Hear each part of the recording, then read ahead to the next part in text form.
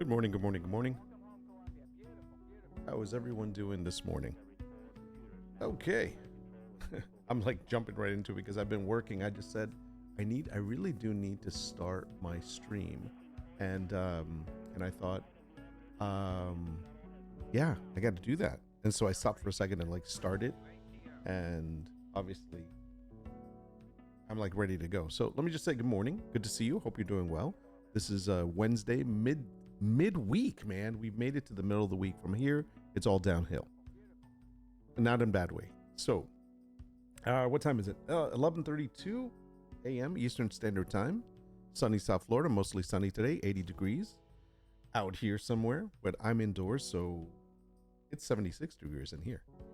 Anyways, let me get comfy. My tailbone is killing me. I don't know what I did, if I hurt myself or what. If maybe I don't know what the hell. Did I hit myself? Did I fall? I just don't feel like I did. The only different thing that I've been doing this week is we've been going out for walks at night. And the other night I took Milo with us, and Milo was a terrible walker. He's all over the place, and I'm like kind of like, you know, he's so excited to be out, so he's like smelling everything, and he's moving.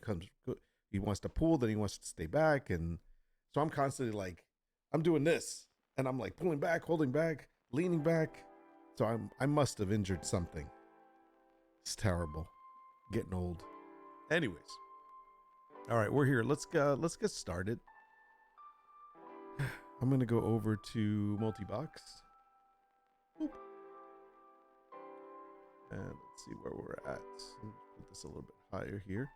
Okay, so what are we working on today? So today we are working on basically fixing some GPTs. So we are editing some GPTs because I've been noticing that some of them are very kind of concentrated in one specific thing. Like, well, not all of them, but I'm trying to separate some features from them, some skills, like what do they do? And for example, this is probably the best one to start this with. This is a Midjourney prompt profiler, and I noticed yesterday when we were testing out some of the things on it, it was very limiting as to what it was actually producing. And so there seemed to be some kind of how can I explain it? I'm gonna keep the music on so hopefully it's not too loud. There was some kind of style cage it was staying in, and the themes that it was giving me were very just constrained, just like specific to just one small genre. And I'm like, no, I know that's what it thinks I like, or at least, yes, I do like some of that stuff, but that should not be the only thing we make. So I looked into there was a movie a long time ago called I think it's 2001 Space Odyssey. I think it's 2001. I always get the year wrong. And it was a movie it has like 4 or 5 different segments, and it's about like the future. Well, one of the parts of it is, I think, the Jupiter mission, which has an AI called HAL 9000. And HAL is an AI in that movie, in that part, the Jupiter mission part, where it has full control of the spaceship, of the mission, and it has its mission and what to do, its core objectives and things like that. And it's a little bit of a spoiler because it's a pretty old movie. Okay, I mean, I don't know. I mean, it's way before 2001. When did it actually come out? Let me see. It was Space Odyssey. 1968. So yeah, so this movie is from 1968. And yeah, if you haven't seen it, grab just the movie itself. 1968, okay? This movie is old, but it's a good movie, and it's what they thought the future was going to be like in 2001. So it's a pretty artsy movie the way it was made. Stanley Kubrick did it. Some people that are film buffs will know that name. And basically that one mission of HAL 9000, he basically just goes crazy. And so the AI goes nuts and kind of like takes control. And I actually was having this conversation with ChatGPT yesterday, and I was like, how do you compare today's AI and basically ChatGPT, Claude, and any other AI that's available today to HAL 9000? So we had this long conversation about it, and it pinpointed that it wasn't so much, but and by the way, they are very different, obviously, and I love that it actually explained it well. If I go back, let me go back to in this chat, because it did say a couple of things that were very. Hal is not just a character; he's a system failure model, and then it's like there was a part here.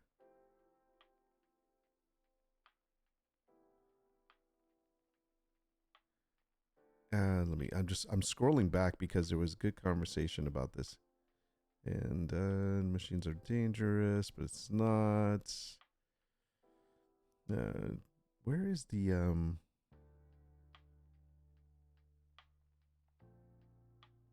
there's a part here that when it compares, it says the differences between them. And there's a reason why I'm looking at this, because this has a lot to do with my GPTs and whether they're working or not. And I'm going to explain why in a moment. Let me scroll down here. Today's okay.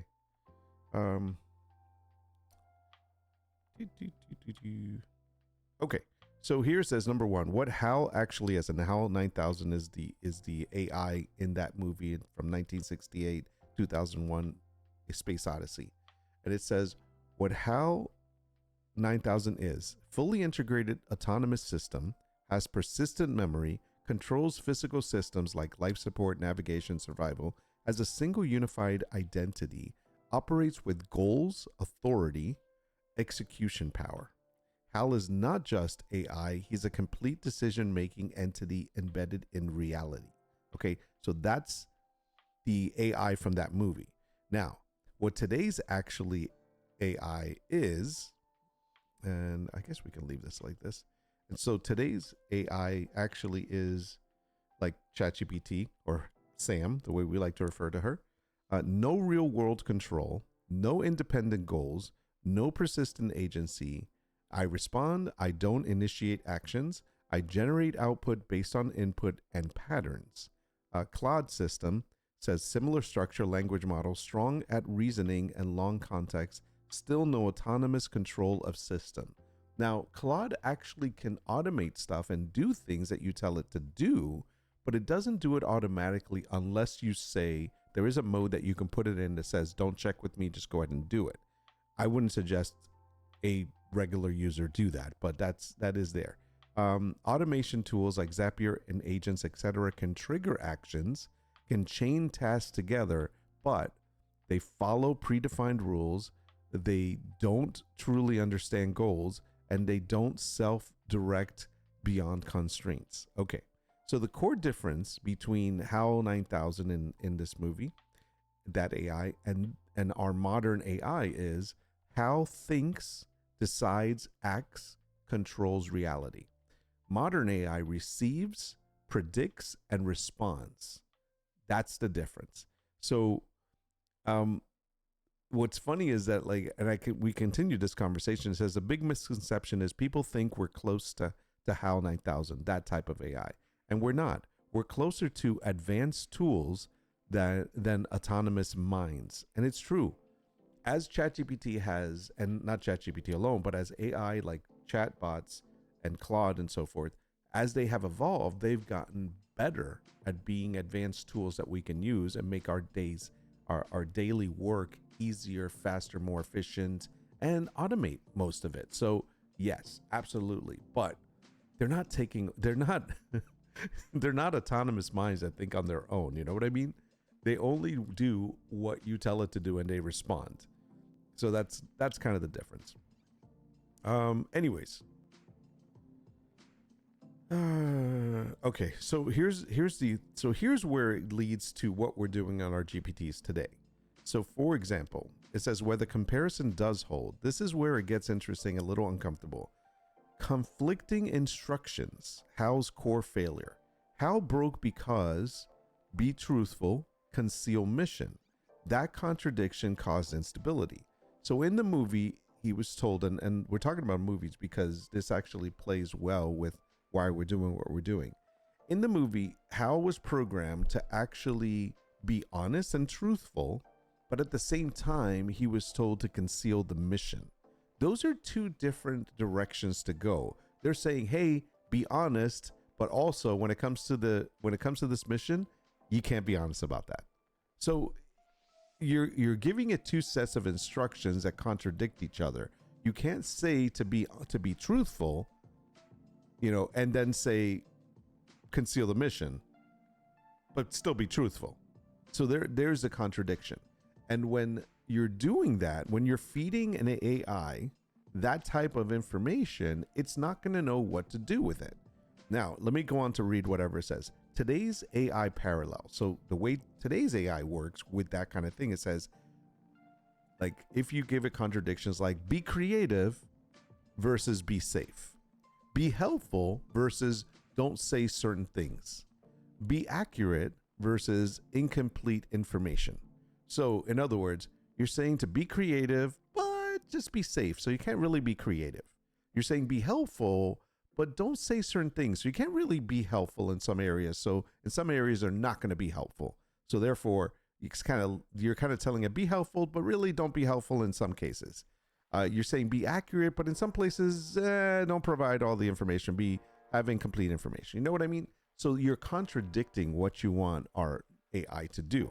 The results will actually be sometimes inconsistent answers, sometimes overly cautious or overly confident.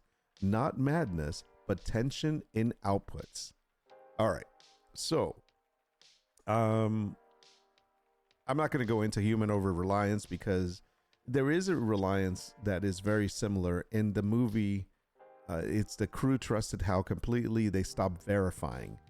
In today's world, the way we work with AI, people trust AI outputs without checking them. This is 100% true, especially when it comes to marketing stuff, advertising, creating content, just post for Instagram, things like that. All of that stuff, a lot of people get to the point where they don't even review it anymore. They just copy and paste it out.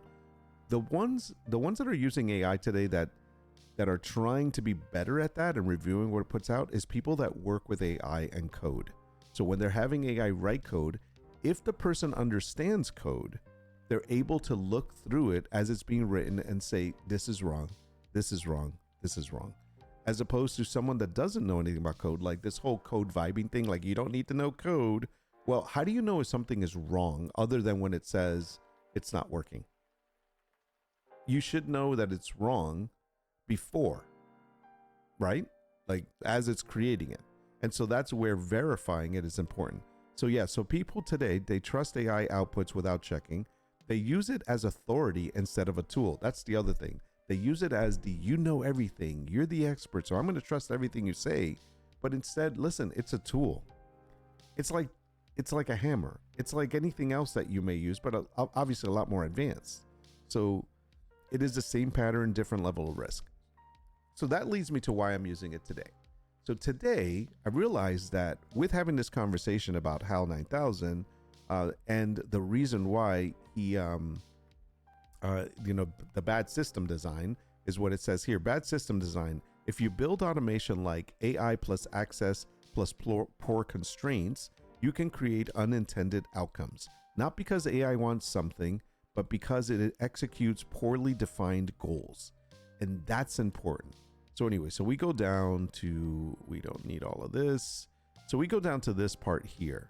This is fixing the problem because I actually wrote this out as a prompt and I'm just going to read it because I don't mind sharing this information. It says, tell me what you think about this before you make any changes. In a conversation about HAL 9000, we determined that the reason HAL broke is because of competing directives, hidden priorities, and no resolution hierarchy. The system tried to satisfy everything at once, and the result was instability. So I wanted to implement a know-how system framework in our GPTs for the purpose of eliminating contradictions, increasing consistency, and producing reliable outputs. The proposed fix would be structure priority system to replace contradiction with a clear decision stack. The GPT would build.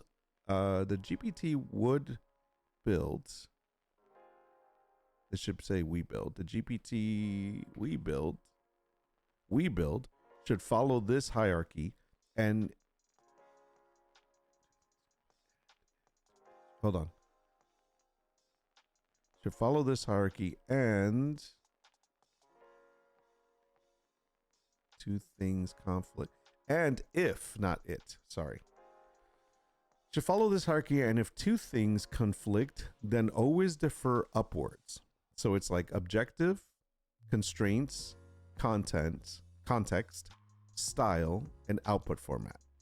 And so in doing that, we're supposed to be fixing the issue. So that's kind of what I'm doing. What I'm trying to do is correct any constraints that may be conflicting or objectives. So that's kind of the focus of what I'm working on today. And I'm doing it on this sample one. This is the hybrid wall art prompt. And I'm doing it here. And it says, so I fed it this prompt that I just read to you so that it could start looking at this information and tell me what it thinks. It says, this is one of the most structurally sound upgrades you could make. And you're correctly diagnosing the real problem. You're not dealing with prompt issues. You're dealing with a decision architectural issue. And it says why the HAL 9000 analogy is actually accurate. HAL didn't fail because it was too intelligent. It failed because it had conflicting truths, no way to rank them. So it tried to satisfy all simultaneously, contradictions and breakdown. That's exactly what your current GPT was drifting towards. Be highly sellable, be artistically expressive, follow strict structure, be flexible and creative. Those are competing directives without arbitration. Because when I created this was the early on me creating a GPT, and I knew everything that I wanted it to do, but I didn't realize that everything that I wanted it to do would contradict it.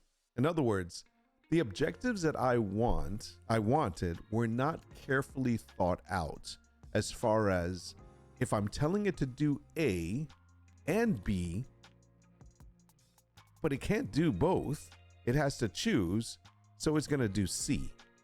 And then C is not what I was expecting.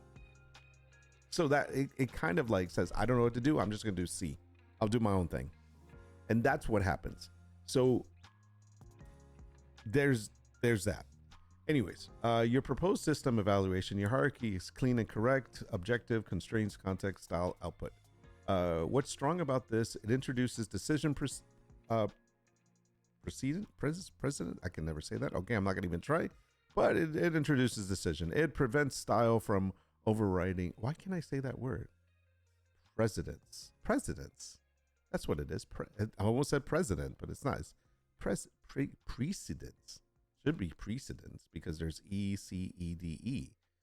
The English language is funny. Okay. It prevents style from overriding function. It ensures output consistency under pressure. It mirrors how actual creative directors think. The subtle risk and where most systems fail, if implemented too rigidly, you can accidentally create overcorrecting rigidity. Example failure mode. Objective equals high converting wall art. Constraint must be simple, readable. GPT avoids bold or experimental ideas entirely. So instead of chaos, you get safe monotony. You know what I mean, just crap. So we get AI slop. That's not good. The real opportunity is the key insight. Your system becomes extremely powerful when you add one layer. Conflict resolution behavior, not just priority, but how to resolve tension. Because real creative systems don't choose, they reconcile. Recommended refinement, don't implement yet, just evaluate. Your hierarchy is solid. I would augment, not replace. Final objective, final concept. Objective non-negotiable, the output must serve this always. Constraint, hard limits cannot be violated if conflicts occurs, remove lower level elements, context, adaptive input, shapes decision but can be bent if conflicts with objective, style, flexible expression layer, can be overridden if harms clarity, conversion, or emotional impact, and output format, strict delivery shall always respected unless explicitly told otherwise. Add this rule, this is the magic piece. If conflicts occur, do not freeze or average, resolve by sacrificing the lower priority levels. This prevents blending contradictions, watered down outputs, style confusion. What this will actually fix in your GPT. Right now, your system sometimes overstyles when it should simplify, oversimplifies when it should differentiate, repeats patterns because rules stack. With your framework, it will decide faster. Outputs will feel intentional instead of negotiated. You'll get clearer creative identity per piece. My honest verdict, this is not just a good idea, this is a foundation architectural upgrade. This will make your GPT feel 10 times more professional grade. It aligns with how high-end creative systems actually operate. Before I implement anything, do you want this system to lean more towards A, conversion first dominance, always sacrifice artistic risk if it hurts sellability? Ooh, that is so the idea of that is that, do you only want to create things that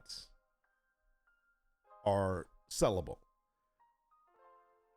You know, that you feel this is what the market wants. Because sometimes when people are creating art, they want to create something that they're passionate about. They're not thinking, I'm creating this because this sells. I've never been someone that says I'm creating this because this sells. That's my truth. So I'm almost gonna say no, but let me see. What does B say? Balanced intelligence protects conversion but allows control artistic risk. That's probably where I'm at. I'm willing to lean a little bit, but let's see what C is. Art forward with market awareness. Prioritizes uniqueness but avoids totally unsellable outputs. Your answer will determine how aggressive the hierarchy behaves. Okay. So I definitely don't think it's A, because I don't want it to just be crap that everybody else is selling because it sees it as this is a trend, follow that. I don't want it to be balance because balance is mediocre. Balance is just a happy medium that so everybody is kumbaya, which I don't agree with even in life. There's no such thing as growth with balance. Sometimes the table or the weights have to tilt and shift a little bit. That's just how it is. Growth does not come from balance. Growth is just settling. I'm sorry. Balance is just settling. It does not promote growth. Just keep everybody happy. Yeah. So I don't really believe in B. I think it's art forward with market awareness. Prioritize uniqueness, but avoid totally unsellable outputs. In other words, we're still focused on making something unique, prioritizing art, but we're aware that we're not going to make something that is going to be completely unsellable. So I think it's C. Should I tell it how I think so that it has its information? Conversion first.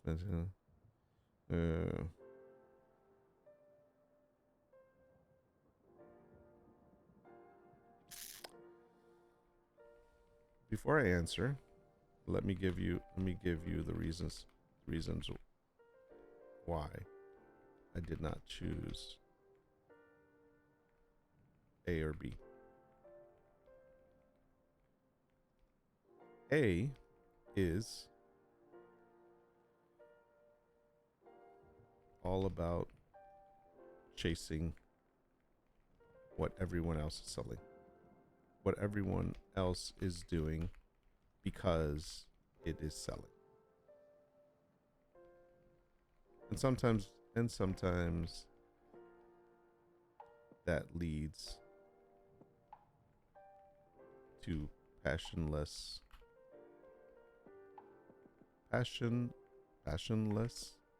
or soulless art creations. Art, period. B is a middle ground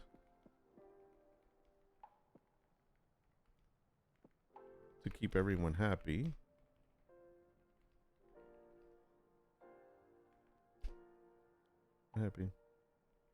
But no strong stance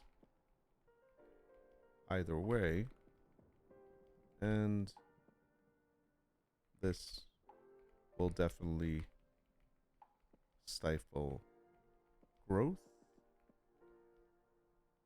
and expanding and taking risks and expanding horizons.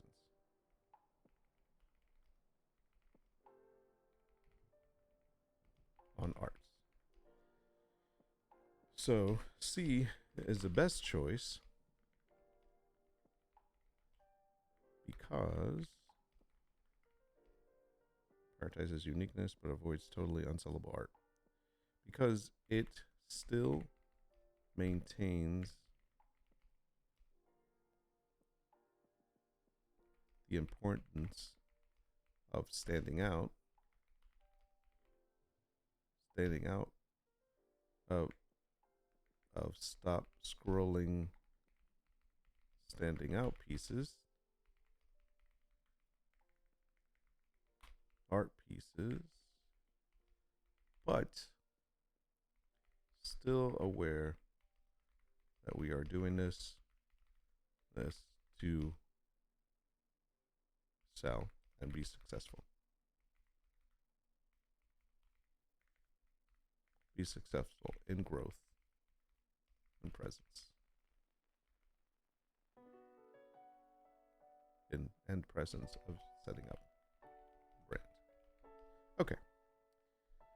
So, having said that, I like to give it a little bit more feedback other than it's C, just because this is how, and by the way, the more information you give it, the better it is. I always go back to that one coding piece that a professor once told me a long time ago, and a lot of people say it, but he said it to me once, and it was about garbage in, garbage out. And you may hear that a lot, and basically what that means, what you put in is what you're going to get out. So if I'm looking for it to really give me a good end result, I want to explain everything I can and try to give it as much information as possible to make a good outcome. And I think that's important in anything you do, is you get what you put into it, is basically what it comes down to. And you can apply that to anything in life. Okay.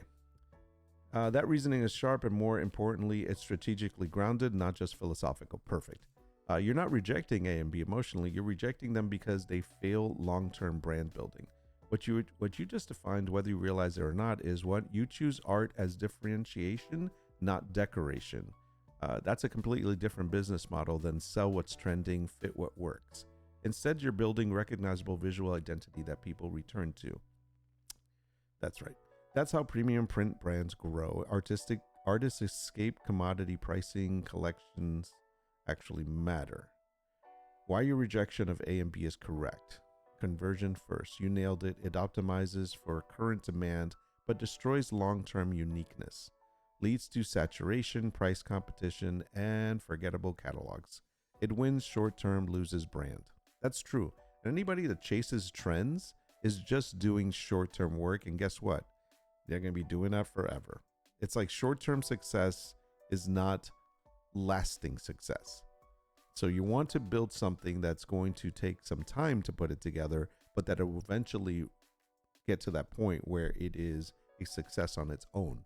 And you're not going to be chasing, got to change this, got to do this now, got to train it, got to turn it to this. And I think that's important. I think that's important in anything we do. Okay, moving on. Music is still there, right?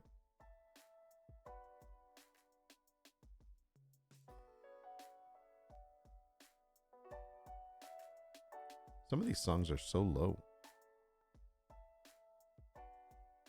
It's like the volume, like my volume is way up right now.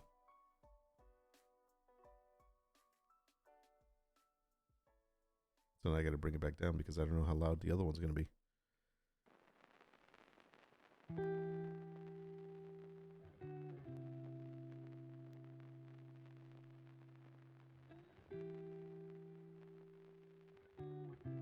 Okay.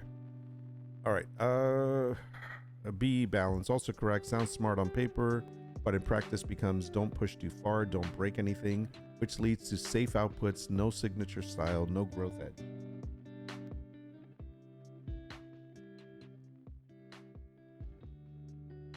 Sorry. It avoids failure, but also avoids breakthrough. Correct. C is the strong. I think this was a test.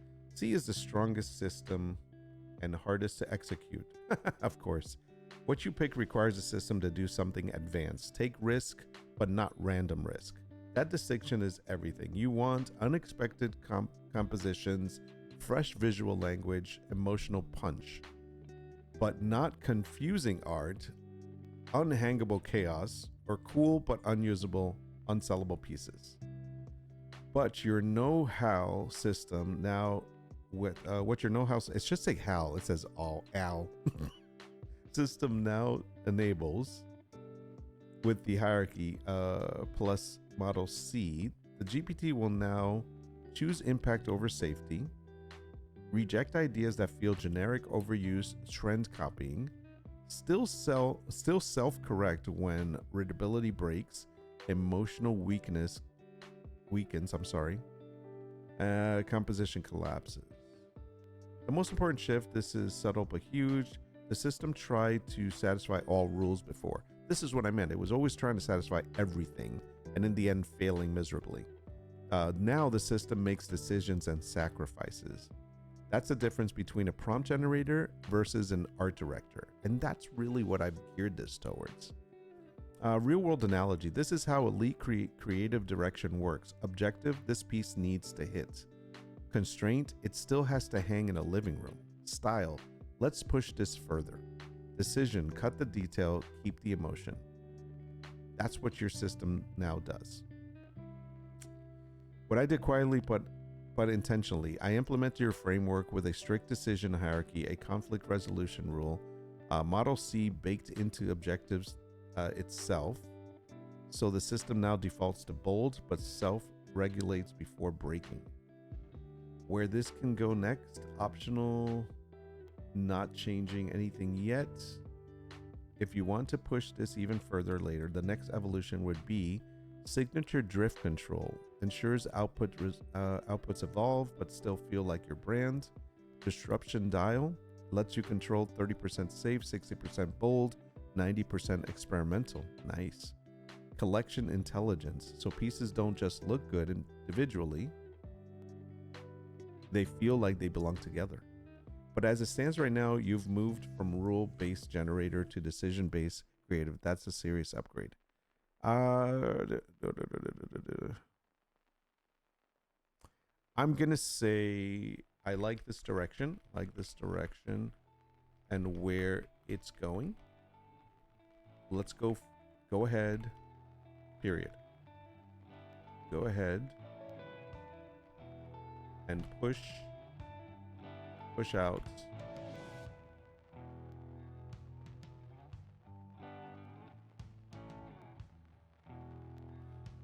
the next upgrades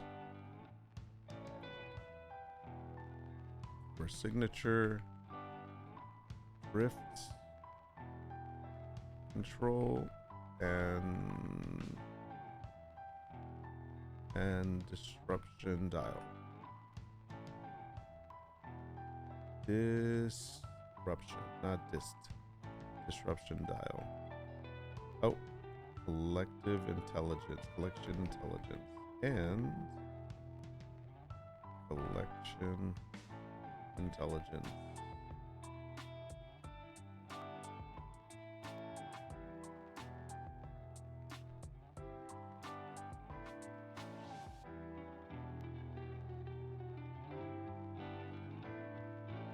Make all necessary updates.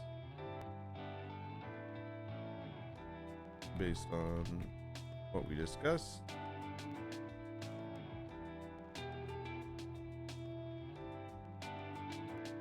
And be sure to keep the instruction section below the 8,000 character cap. Character max cap. So if you didn't know, all the instructions in ChatGPT can only be up to 8,000 characters. So that's how it is. Hey guys, sorry I didn't see you there. Priority evergreens and sprinkle in trends, or else you just chase trends forever. Correct. This is not so this is not the shop prompt or the shop GPT. This is an overall wall art GPT, a hybrid wall art GPT. So I don't use this one specifically for the shops. This is more for me, for entertainment's sake, and also to test out. So this is outside of the others. We're going to tackle the next ones in a moment, but thanks for that. Just saying hi. I'm in the office, so can I hear you? Hide a matrix. I guess I can type it also. Hello for you that can't hear.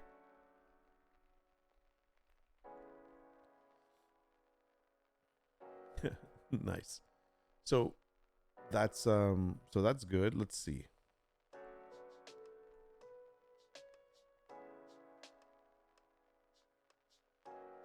So I think when it comes to evergreens, yeah, evergreens are great. It's tough to define evergreens. Unfortunately, I can hear you. Oh, damn. Damn.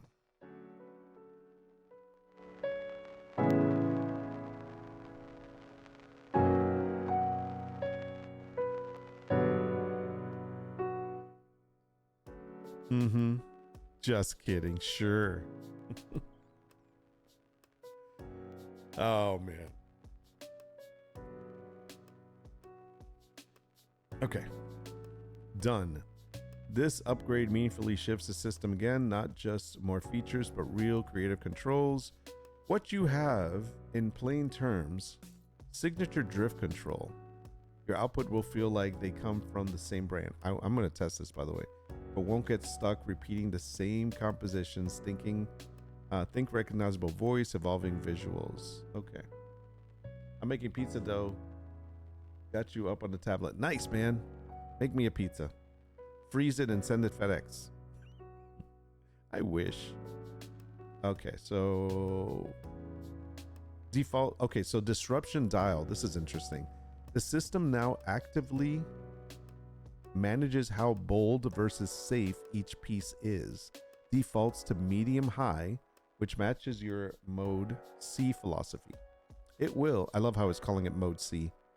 It will push harder when things feel repetitive, pull back if clarity or sellability starts breaking. Oh, I gotta move his bed.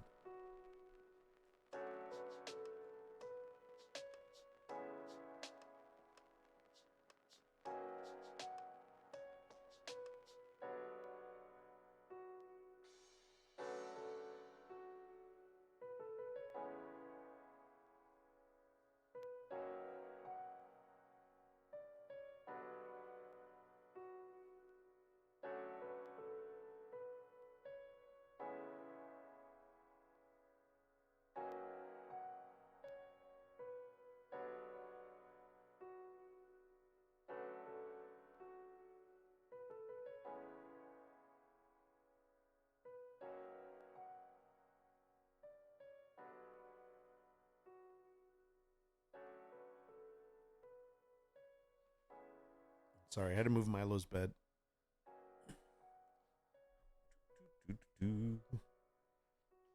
Okay. Where was I? Collection intelligence. Multi-piece outputs now behave like intentional sets instead of random variations. You get cohesive flow. Gallery-ready groupings. The bigger shift. Before, the system generated good individual pieces. The system can now build an ecosystem of art, a brand ecosystem.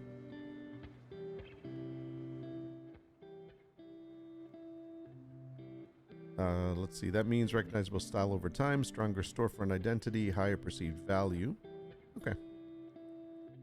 What I'm watching for next, no changes yet. As you start using this, the next bottleneck will likely be when to trigger high disruption versus restraint, how far signature consistency should go before it feels repetitive. Once you see outputs in action, we can fine-tune how aggressive the disruption dial behaves and how to tighten or loosen the signature drift field. Okay, so I'm going to update. And one that's updated. Okay. I'm going to go here. I am going to go back to it.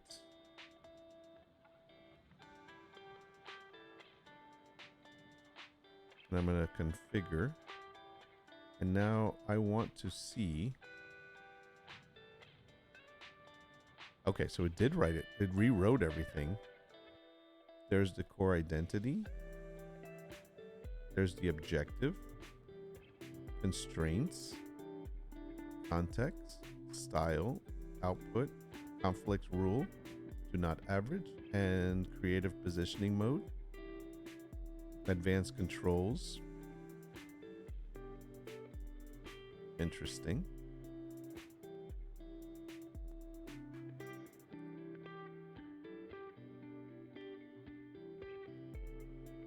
Emotional triggers.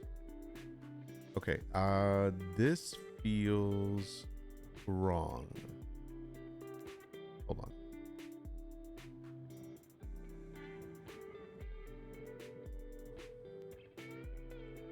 Visual guidelines. This feels wrong.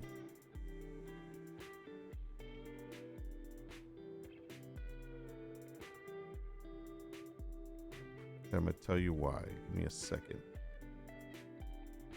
Damn it. Did I get rid of it? Please tell me I did not get rid of it.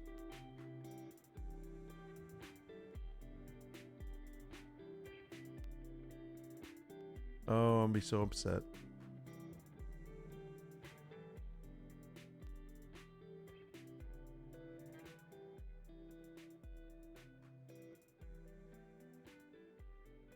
Okay, there's one area that I need to fix. And I'm pretty sure I closed the freaking window. So annoying. That's okay. Let me just double check, see if I do have it or not.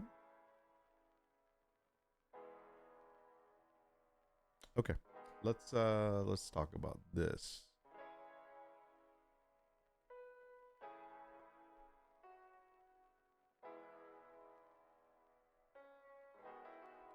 I want to talk about the limitations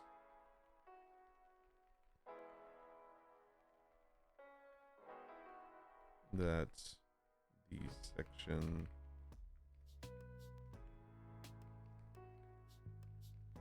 place on the system.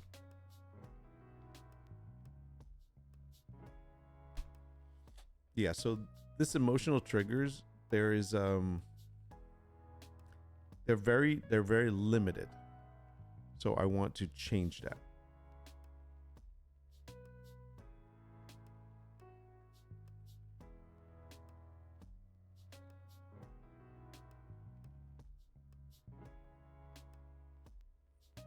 So basically what it's doing there is that it's looking at specific emotions, and they're basically, like we were talking about yesterday, it seemed like it was doing a lot of emo stuff. Like it was very like depressing, longing, quiet stillness, you know, and that was like, okay, there are a lot more emotions than just that. You're right to question this section. It's one of the most impact constraints in the entire system. Here's the real issue, broken down clearly. The core limitations, the original emotional trigger mandatory, what it does well. Useful but dangerous, what it does well. It compresses the emotional spectrum into 7 lanes. By the way, did it get rid of everything else? I think it did. The repetition creative. I'm not reading all of this. I'm kind of like this, glancing through it because I think it's on the same page as I am.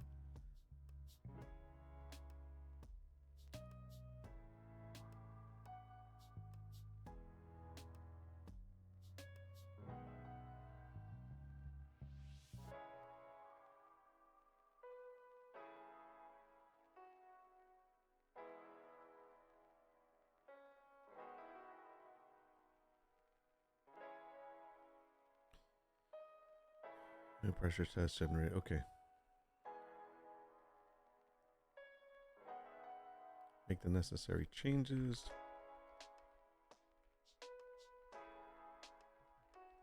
Make sure this section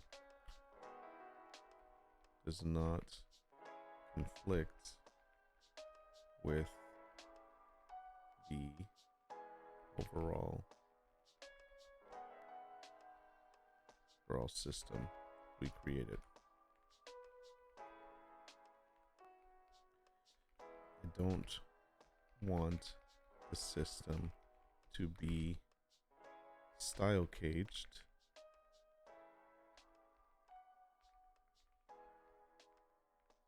into those emotions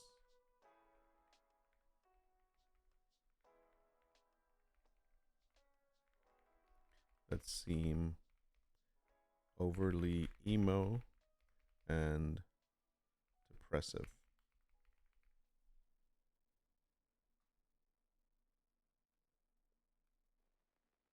Okay, so we'll just fix that. Making pizza. Dude, you're gonna make me want pizza today. No pizza for me. All right, I think this is the last change we're gonna make to this. We're gonna trust that the changes that we made are going to work well, and then we'll move on to the next one. And we have some premium wall art concepts to test out from yesterday. And it's funny because these were from the old system, and so then we're going to compare it to the new system. Done.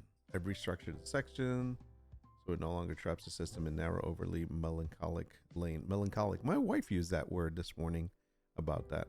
Remove the emo bias. I love how it knows what emo is.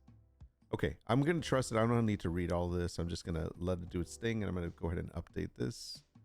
Because I was more interested as a whole, the core of it. So let's go ahead and update. It's already updated, but I'm going to update it again. And now I'm going to get out of it. And we're going to go ahead and run it this time. So basically what we want to do is we want to say, what was the prompt that we used for, let me see, schedule, manage. Why isn't my schedule here? It doesn't have Oh, this is a flaw in the system. I just realized this. It doesn't have, hold on a second. Let me put this into move to prompt profile. Okay. It doesn't have the scheduling that's like my scheduling on my phone. That's not a good thing. So for example, or the web browser, for example. So how do I set it up that it syncs together? General. I gotta check for updates. Companion window, system, language, spoken voice. Is it really Soul? Notifications.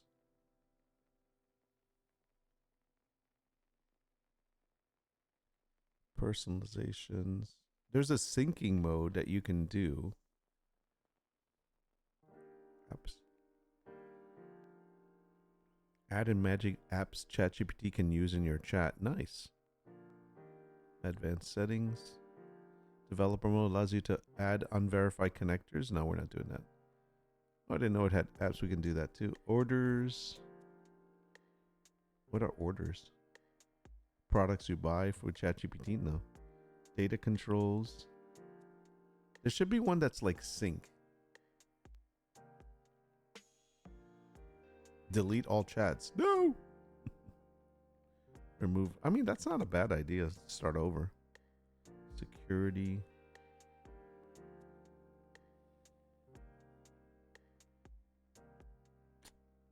Hmm. Parent mode. This is important. I didn't realize they had this, but I'm glad they do. Hmm. Okay. I don't see it, but the reason why I say that is because before we do this one, I'll show you. So if I go to here and I go to settings and I go to schedules, I go to manage. See, my schedules are there. And these are from creating them within the browser, but for some reason, the schedules don't appear in the desktop version. So that's something important to kind of know.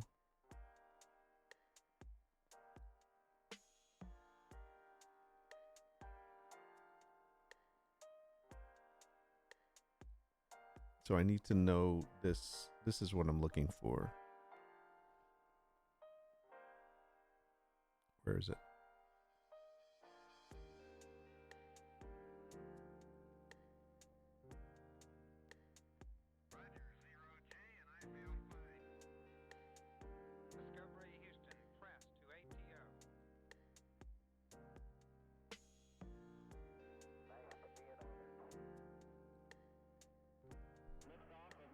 Okay.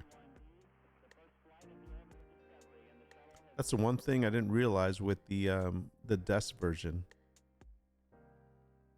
I have to keep that in mind.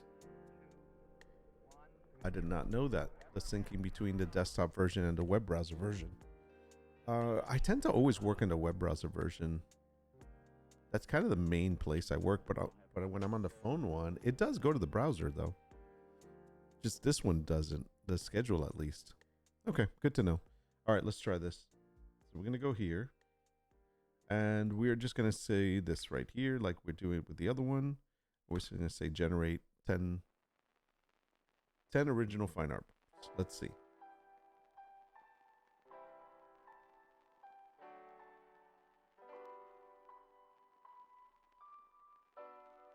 So I can already see that this on the left, I don't know, can you read this? Is this too small?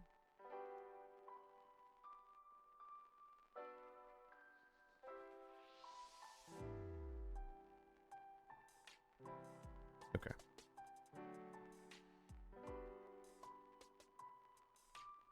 I'll just explain what I'm looking at so you guys can understand what I'm doing here.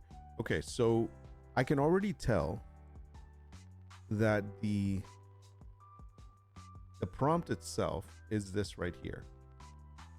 Okay, so it seems to be very precise, which is actually good. The prompt here is right here. It's kind of, they're very similar in size. Now, before it used to give me just the emotional hook, buyer ready description. So here now it's giving me the title, which it was giving me the title before up here. The emotional hook, it's still giving it to me. It's right here. No, don't ask. Stop it. Emotional hook is still there.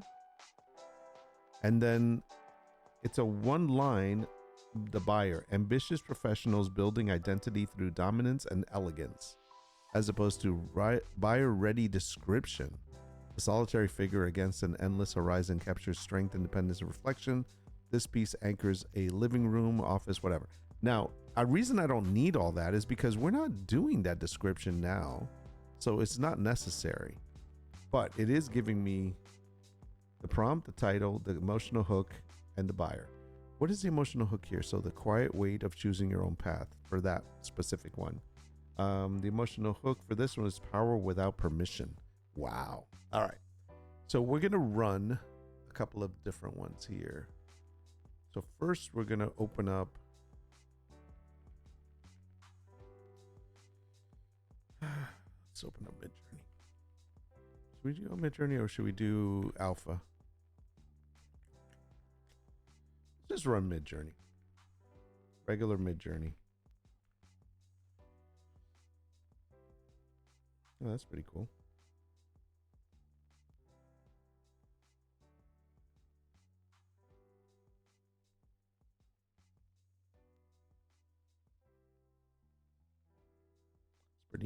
Sorry, I get sidetracked. Okay, so we're gonna go here, and we're gonna run. This is the one from yesterday. We'll go ahead and run this one. Just curious to see what it's gonna bring. And we probably will. So this is one that it made. Well, it made it this morning, but it made it with yesterday's style. In other words, before we fixed it. Not style, kind of composition, everything, the GPT. So that's one. And now we're going to, oops, sorry, I gotta pull this out here. Now we're gonna grab this one. And I know they're two different subjects, but that's okay. I just want to see, because the reason why I'm gonna say that this is important to look at is because, take a look at this. You see that? This style here? This is a prompt that was just given to me this morning. Now I want you to see something else. I'm going to go to alpha for a moment because alpha is the version that just does a little bit of everything. I want you to see a similar prompt was given to me yesterday. I don't know who this is. Give me a second.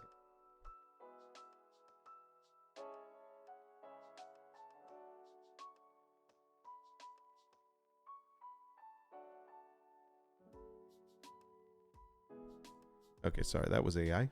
Anyways, let me show you another one. Because this was with style. I want you to see the standard one.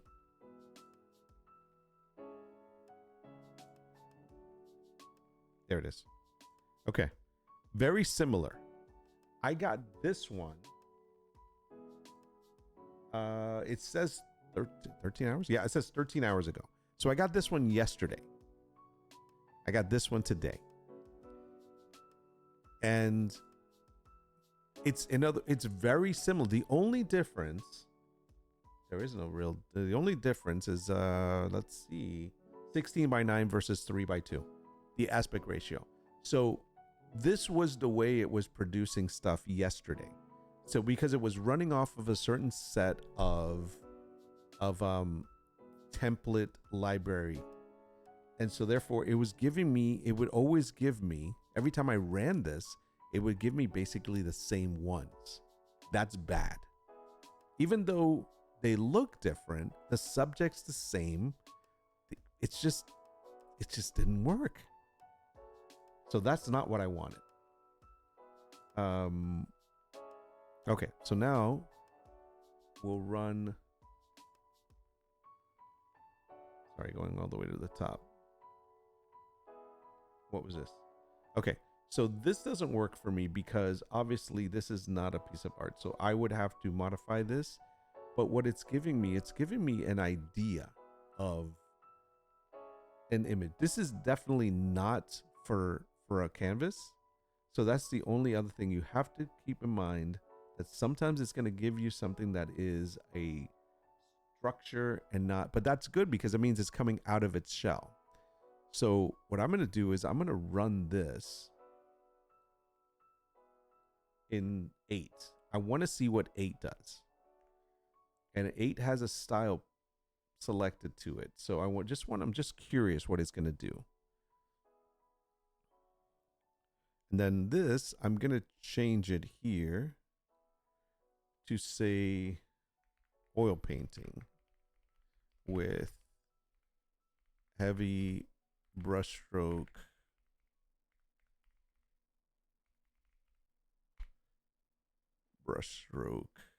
texture. I'm just curious. So when we run it in 8, it's making it more of a painting. Again, not something I'm going to use. Maybe that was pretty actually. I'm running it over here in 7. But I've already seen the fact that it's broken out of its limited style, limited type of pieces that it gives you as far as subjects and composition. Okay, so this is 7, and 7 is giving it, if you set oil painting, it takes a while. 7's a lot slower. So I just want to see how it's staying the same as far as the structure. All it's changing is it's trying to make it into a painting. And obviously it is not doing a good job. So 7 doesn't always get it right. It still looks like if it's a sculpture. 8, on the other hand, has made it into an actual painting. Okay, let's move on. We're going to go to the next one.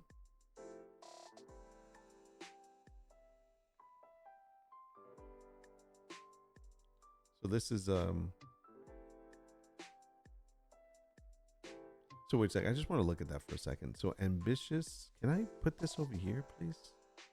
Yeah, let's see that for a second. Because this does not speak. Well, it's the goddess of ascent, power without permission. That definitely does promote some kind of power. But I think this is more along the lines of what it was thinking.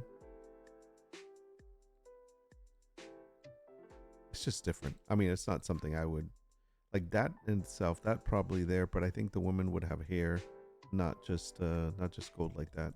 I can understand what it's doing. Dominance and elegance. This I like a lot better. And what is this called? The goddess of ascent. Interesting. I think it would have to be something along this lines. I mean, I could run this again to see what it does. Now I'm just curious to do it. But we're going to leave this for now. We're not looking at making a final piece right now. We're just testing the prompts. All right, so let's go to the next one. This is obviously going to be, let's do it in 7 first. I don't know if it still does the stylizing. Let me see if it does. Does it grab the stylizing? Oh, it does. Okay, that's good. At least now we can actually test it that way. If that's the case, hold on a second.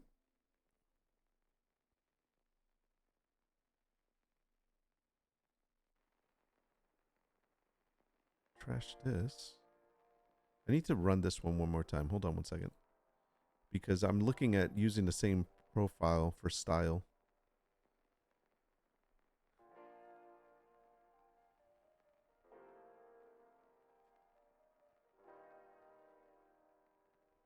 Ah, you see, with my stylized profile, it will do something different.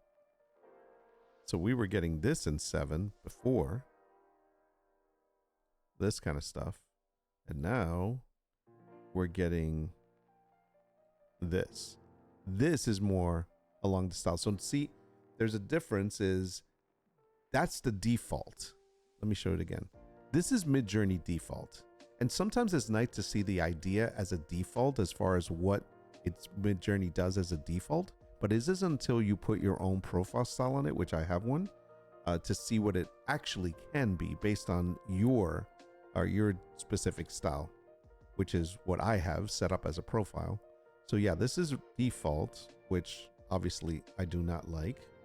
But I'll tell you what, this is something that would be in the Midjourney magazine for sure. But this is version 7 with my profile. That seems more accurate to what I would make. So you know what? This is in line with what I would actually do. So it's not off. And again, this is level 8 or version 8. It's different. It's something about it. It reminds me of flamenco dancer. Okay. This is version 7 of the lone astronaut kneeling in a shadow reflective desert of liquid chrome. It's not chrome, but okay. I don't know. I guess his suit tells us he's an astronaut, and there's 2 moons over there. Are there supposed to be 2 moons? Twin moons mirrored beneath them. Oh, shoot. Okay. I don't know if it really captured it, but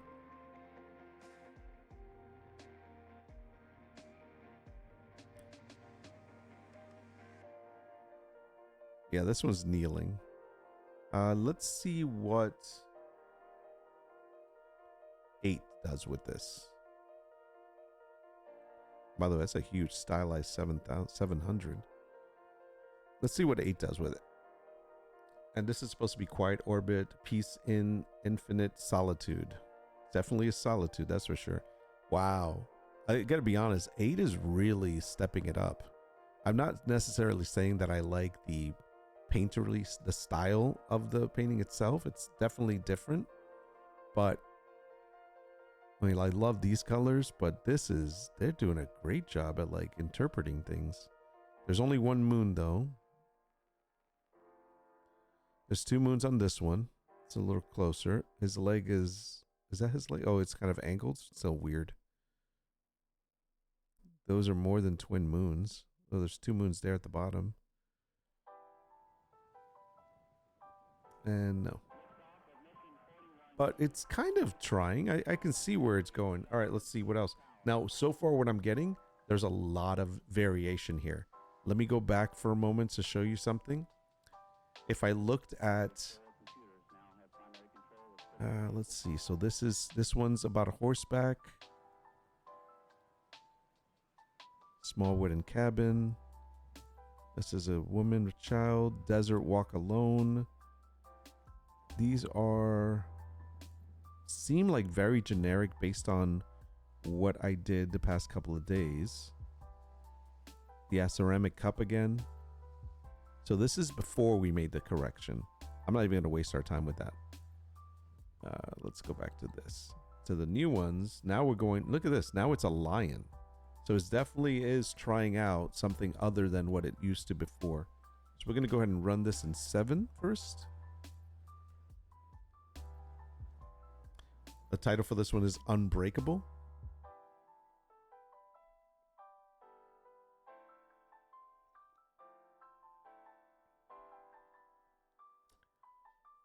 It's supposed to be a sculpted, a roaring lion sculpted from crackled marble and molten gold veins, emerge from the darkness, centered composition, baroque lighting with deep shadows, hyper detailed texture, masculine luxury aesthetic, black and gold palette. I can definitely see that as a canvas.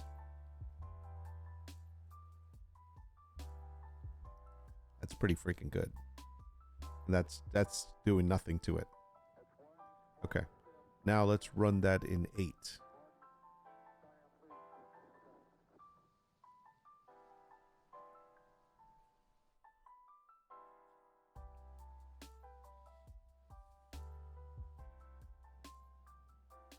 Eight doesn't get the idea.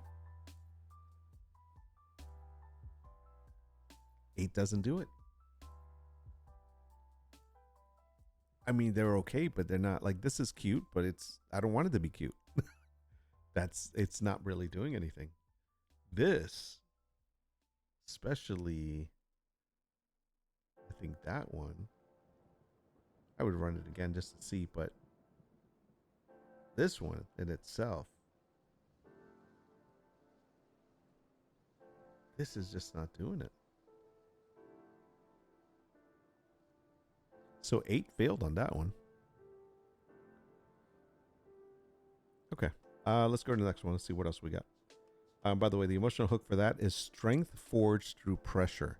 I really do feel this, maybe even that close up, I probably would play with that.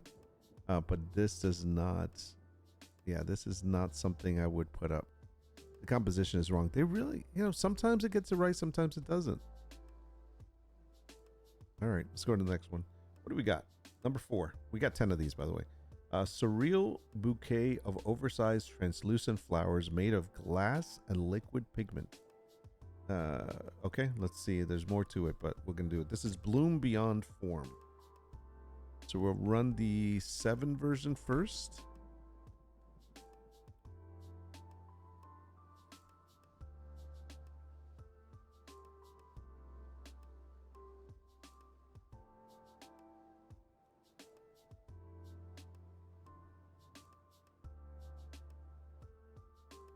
I'm going to run this without the style, because I want to see it by itself. So without my own style, because this is stylized. to fit my theme, my style, even though this one looks pretty cool. We will run it as an 8 while I run it over here without the stylization. That's going to run as 8. I'm going to run it over here again. Let's see what it does. I think personalization is off over here. Okay. So 8 didn't really do a great job with it either. It's kind of eh. I think that if anything, 7 kind of beat this one too.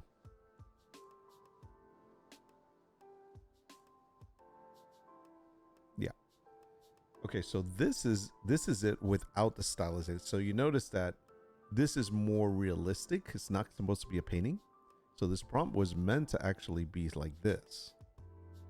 And it really does follow exactly what it's supposed to do. Now I can do this again. Give me 1 second. I'm going to turn off.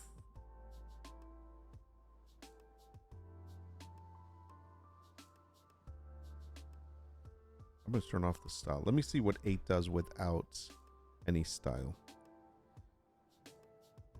Oh God, that's so bad. Yeah, they do not do a good job. 8 really needs some help.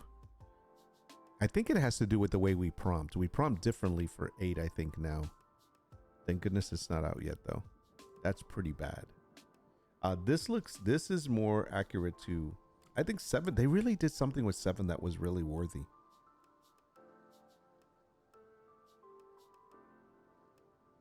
Yeah, it did a good job, yeah. Again, you know, with my style, obviously it changes from this to something along like this. More painting style, more oil painting. Okay. Well, that is good to know. All right, let's move on to the next one. Because, yeah, 8 is just no bueno. I'm going to go ahead and trash this one, by the way. I'm going to trash this too. I'm going to trash this. Wait, let me try something here real quick with this one while we're still here. I'm going to do this one without the style. Just straight 8. I'm just curious. Yep, I knew it. It was going to make it a sculpture. Okay. Literally said it was sculpted, so it was very literal. It's not that it's doing it wrong, it's just it took it literally. Yeah. Trash. Okay. Trash that. This is definitely trash, but we're going to leave that there for now. Okay. Going on to the next one. Faceless figure in flowing black opera gown standing beneath towering red velvet curtains, spotlight cutting through darkness, dramatic stage composition, opera aesthetic with cinematic contrast, deep reds and shadows. Okay, this looks like it's going to be pretty crazy. So we're going to run it by itself. We're going to run it with the stylization, and then we'll run it in 8.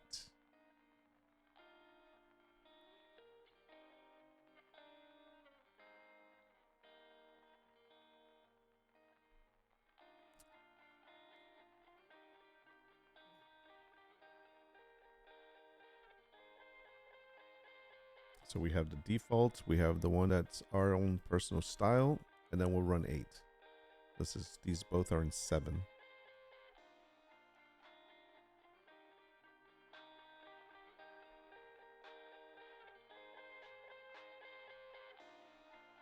Okay, right hand side is default. It's pretty accurate, but it doesn't really do anything other than being a picture, even though this is a pretty cool image here.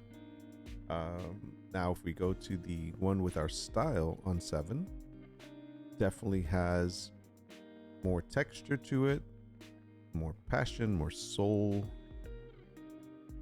more feeling. Definitely big difference. I would say this is my favorite. Okay, so now we're gonna do, we already know we don't like the default, so we're gonna keep that one there. And we'll go ahead and run this on 8. We'll leave the signature style on because we're afraid of what it's actually. We'll look at the default also.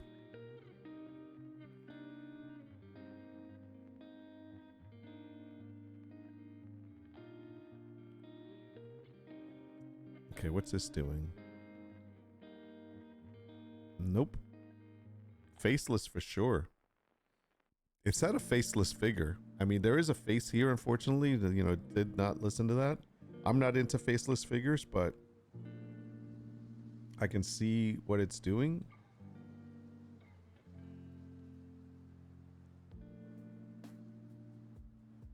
Oh, wow, that is terrible. It's trying to, that's a bad face. Yeah, no.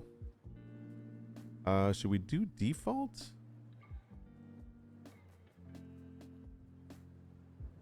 Let's do default. Let me see. By the way, that is terrible. I'm getting rid of that. That is just, oof. Not into the default either, but I love to see the differences. Okay, did it do better on default? Because sometimes your personalization, like the personalization for 8 might not be ready. The arms are bad. It's just nothing there. Nothing. Oof. Nothing. Yeah, it looks like a horror film. Yeah, that's no good. Trash that. Trash that. I mean, I do like the curtains on these, but it doesn't feel right. Trash. Okay. So 7-1 on this one. Moving on. That's the final act, by the way. The final act, all eyes on you, luxury buyers drawn to drama, performance, and presence. These definitely feel presence, and it does look like she's going in for her last show. Nice. Okay. Good job. All right. Futuristic horse. Oh gosh, I hate these. I'm not going to be happy about these at all. Let's try the 7 with the flare. Let's try the 7 without.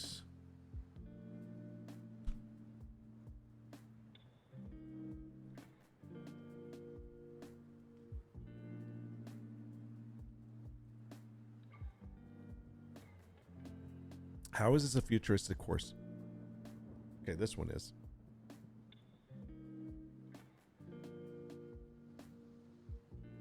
Okay, that really, it's not a futuristic horse.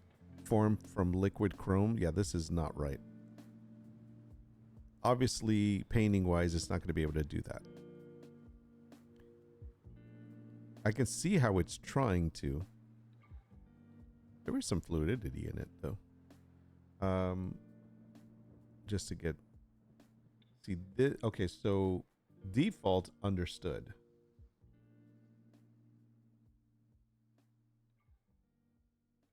Nothing I could use though. So I would never use any of these, but that's pretty cool. Okay. So that's what it did by default. So now default, no style for 8.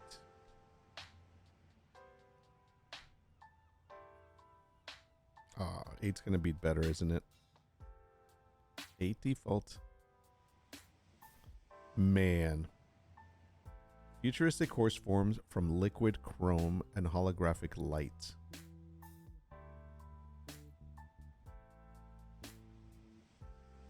I don't know about chrome, but it's definitely liquid. There's the chrome.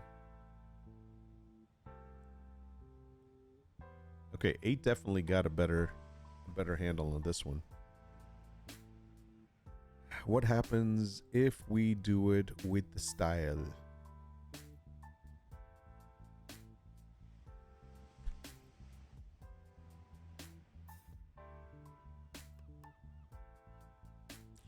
So the composition, I think, is almost better than this one. I want to go to this one here. So this is, I can see this one trying to be a little bit better than these.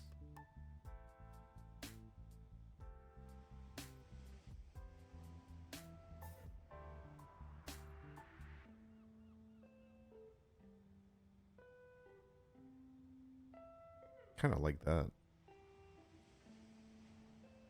Wrong one.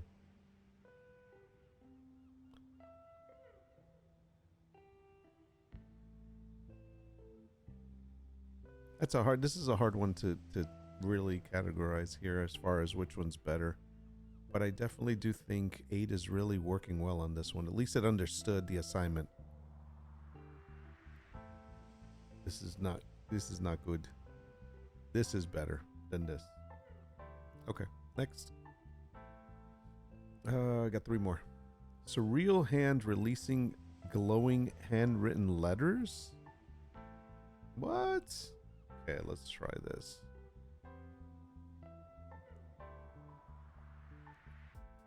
Oops, what did I just do? Okay, regular. Oh no, this is with style. Do it and do it again with nothing. Okay, and then we'll do it with 8.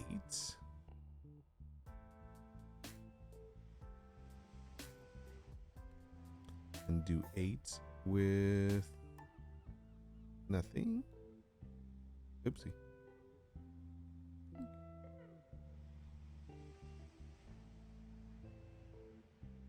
Okay. First we'll do the defaults. This is default. Oh.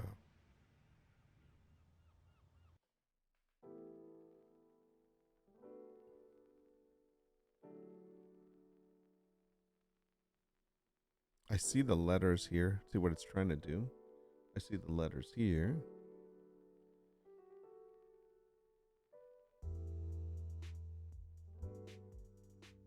It's kind of a silly prompt, but I like seeing how it's pushing the envelope, trying to do something different.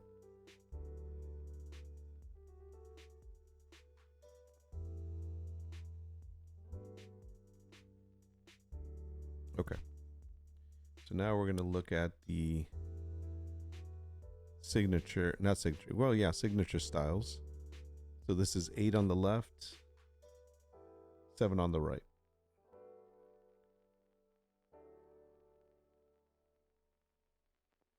It's not a very good prompt.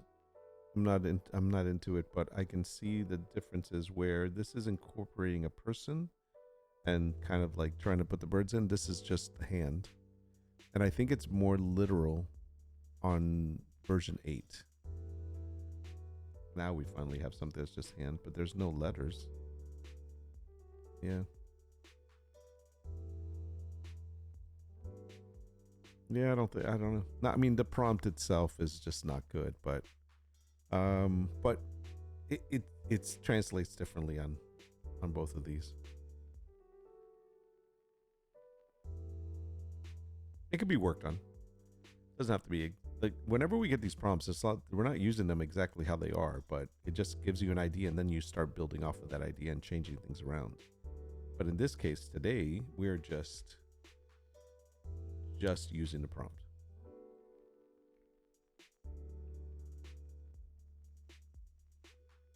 Oh, how do I do this? I don't do it here. Do it over here.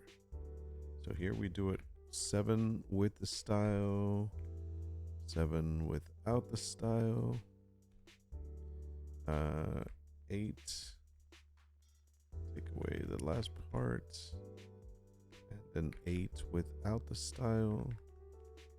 Wait, did I just do the same one? Oh shoot, I did the same one. Trash. Cancel. Cancel. Yeah, we did the same one. Why did I do the same one? Did I not copy it?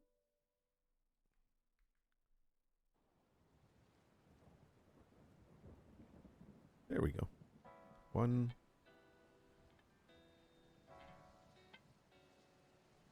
2,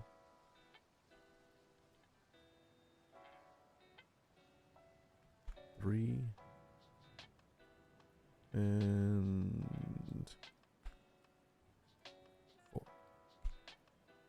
Did I do it right? Let me see. Yes, I did. Okay, 7, 7, 8. Perfect. Okay.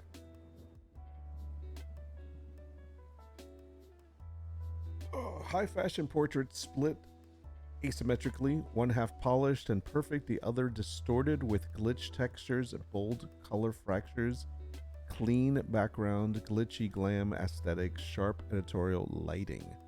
Now, the only thing I don't like about this is the fact that there's a huge style version on it.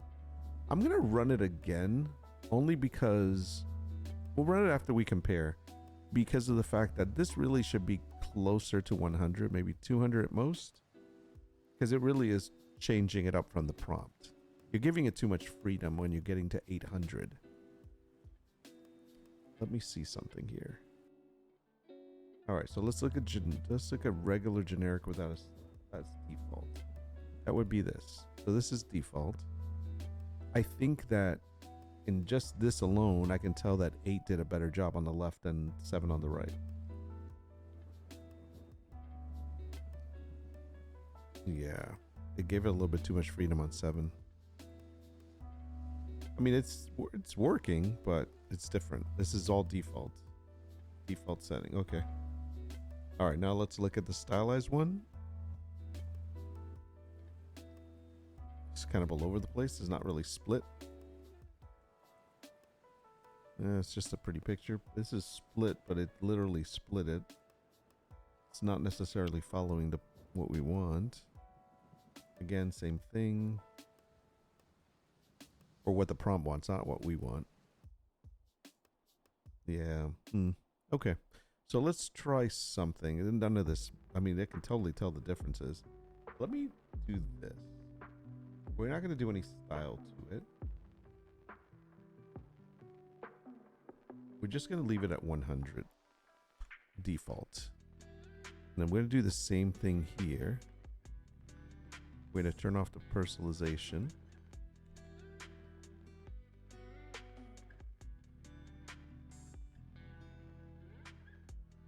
Let's see which one. Portrait split asymmetrically. One half polished and one perfect. One half polished and perfect, the other distorted with glitch textures and bold color fractures. Okay.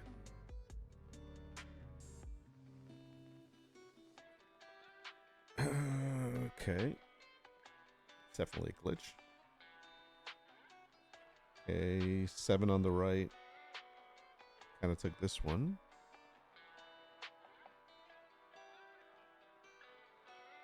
Eight on the left took this one.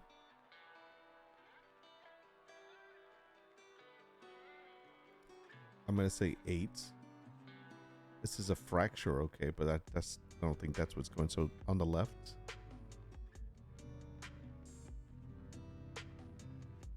And I still think 8 got this one better.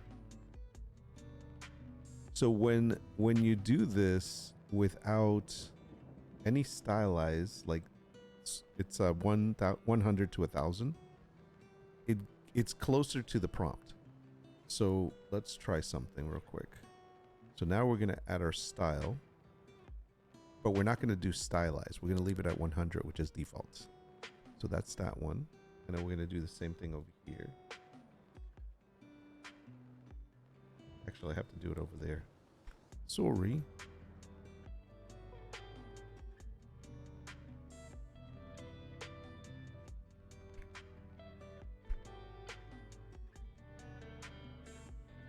Okay.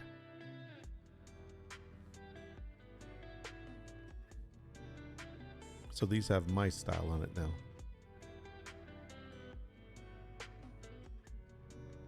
I like that. It's looking good. Let's see what 7 does.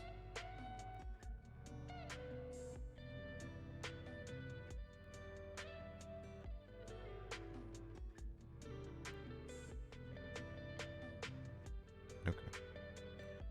7 on the left. I'm sorry, 7 on the right, 8 on the left.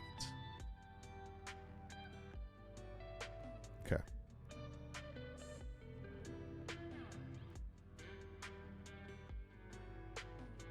Based on the prompt, 8 is getting it right. So the ones on the left are getting it right. Ones on the right are still doing some kind of weird artistic thing.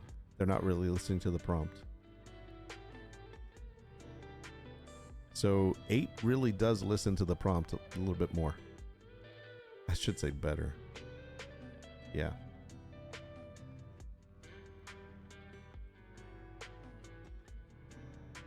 Cool. All right. Let's see. What do we got? Gen Z modern aesthetic buyers drawn to bold identity expression. Nice. Yeah, definitely does fit that. I like that one.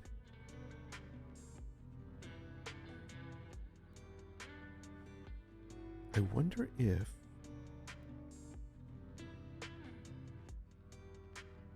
I'm gonna try something with that later.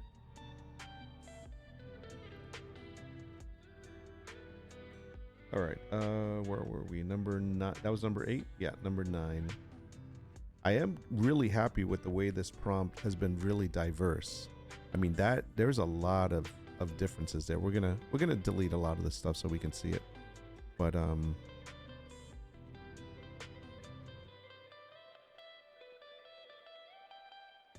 get rid of some of these. Okay.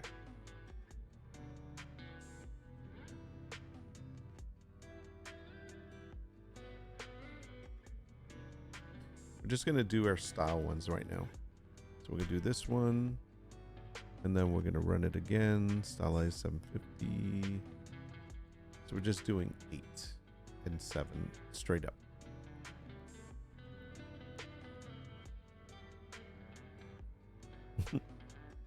We must have a lot of women selected in this one because it's trying to put a woman in everything we do. That's kind of crazy. Yeah, 7 really failed on this one.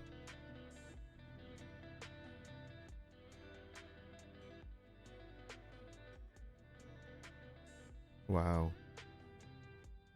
Now I have to see the default, damn it.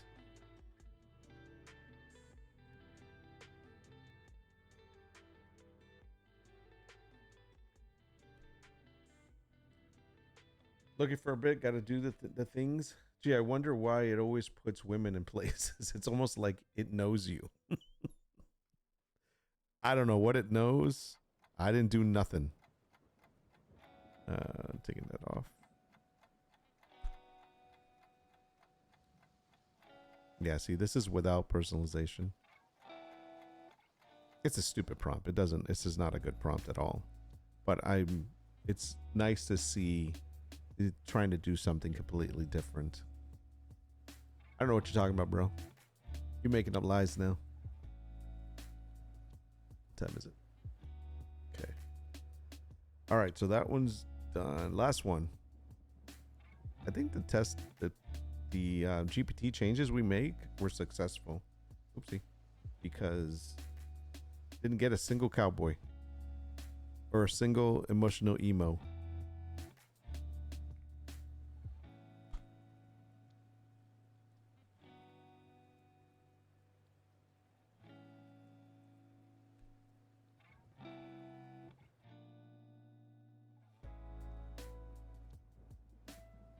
It's a real desert.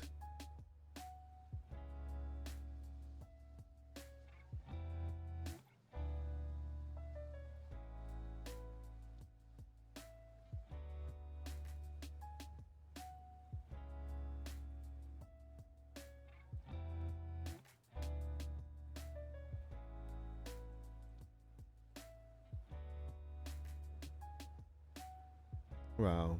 I'm torn. I'm not sure.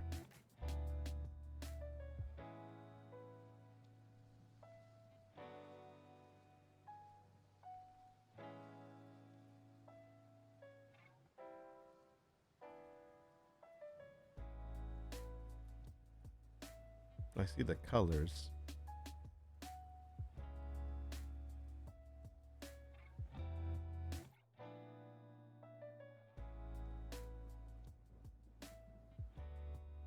Very different. I don't know which one's right. They are different. If I were to say which one's more painting wise, painterly, it would be 7. Digital arts, 8. Oh, backwards, by the way. Yeah, that's weird. Okay. That prompt is working. Again, we got a lot of bad stuff that we're not going to keep, but there is definitely a lot of diversity here. I'll get rid of this. So yeah, I mean, look at the difference. Like all of these were so different for each. Obviously, we ran these a couple of times. Is this the default one? Yeah, we're getting rid of that. Trash that. This is the one that was default. Actually, I like that one. This is crap. Let's trash that. That was crap. Trash that. Trash that. This is definitely trash.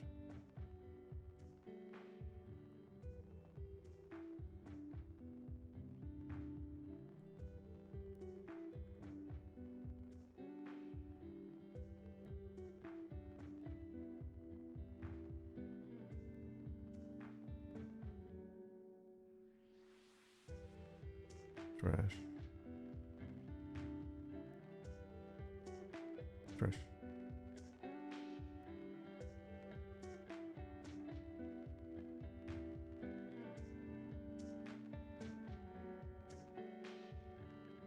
Yeah, it really did do a variety. I'm not saying that any of these are good, but it did do the whole point is that I was looking for variation, and that did delivered variation. I really like this, man. It's not as a painting, but I just like it. I think it's cool. I can actually make this so that I can change the person, and it will keep the same style and always give me a different person. And this one's cool too. I'll have to test that later. Okay, good job with that. Let's go ahead and get rid of this. Ooh, all right. So that worked. Now I can get rid of these for now. Speaking of which, I'm going to turn off a schedule. We'll leave it for now. See what else we needed to work on.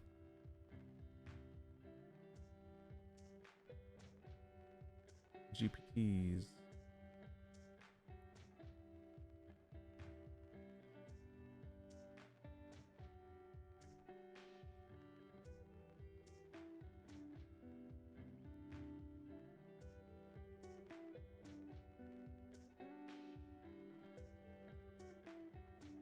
Okay, so now we're gonna do to this one here. We don't want to run it. We're gonna do the same kind of thing. We're gonna try to fix this one. We're doing like the ones that we don't use as much, because we're doing those first, and these probably were the oldest ones made. So I'm going to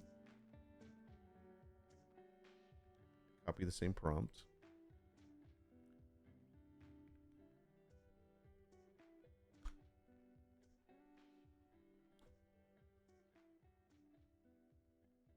I'm gonna let it think. Hold on.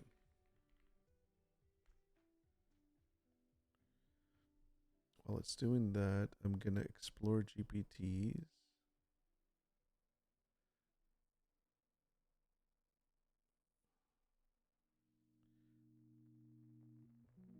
I really shouldn't look at this while it's doing its work on it, though.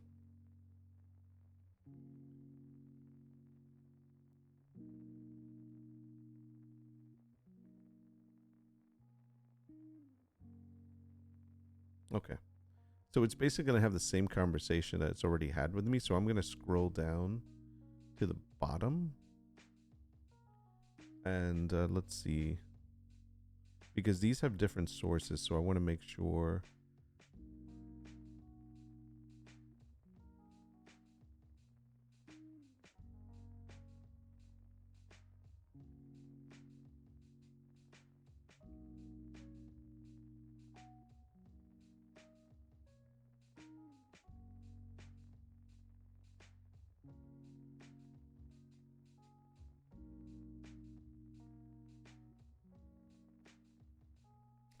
Okay.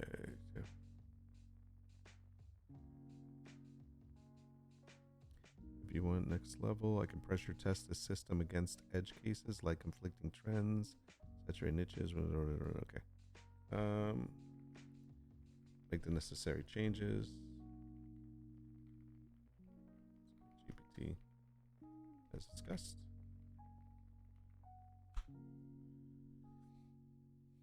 So the good thing here is we're letting it fix itself by pointing out what we think needs to be addressed based on our logic. So that's actually a good way of doing this, because every so often you should have it review itself and audit to see if basically there's something that could be improved on. And I think that's really important to do with if you're running any GPTs or even in Claude. If you have any, what are they called in Claude? I know they're agents, but they're also called skills. So it's important to actually just run a test to have them evaluate themselves.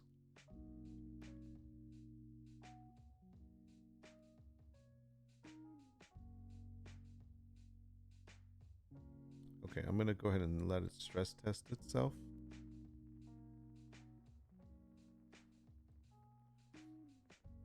And this isn't something that I have to monitor. I'm just letting it do it.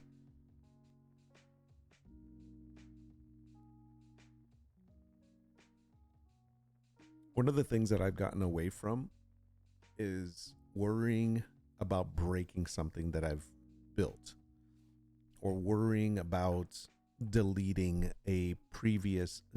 Let me back up.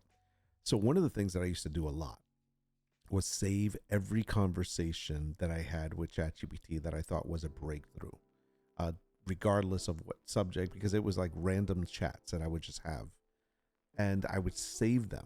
And I had some from like 2024, I think 2023 even. So I had all these old conversations that are useless now because things have changed. It has evolved. And the chats were broken because it was with the old version. So obviously they wouldn't even work anymore. It'd be like, I don't know what you're talking about. So I was saving them. I don't know what for. So I went through and kind of started deleting, like, this I need, this I can redo, this I need, this I can always bring up again. And I wasn't afraid of getting rid of stuff because I thought, if I really want something, unless it was an idea that I wanted to remember and I would copy the idea somewhere, it's like there's nothing that I've spoken with ChatGPT about or have created with them that I can't create again. And that's where I'm no longer worried about, I had to rewrite this. No, it's okay. We'll just move forward with what we have. It'd be nice, to like, if you wanted to, you can keep the version control of what you've done, but I don't really care about that. Stress test complete and upgraded. Here's what changed. Execution logic layer removes good versus great ambiguity. Tiebreaker system. Saturated filter. Second day clarity rule. Failure rule. Nice. What this fixes, real failure modes. Saturated niches, now automatically reframed instead of repeated. Conflicting trends. Overly complex ideas. Weak prompts, clever but won't sell designs. A self-correcting idea engine.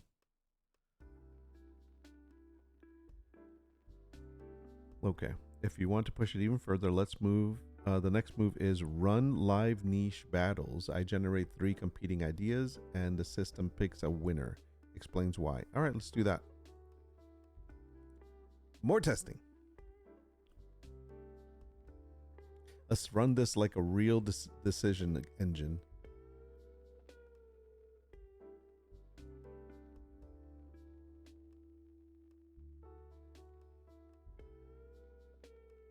Okay, so idea A. Comfort Colors t-shirt, dog mom shirt, cute paw print tee, gift for dog lovers. Quote, dog mom life. Nice. Let's see. Emotional niche angle. Another one. This is idea B.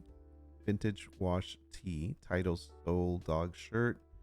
He wasn't just a dog, he was my heart. Memorial T. Quote, you were once in a lifetime dog. Oh my goodness, that's like depressing. Sad, because I have a dog, so I can understand. And it tells you why it sells and all that. So this is one of the reasons why I built this one, because this gives you an idea and it tells you a couple of things. So like, for example, it'll give you the product, it'll give you the title, it'll give you the quote, the visual prompt, the SEO tags, the style and vibe, target audience, why it sells, viral hook, collection idea, niche score. This is a 3 out of 10, so that was bad. Pricing budget, ad angle, competitive edge, market simulation, and brand builder. So it really does. This one's meant to give you all of this information. It's defined as a POD engine with hardened decision logic and edge case handling. Nice. So let's see what else. This one's actually an 8.5 out of 10 niche score. That's crazy. The emotional niche angle. All right, what's trend 6? Here's idea 6. Trend driven identity flex. Baby tee fitted shirt. Wait, it's a baby tee and not as in a baby. So it's a baby tee or fitted shirt. It's for girls, basically. A title says, hot girls have anxiety and dogs shirt. What? Is this for dogs? Funny, relatable dog lover tee. Oh, it's for girls. Okay. My dog gets me. You don't. Nice. Nice. That's pretty funny. Okay. It's a 7.5 out of 10 in the niche score. Nice. So the winner, according to this, the winner is idea B. The Soul Dog Memorial Tee system decision. Can I look at what the actual design was? Visual prompt is golden retriever silhouette with soft halo glow, vintage faded texture, handwritten typography. It's a vintage wash t-shirt. Huh. Why is this the winner? Conversion is greater than all. Idea A, low conversion to generic. Idea C, good conversion but trend dependent. Idea B, highest emotional conversion trigger. Wow. The constraints. A violates no generic ideas. That was, which one was that one? Yeah, dog mom life. Interesting. Okay. I see how it's thinking. B and C passed the constraints, so A was eliminated. Wow. Let's see. So this is where it's going through the system. So that was objective 1. Constraints. A was eliminated, so B and C passed that. So now we're on B and C. In context, Etsy trends, meaningful keepsake, and personalization rising. Pinterest, emotional and identity-driven products outperform. So B aligns strongest with real buyer behavior. It's got something there. I got to be honest. Okay, 4 is execution logic. B, hyper-specific audience. Grief. Check mark. C is identity-driven but broader. So it's too broad. Specificity. For specificity. That's such a weird word. It wins. There's certain words I can't say, all right? I'm honest about it. I always say I'm not going to even try that one. Lately I'm just like mumbling. Like there's certain words I don't pronounce well anymore because I speak too fast sometimes, so I have to stop and enunciate my words. Tiebreaker if needed. Not needed. B already dominated. Damn. Final verdict. Idea B wins because strongest emotional trigger. Grief, humor, generic identity, lower competition versus general dog niche, higher willingness to pay, expandable into a full memorial brand. Wow. Key insight. This test proves your system. This test proves your system works. It rejected the obvious bestseller looking ideas. It challenged a trendy idea and selected the one with highest real world conversion power. I think that went well. If you want next round, we can run a trend versus evergreen battle. We're going to do that one next. Force a system to pick between two equally strong ideas. Hard mode. Ooh. Can I remember that? Okay, we're going to force a system to pick between two equally strong ideas. What does it do? Does it break? Okay, this is where the know-how system actually proves itself. Hard mode niche battle. I love this idea of a battle. We need to actually have battles as kind of like a freaking starter conversation. Hard mode niche battle. Niche is little treat, self-reward culture, Gen Z women. Both ideas engineered to be equally strong. Idea A, emotional reward identity. The product is a ribbed baby tee. Title, Little Treat Club shirt, soft girl reward tee, self-love aesthetic top. The quote on the shirt is, I deserve a little treat. And the visual prompt is a pastel pink typography, hand-drawn sparkles, tiny cake icon, soft fuzzy texture, minimal layout, isolated on white. I'm giving gold out here, man. Okay, so the vibe is soft, cozy, feminine, poet core. That's actually a pretty good product. I don't do teas, so I'm not going to worry about it. Why it sells. It taps into micro reward psychology and daily validation. Now we're hitting hard with these. Viral hook, POV. You did one task and now you deserve a treat. Oh, that's so great. That's so true. Like, I was good today. I ate well. I deserve a treat. So now I can have a freaking giant cupcake. Viral hook, collection idea, little treat menu series, coffee, nap, shopping, etc. Okay. All right. So that one's looking good. Let's see what the other one is. I'm not going to read the rest of it, but idea B is humor and chaotic relatability. Why that's that word looks so weird. Okay, cropped boxy tee. I don't even know what these are. I bought this as, since the title is, I bought this as a little t-shirt. I think I need to work on the title structure because these titles really wouldn't work on Etsy. Because it has to describe what it is first. So we might have to have it look at whatever format is going now. I bought this as a little t-shirt. Wait, a little treat shirt. Funny self-reward tee, retail therapy shirt. The quote says, "This is my little treat." So it's kind of the same thing, but the visual is different. Bold, chaotic typography, receipt graphic, slightly distorted text, glitchy glamour colors, sticker style layout, isolated on white.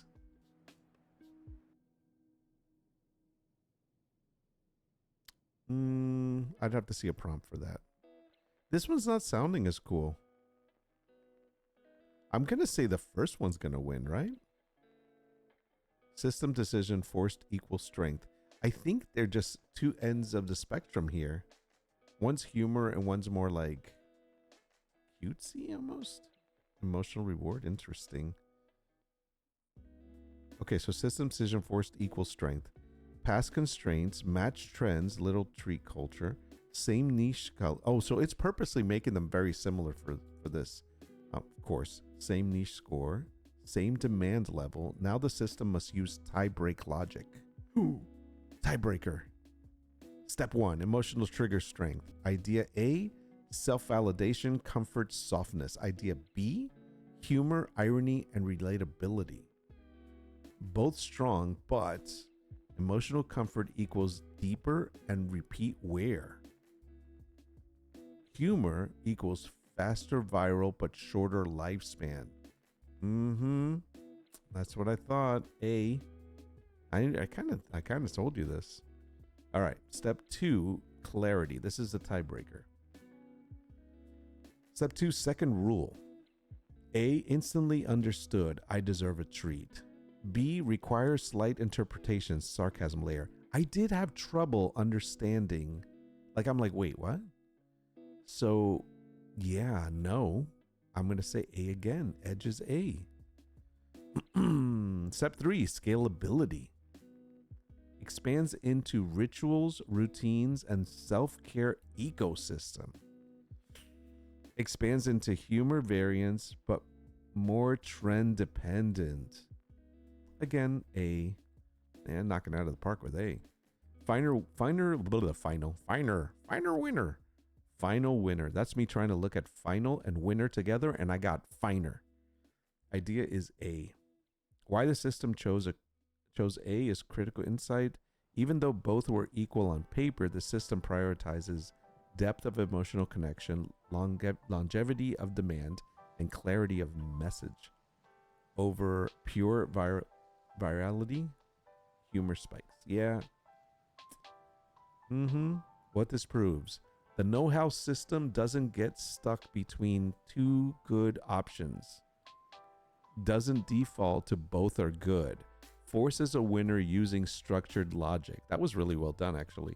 And more importantly, it consistently favors, will people wear this repeatedly and feel something, or will this get likes? Nice. If you want next level difficulty, I can run winner versus counter position, devil's advocate battle. No. 3 winners from different niches competing in one final pick. No. I want to do this one. Run a trend versus evergreen battle.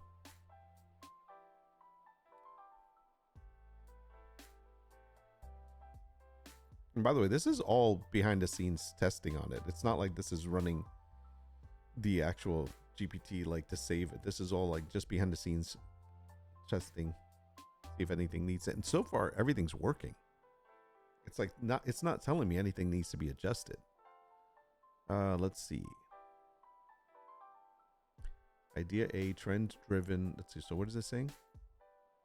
So the niche is book lovers, readers. So book lovers is a trend, readers is the evergreen. Is that how it is?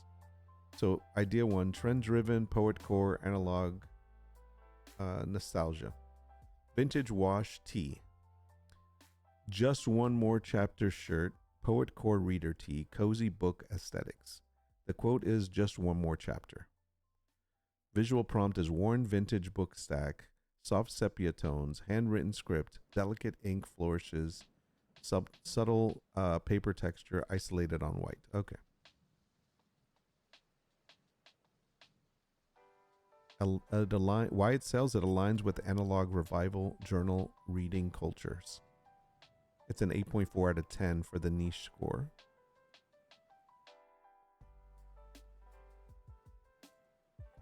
Interesting. The viral hook is cozy reading TikToks and aesthetic morning routines. Nice. All right, let's see what it does. So the evergreen product, identity-driven core niche. Comfort Colors tee, inverted but will. So this is the title, inverted but we'll talk about book shirt. Funny reader tee, book lover gift. So the quote says inverted but we'll talk about books. It's a bold, clean typography, small stacked books icon, neutral tones and simple layout, isolated on white. Let's see why it sells. Combines 2 evergreen identities, introvert and reader. Instantly relatable shared text. That's the viral hook. It's 8.4 out of 10.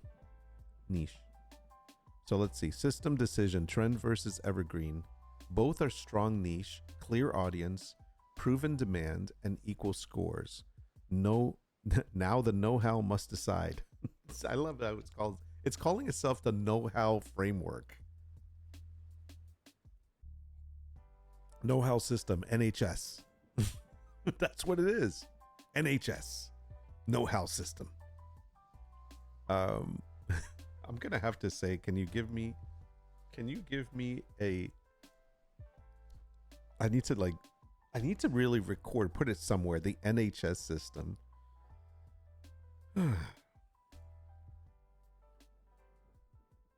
The know-how system must decide. Step 1, objective. Now it's going to go through the system.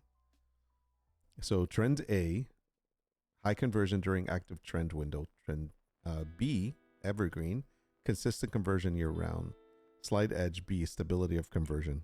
I think B is going to win because it's going to say stable over time, but we got to see. Context for 2026 data. Sorry, I had a cough. Etsy, it's meaningful aesthetic, personal items rising. Pinterest, portcore, analog nostalgia trending hard. So A for trend alignment. And because of the fact that Etsy and Pinterest are based on trends, I think trends will always win on that category. Step 3, execution logic. A, aesthetic, emotional, collectible. B, identity-based but more common phrasing. Ooh. The edge is A, less saturated expression. Yeah, evergreens are going to be more saturated, I think. Okay, step 4, saturation filter. B, introvert plus books, heavily saturated phrase. Yeah, see, that's the evergreen. A, still competitive but less. I'm not even gonna attempt that word. I'm too tired. Edge is A. Okay. Step 5 is the tiebreaker. Stability but predictable, emotionally immersive, trend fueled. When both are viable, choose higher ups. Ooh, hold on a second. It's a tiebreaker. System rule. When both are viable, choose higher upside unless risk is extreme. Trend risk here equals moderate, not extreme. The final winner is going to be idea A, which is a trend, versus the evergreen. So why the trend beat evergreen? The system determines evergreen equals safer, trend equals more leverage. And since the trend is validated, not speculative, the aesthetic is deeply aligned with buyer behavior. The product is clear, wearable, and expandable. Nice. Key insight. This is critical. The system does not blindly prefer evergreen. If asked, is this trend strong enough to outperform stability? If yes, trend wins. If no, evergreen wins. Real strategy takeaway. Use evergreen for baseline revenue. Use trend products for spikes and brand growth. Interesting. The real power move. Build evergreen foundations. Inject trend-based collections on top. Trend versus trend. Evergreen versus evergreen. Okay, no. Looks good.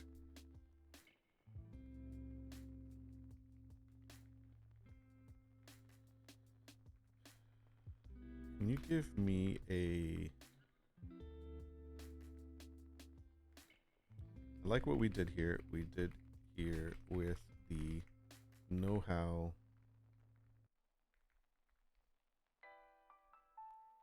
With the know-how system. Can you give me a framework that I could save and use? Oh, framework of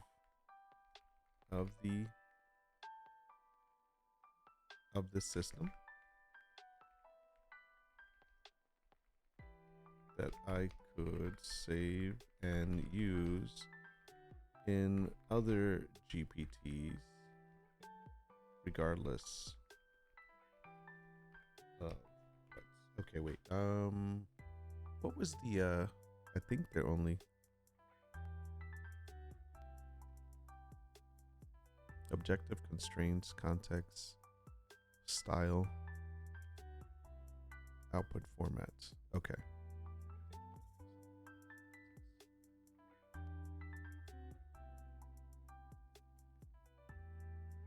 Other GPTs, regardless of what the GPT is for.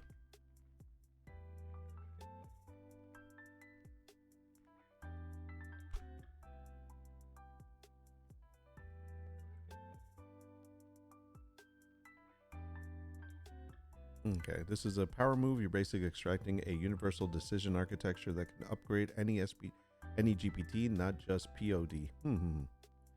Here's a clean, portable version you can drop into any GPT system. Perfect. That's what I want. Is there a copy at the bottom of this? Hopefully there is.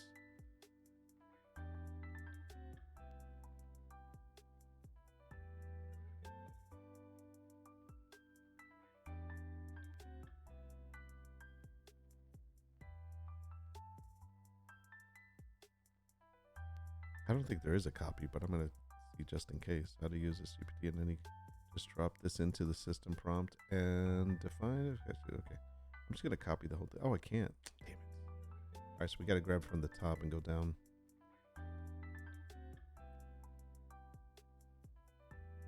So I'm going to grab this whole thing.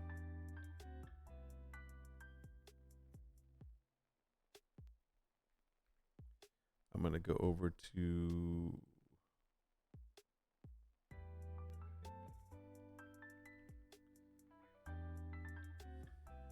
and create new folder. Nope. Cancel.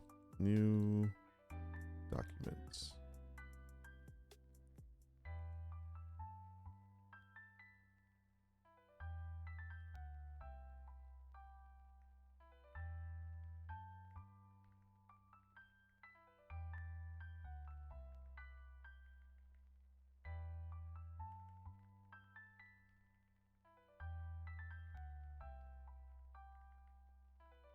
Damn, I can't type today.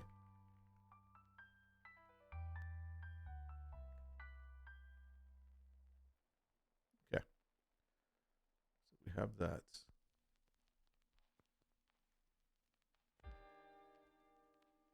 Glad we have that, so we can use that. Convert this into a plug-and-play system prompt template. Yes, let's see if we can do that. Tailor versions for specific GPTs, marketing, coding, research. No, let's leave it. Let's leave it open. Well, maybe. No, let's leave it open for now. I do like that idea, though.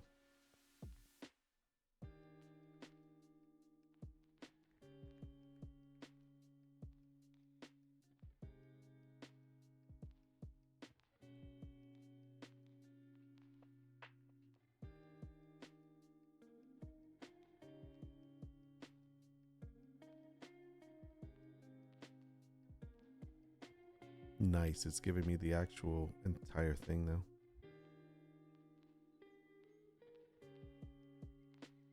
And there's a copy at the top of it, I think. No?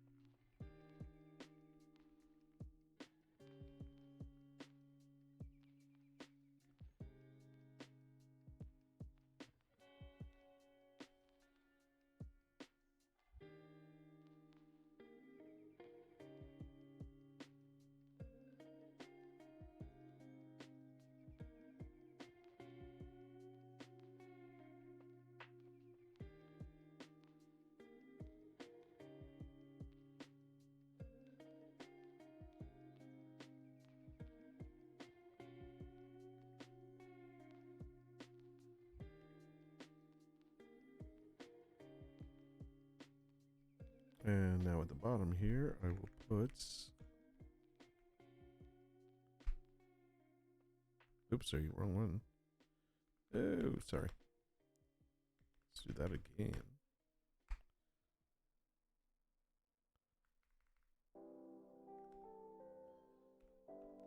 Okay, how to use this fast.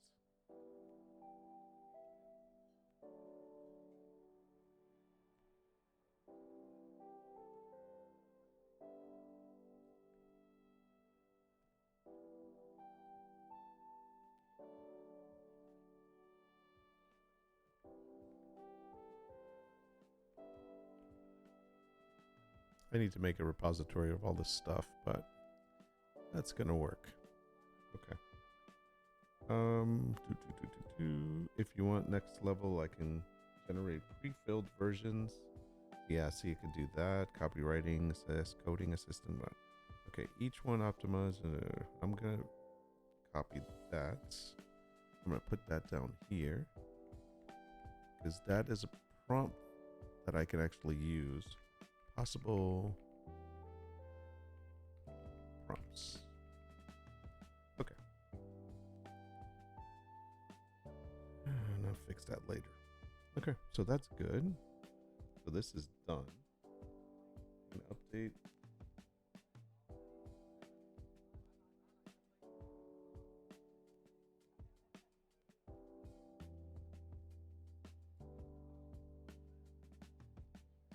Okay, lastly.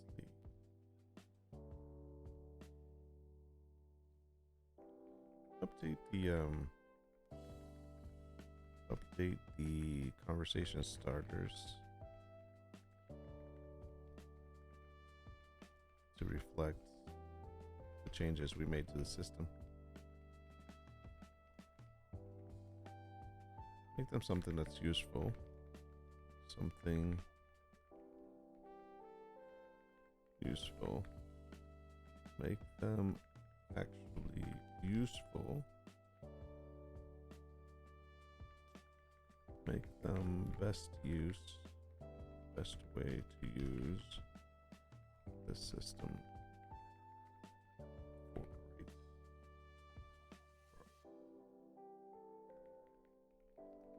Best output. Okay, just gonna make that change quickly. I think those two are done. You might want to change the name of this one later on.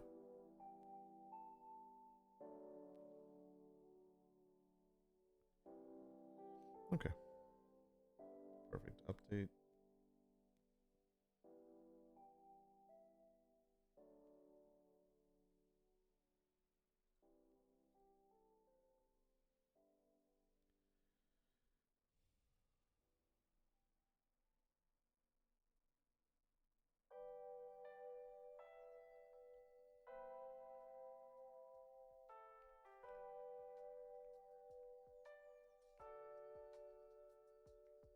Oh, there we go.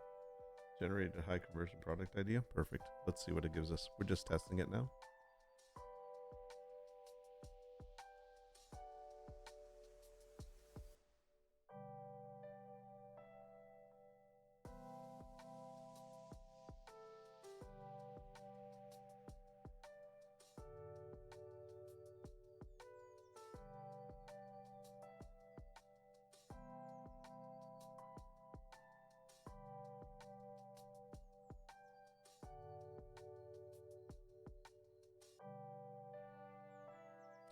Really intricate here. Let's see, generate an image. Oh shoot, I should have said generate the image. I hope. Oh no, oh no.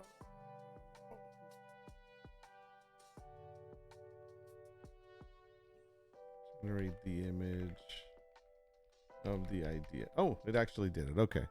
Oh, scared me. I thought it was going to be like generate any image. Tiny victory club today. I got out of bed. Nice. Stupid. Oh my gosh. Shouldn't really probably be that. But okay.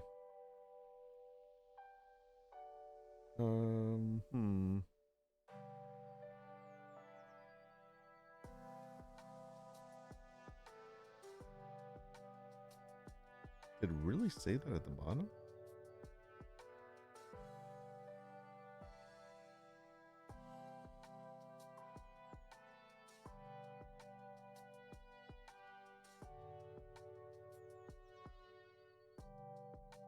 Oh, it's doing a random personalization. Okay.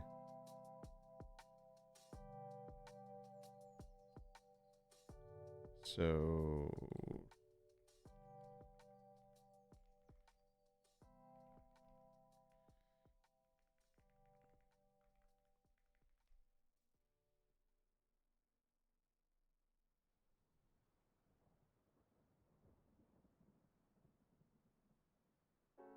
just celebrating the small wins.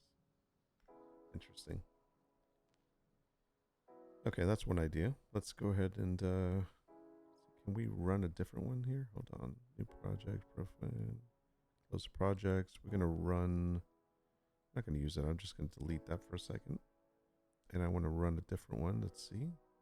So generate a high conversion idea. Let's see if it gives me the same one, because then we know that something's wrong. Tiny tiny victory tokens again. So it's doing the tiny club thing again. That's not good. I'm going to run it one more time. Unless it's thinking that that's the only thing. We're going to have to look at the instructions and see if there's anything hard-coded. So let's go ahead and get rid of this.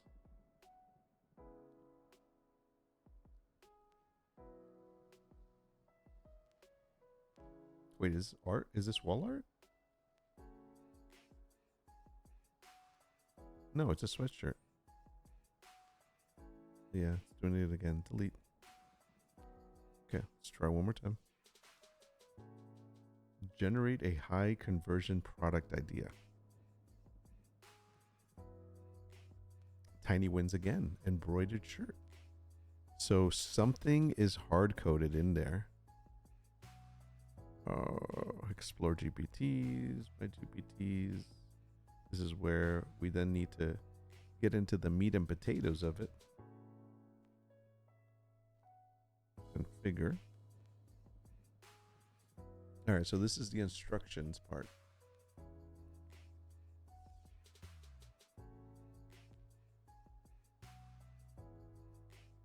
Yeah, 'cause this is doing this stupid thing.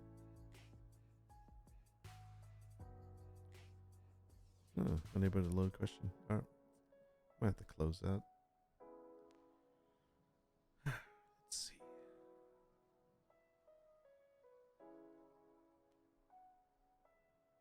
I gotta look at the whole thing.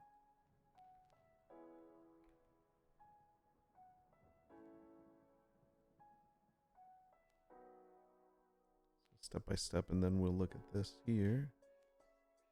The first one, let's see if we can find anything related to always picking a certain thing. So there's the core behavior, that's fine. There's the objectives, constraints, context, execution. So that's all correct.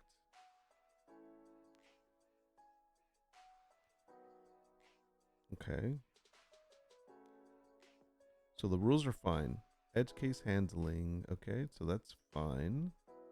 Trend intelligence updated. Prioritize real buyer, okay. The handmade authenticity. Playful little tree. Ooh, hold on here. This right here. Oh, interesting. No, maybe not. So this is a trend intelligence. This should not be hard coded. This should be from shoot.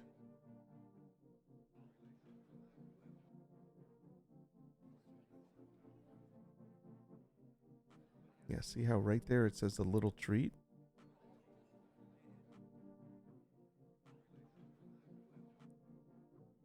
Output format. Okay, that's correct.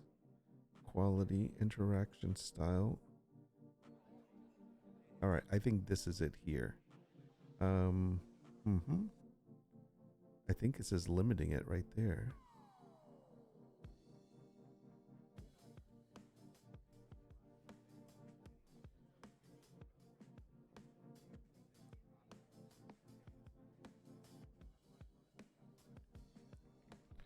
I ran the generate a high conversion. Oopsie, can't type today.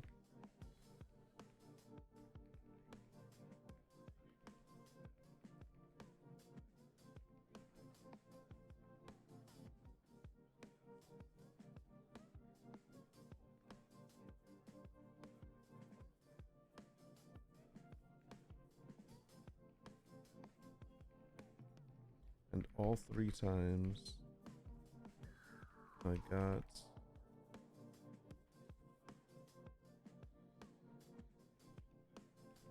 the same. What was it?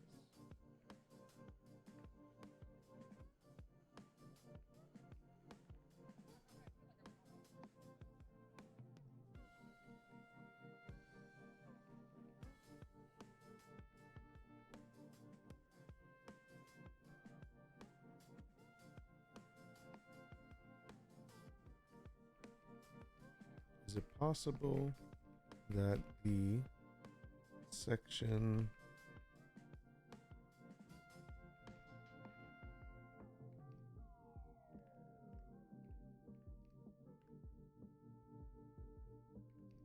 in the instructions.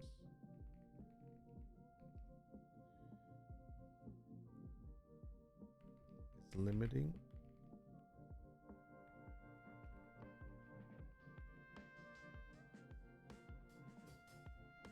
It's limiting the system when it comes to product ideas.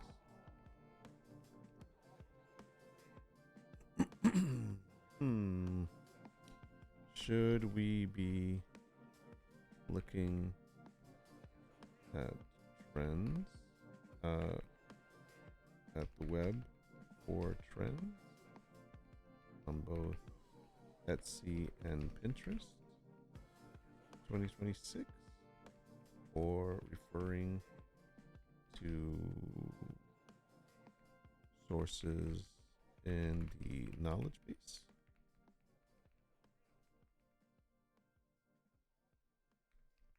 If we need a better source, maybe we can build one.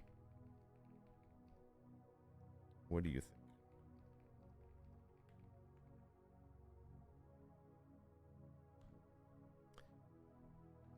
Okay. Editing today. So yeah, so I think that's where the problem is this piece right here that is very, I definitely do think it's limiting. Trend intelligence right there. What's interesting is that this has a knowledge base of documents. So let's see what it says. Because right there it says the whole little treat micro reward culture.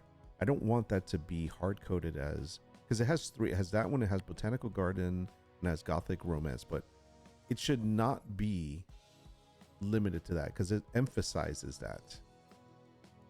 And like, for example, soft stitch era. I don't do any stitching or embroidery, so it really shouldn't even give me embroidering ideas, but it is supposed to be based on trends. And one of the biggest trends this year is embroidery.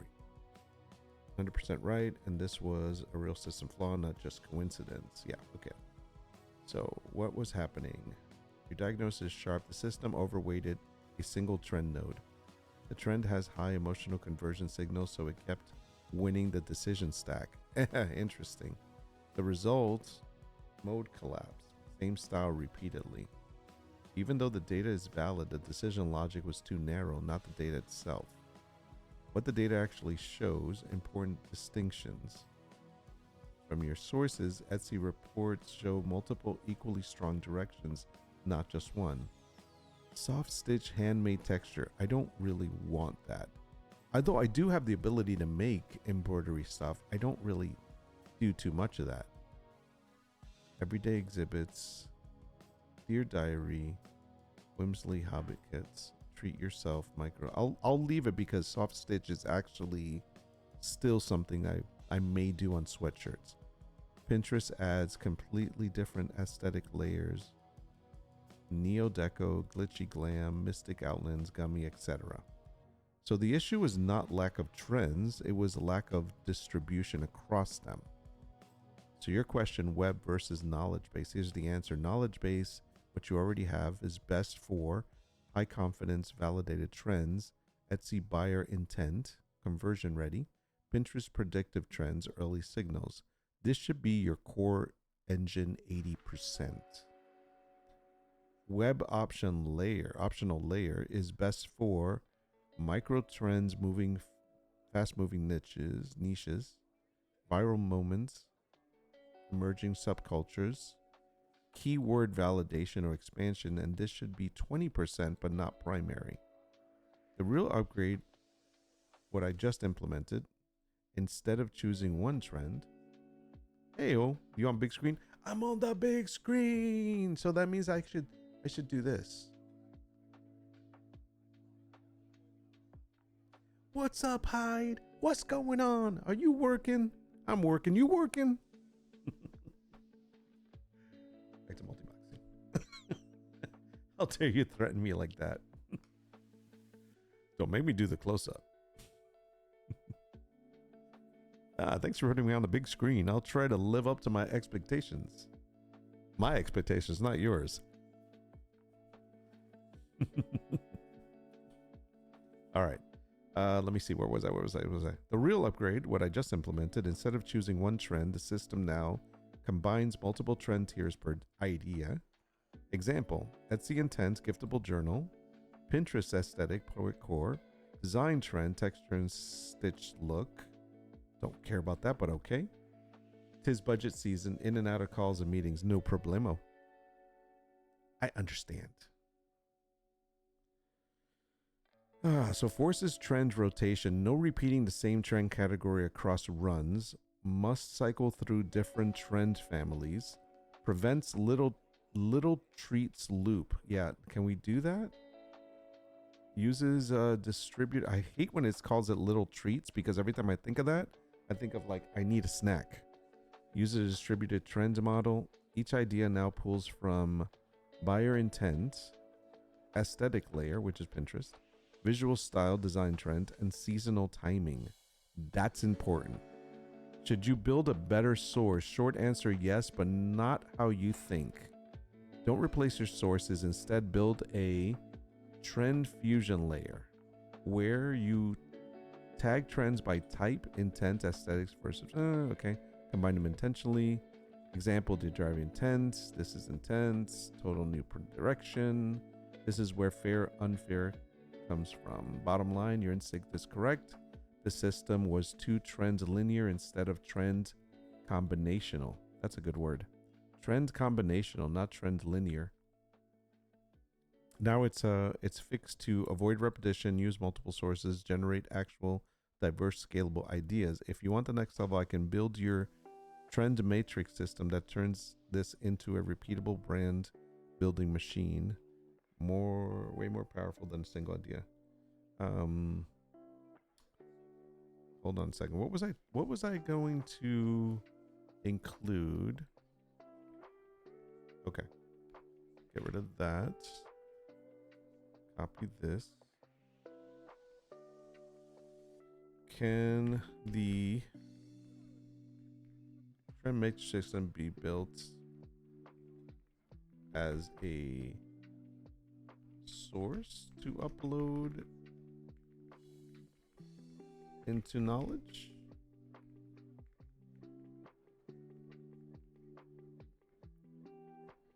And reference and referred to by the GPT. I'm thinking this will keep us under the 8,000. How many lines do I have, by the way?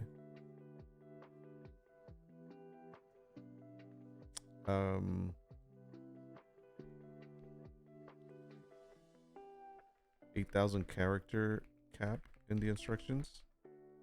Keep us under the 8 in the instructions.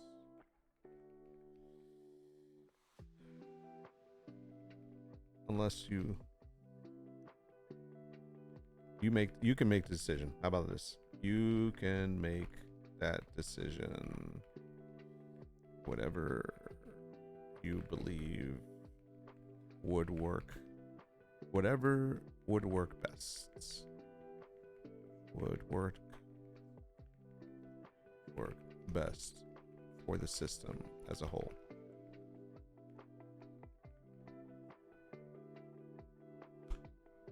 Okay.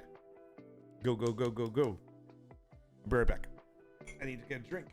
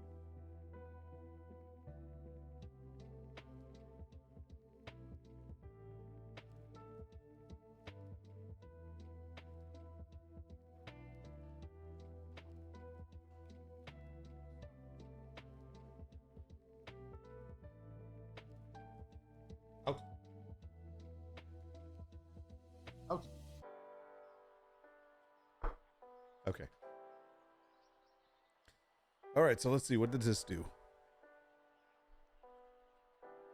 Ooh, Milo stream, best stream. I know, right? We should get him in the chair. Maybe I could make an avatar of Milo, and that would be my VTuber avatar. Milo stream, best stream. Okay. Ooh. All right, let's see what this came up with. So I was asking if the trend matrix could be an external source instead of built into the actual instruction. Short answer, yes, and that's exactly the right move. Long answer, there's a best way to do it so it actually improves output, not just stores info. Okay, perfect. Decision external trend matrix equals best architecture. You're thinking about this correctly. Why this is the right move. Keep instructions lean, under 8,000 characters, allows easy updates without rewriting the GPT, prevents hard-coded bias like this little treats loop, turns trends into a modular system instead of a static rule. Already updated the GPT to reference the trend matrix externally instead of embedding it, how it should be built. Don't just upload a trends list. You want a structured decision system, not a document. Correct format, what you should upload. Your file should look like this. Pretty girls walk like this. Okay, trend matrix system, upload file. Section 1, intent, Etsy buyer, gifting, section 2. Can I copy and paste that exactly? Section 2, aesthetics, Pinterest, predicts. Okay, section 3, format. Visual execution, timing, combination. What not to do. Don't upload raw Pinterest report, too broad. Etsy report only, too intent heavy, long paragraphs. The system needs a clean, scannable input to actually use it dynamically. Advanced upgrade, this is the real edge. If you want to become instantly powerful, add section 7, trend fusion example. Example. Okay, can you build this for me? Give me a copy and paste version. I think I'm gonna have to tell it. Decision, knowledge-based trend. Okay, recognition, yes, build it as a file and upload it. The next step, if you want to go elite, I can build the actual 10 matrix file for you. Optimized for generate, yes. Generates the production. I love saying exactly what it says because it keeps us on track. Ready trend matrix V1. Then afterwards,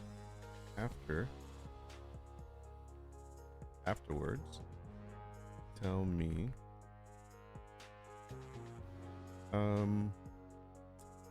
let me know if we should remove any specific files from the knowledge base.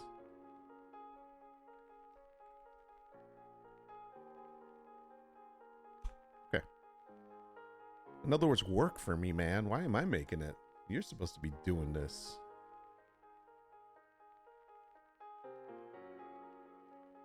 How do I copy it? Is that copy and paste?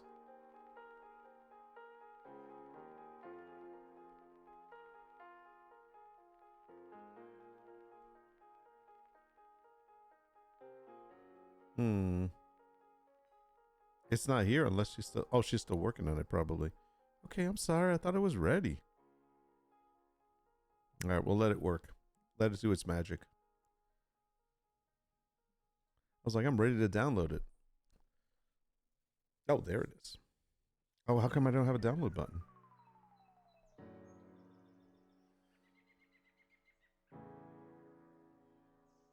Okay, that's not working. Give me a second. Short answer, short answer, yes. Here's a clean list. Keep. Keep. Keep. Keep.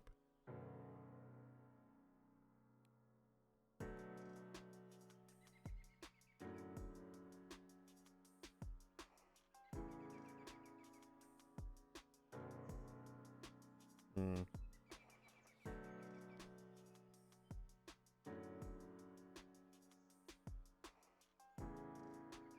Pinterest marketing playbook is more about ads activation than product ideas.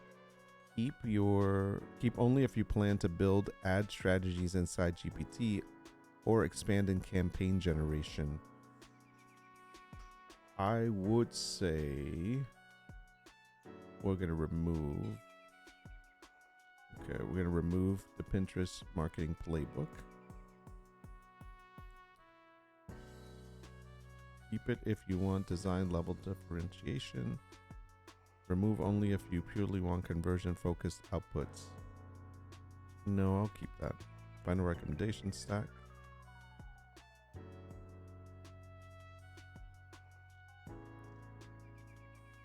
Optional add-ons.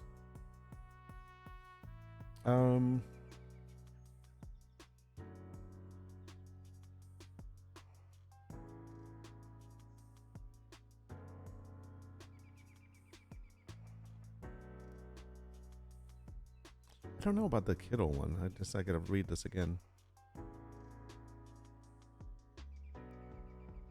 Yeah, I think those are probably not good. More about aesthetics.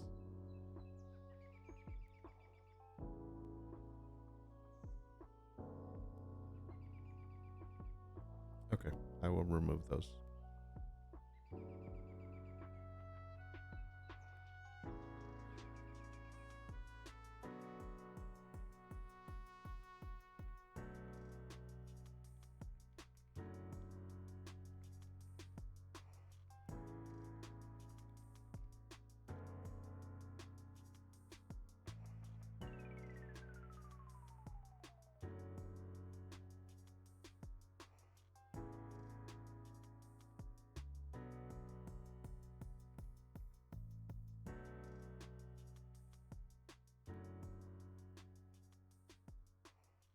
Can you write out? I will copy and paste it.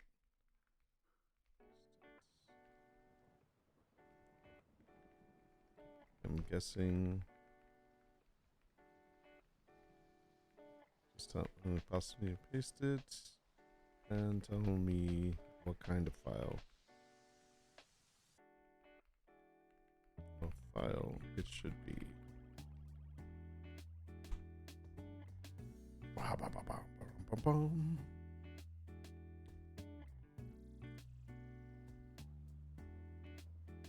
Okay, here's a clean copy and paste, no formatting issues, no UI problems. Perfect. So that's the whole thing. Let's finish it. Let it finish writing.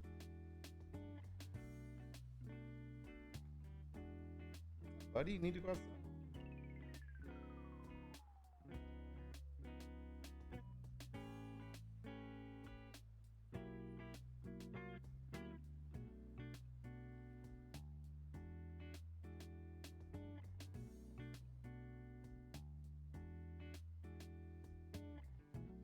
Be a TXT, clean, lightweight, fast for GPT to parse, no formatting issues, recommended for knowledge base, same content, cleaner structure, slightly better readability, still lightweight.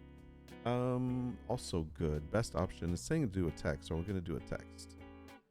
So we're gonna grab that. End system. End system. Is that do we need to put that in there too? Okay. Oops, sorry. Ah.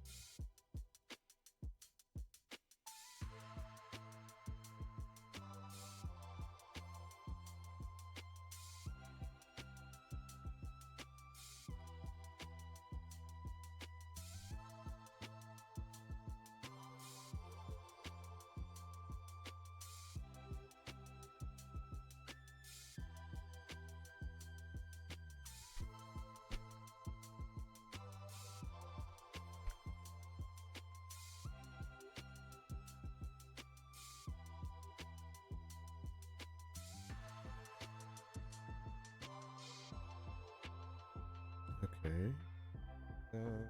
Take this first. Then I need to go to config.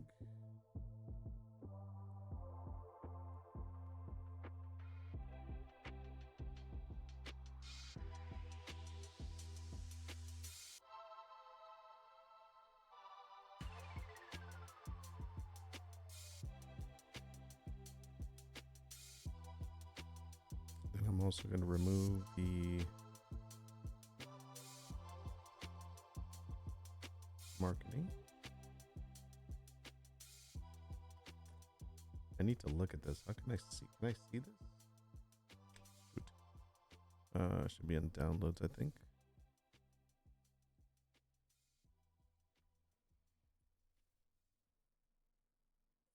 Can't remember this file. Trend reports. Yeah, I didn't like any of these trends, so this is really not doing anything for me, so we're going to get rid of that. I remember that file now. So we're going to get rid of that.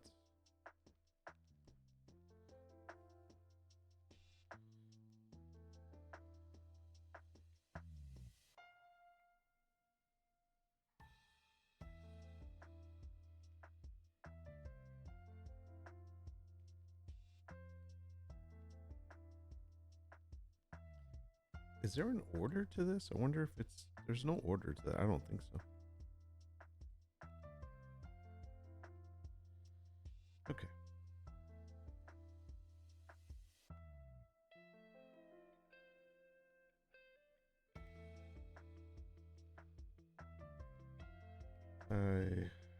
I uploaded the trend Eiffel Tower blueprint. Wait, blueprint design could be cool, but great artwork for game caves.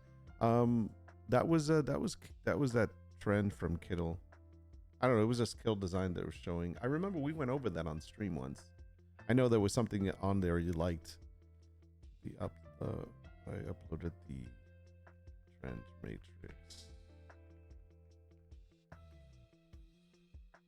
1 in knowledge base and removed the Pinterest marketing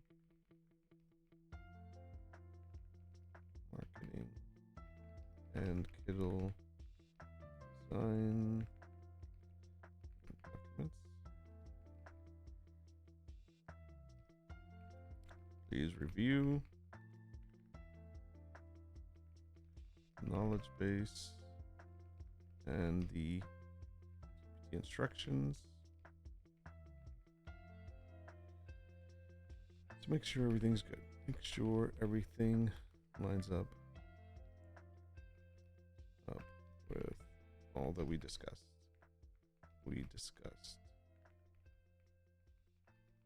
For the no that we discussed. That's period. That's it.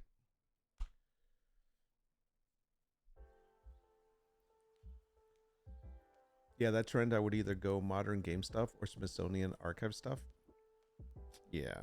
I mean, for this specific GPT, it's unnecessary. At least for me. But it probably would be something I would use in a different GPT.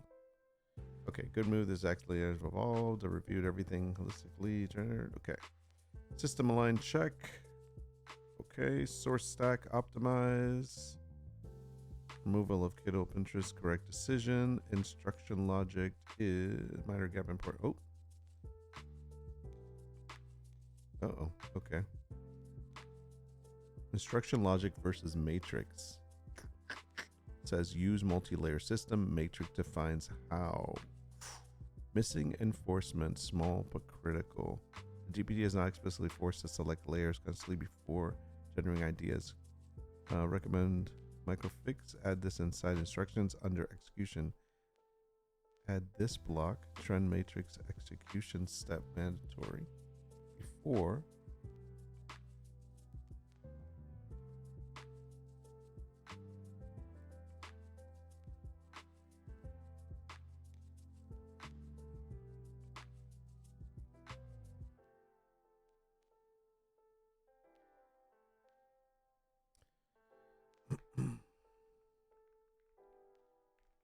before you make any corrections,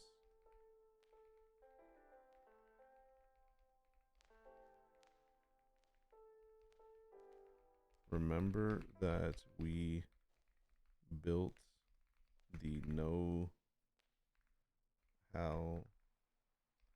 system framework.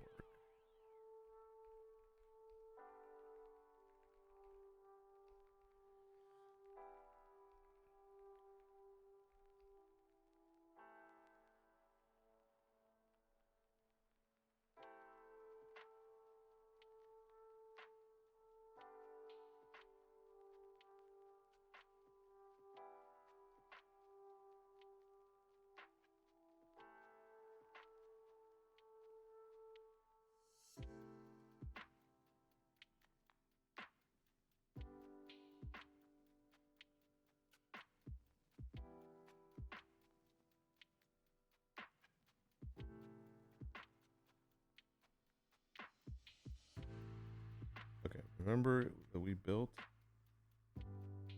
the instructions to prioritize valuable results.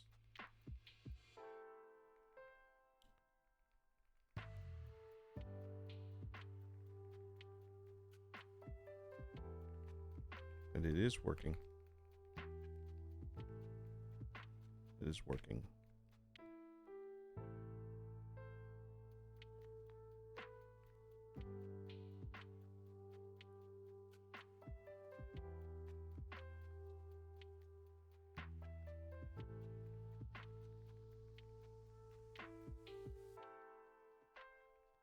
Sure the what's it called?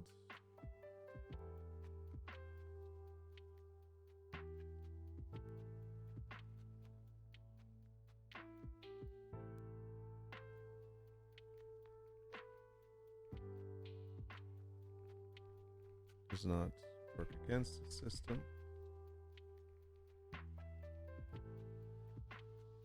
It works with it.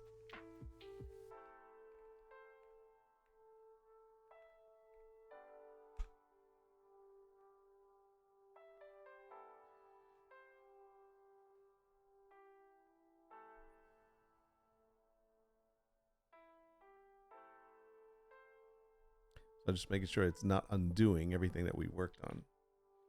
So we will see. We'll make sure.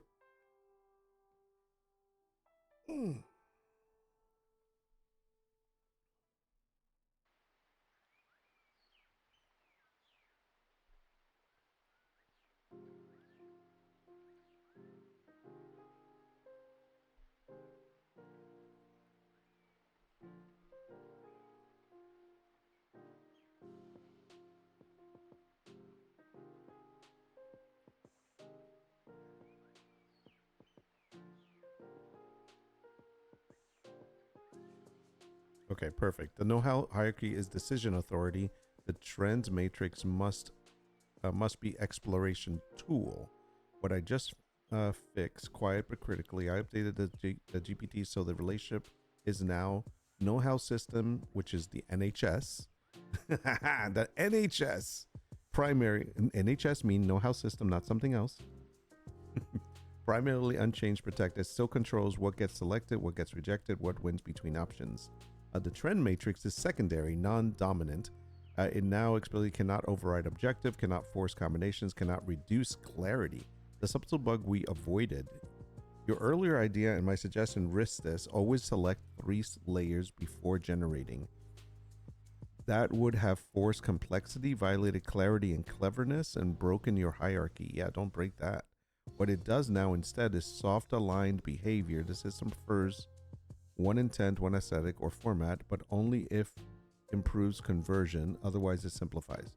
This line is the most important change. If a trend matrix combination conflicts with the buyer intent, ignore the matrix. Oh, that keeps your system conversion first, not trend first. Why this is the correct architecture, you now have know how to judge, decides what wins. Trend matrix idea generator expands possibilities.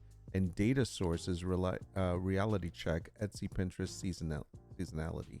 The system balance. Okay, so this is ideal. The system is know-how, context, data, and trend matrix. Decision authority is highest.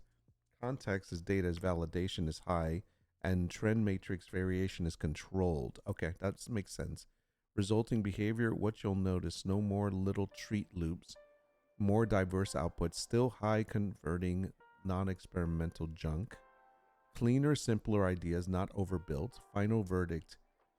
You were absolutely right to flag this. Without this adjustment, the trend matrix would have slowly corrupted the system. You see? You see what I'm saying? Glad we caught it. With this adjustment, it becomes a power multiplier without risk. If you want next level, when ready, we can add winning pattern memory layer. No. So this system learns which combinations convert best, prioritizes those over time. I don't want that. Still avoids repetition. That's where this turns from smart to adaptive. I'm kind of there. I'm going to leave it as is for now. Let's leave it as is for now. I'm going to update. I mean, I like the idea, but I don't think it's necessary right now. I don't want it prioritizing specific things because then it gets stuck into a pattern. And even though it says it still avoids repetition, there's like this conflict there, and we're trying to avoid contradictions and conflicts. So, okay, so let's get out of here. And now let's go run it. And we're going to do generate a high conversion product idea. So if we get another little treat, I'm out. I'm done with it. I'm done with it. I won't use it anymore. Seriously? Seriously.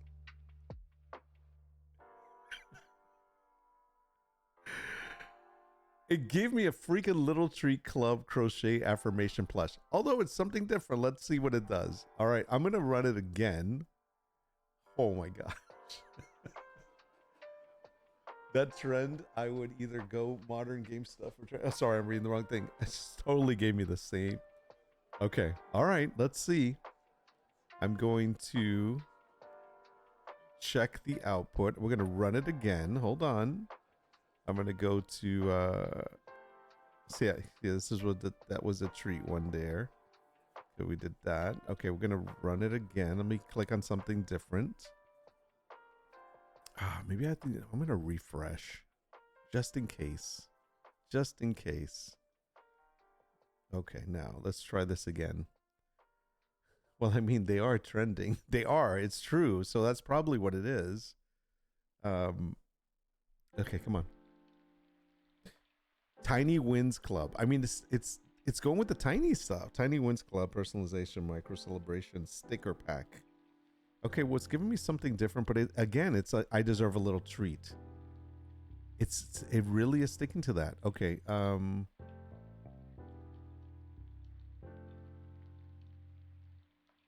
right, so this is what I'm gonna do. Let me let it finish. Show me the data and how this won over. What was the thing? Generate high conversion product idea.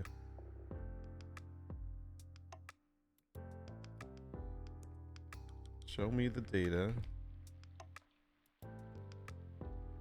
on how this idea won over others.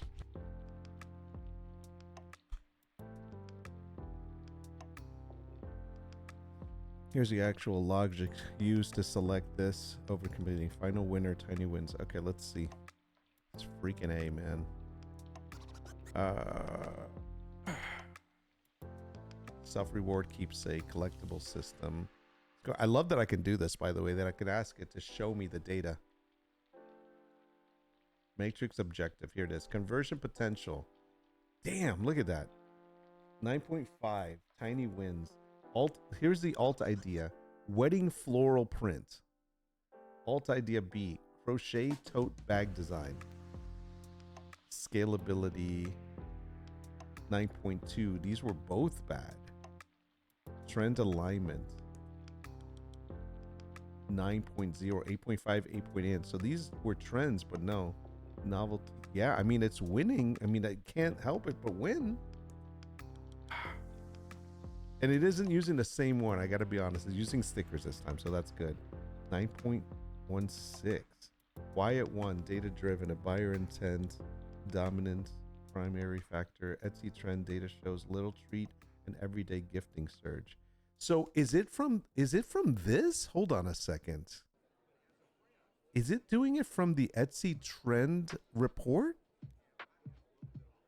Because that would be not good, because then it's hard coding.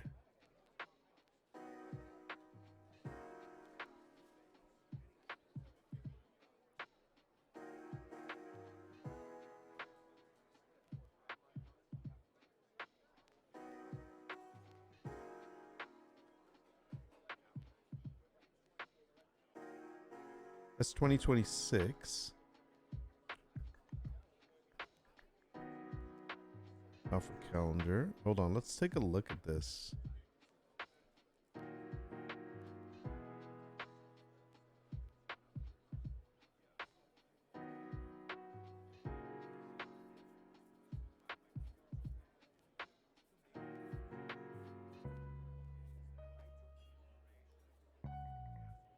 I don't like this report. I'm gonna have to get rid of this one. This is doing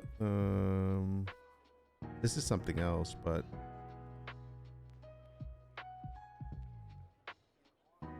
your diary, wedding trends, marketplace. So there isn't, I don't see little stuff here. Okay, hold on. Let me try.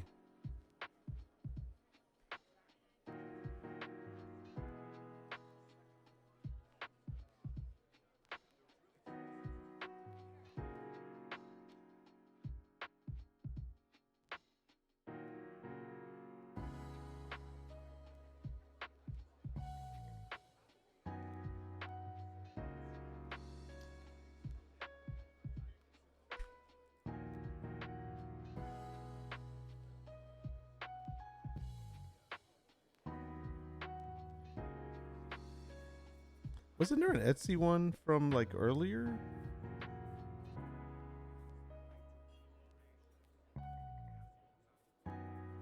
There's a Pinterest predicts.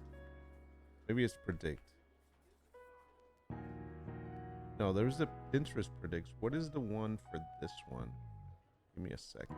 I don't want to close out what I'm in.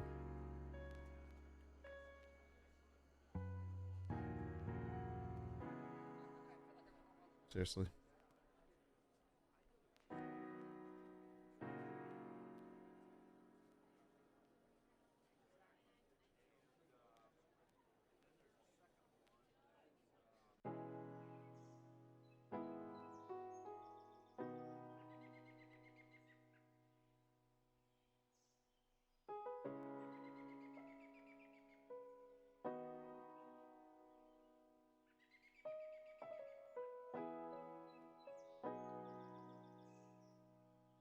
So it is there. Let me see.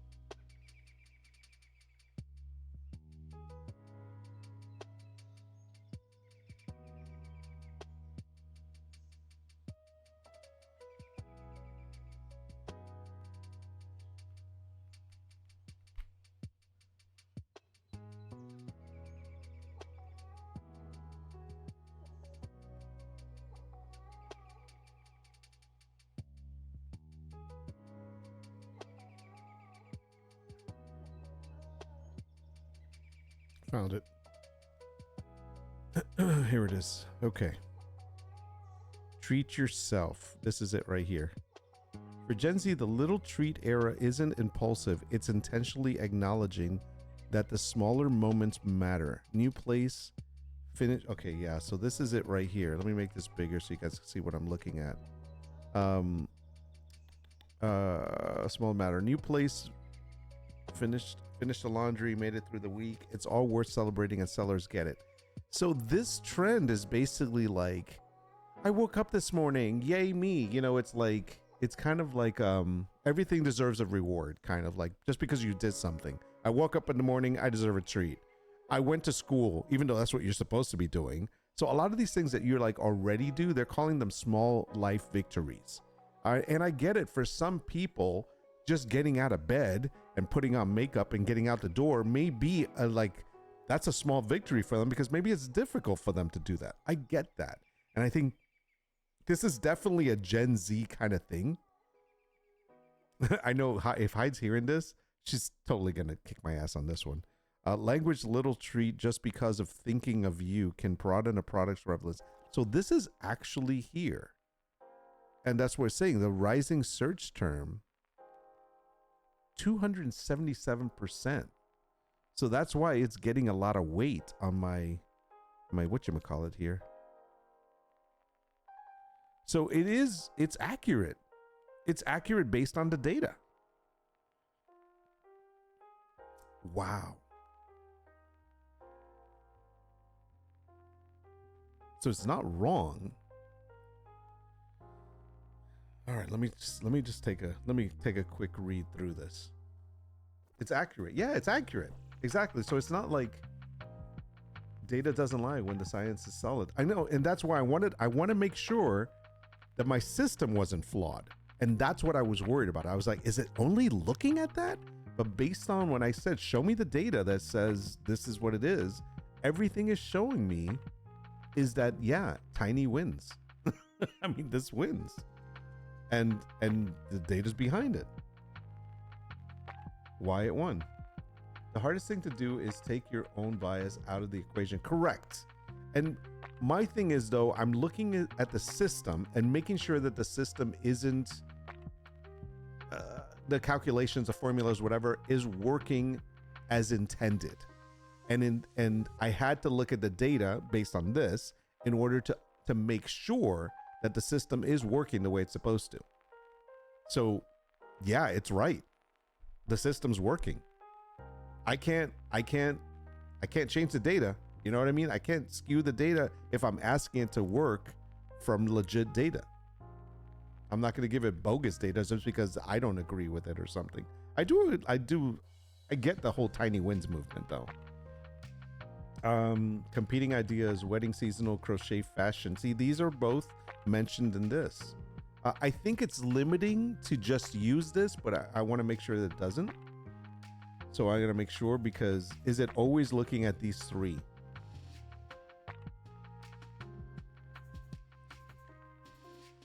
I get called cold a lot in my job. I am not cold. I am irrelevant to the data. I am not part of the equation. Well, you know what? That makes sense. What you do. All right, hold on. Emotional trigger strength tiebreaker.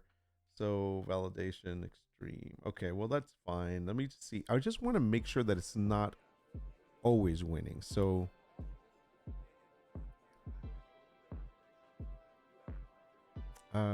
trend stacking advantage, cross validation, everyday treat, analog journaling. Let's go. Most ideas only will hit 1 to 2 trends. This hits behavior, format, and aesthetics. Damn. Price psychology also wins. Damn. Okay. System scalability, hidden multiplier. Tiny wins is not one product, it's product ecosystem. Volume drops like trading cards, monthly subscriptions, niche variants, ADHD, burnout, etc. Crochet bag or wedding print is a single SKU or a one-time purchase. It's not wrong. This is why I built the system. So guess what? The system is working. If I can't compartmentalize, oh we, but lots of chaos and destruction left in my ass.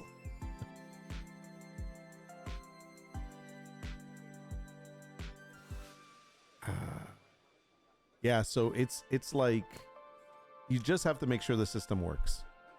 The system works. I can't argue with this data. I can't. I mean, everything that is throwing at me as far as what it did is accurate to what I asked it to do. Anti-AI handmade signal 2026. Etsy explicitly shows shift towards human-made and perfect tactile products. Stickers with hand-drawn imperfections signal authenticity, personality, and non-mass produce. Yeah, data is valid. This directly aligns with platform direction. Why other ideas lost? Wedding botanical prints. Strong trend, but seasonal peak then dies. Crowd niche. Slower purchase cycle. Crochet aesthetic product. Strong aesthetic trend, but requires higher production effort. That's 100% accurate. Sizing and fit friction if apparel. And less impulsive driven.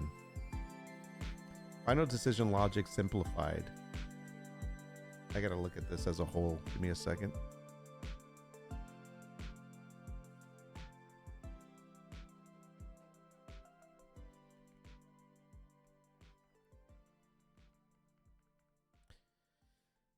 If emotional trigger plus low price plus repeatability is greater than aesthetic appeal plus trend fit, then it's a win. Can't argue with that. It works. All right. It hits fast emotions, fast purchase, infinite expansion. Core insight. This is the real edge. Most sellers are building products people like. This idea builds a product people feel compelled to buy immediately. We're going to have to sit on this product. If you want the next level, I can run 5 competing ideas through the same scoring system, generate a $50 to $100 AOV product winner using the same data model. No, I believe you. We can do that another time. Now let's look at this as a whole. Now that we understand that it did win for a reason. Don't save. Okay.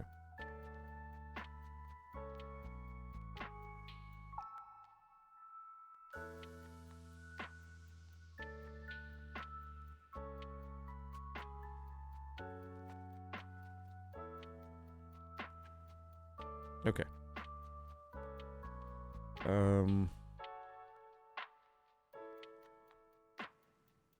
Man.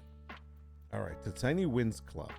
Personalized micro celebration sticker pack, Gen Z emotional reward system. The core hook, why it sells. Turns ordinary life moments into dopamine hits. Built for I deserve a little treat mindset dominating to 2026. That is definitely a trend that's happening now. Emotion, validation and self-reward and softness, behavior trigger, impulse buy and repeat purchase, price psychology, low ticket, guilt-free. Backed by trend, Gen Z little tree culture plus everyday celebrating gifting. Man. The only thing it's not doing anymore is it's not doing a structure it used to do. Remember the structure? This structure output. Now it's giving me a lot bigger. I don't know if I like that.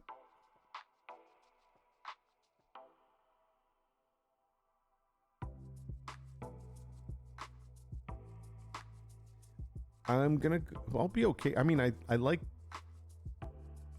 it's working. Let's just say that.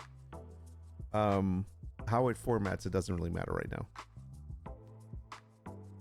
I mean, I like the short condensed version, but this is a little bit more kind of it explains a little bit better.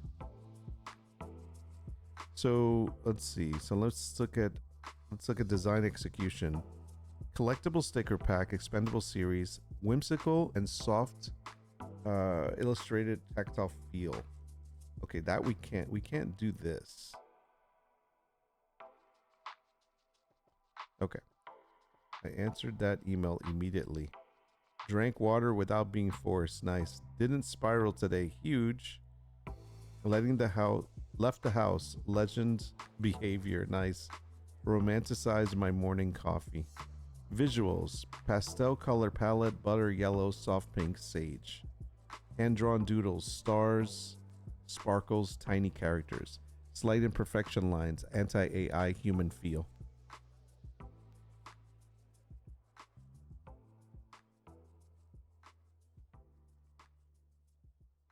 I'm going to copy this for a second.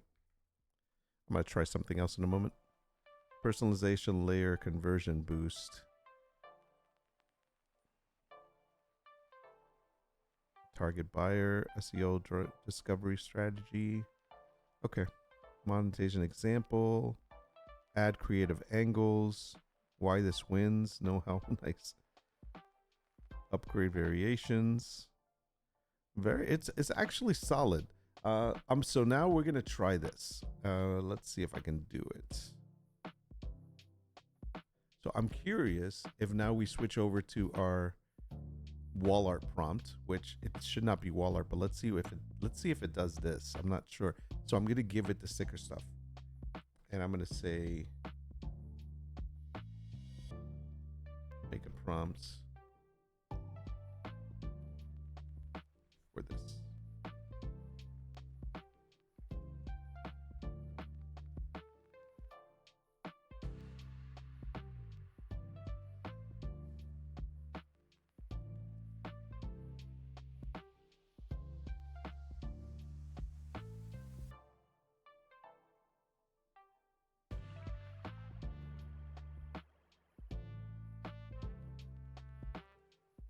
Okay, so this supposedly is the prompt.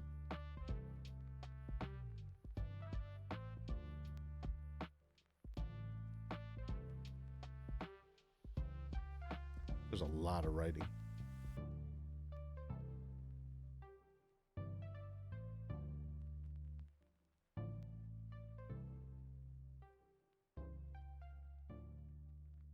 We're going to test it out. We're going to test it out in 8 because there's a lot of text in it. And Midjourney 8 actually does supposedly a better job. Let's see what it does.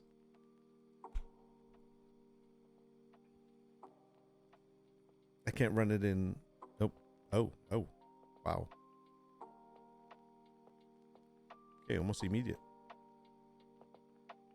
I want to do it in generate the image here.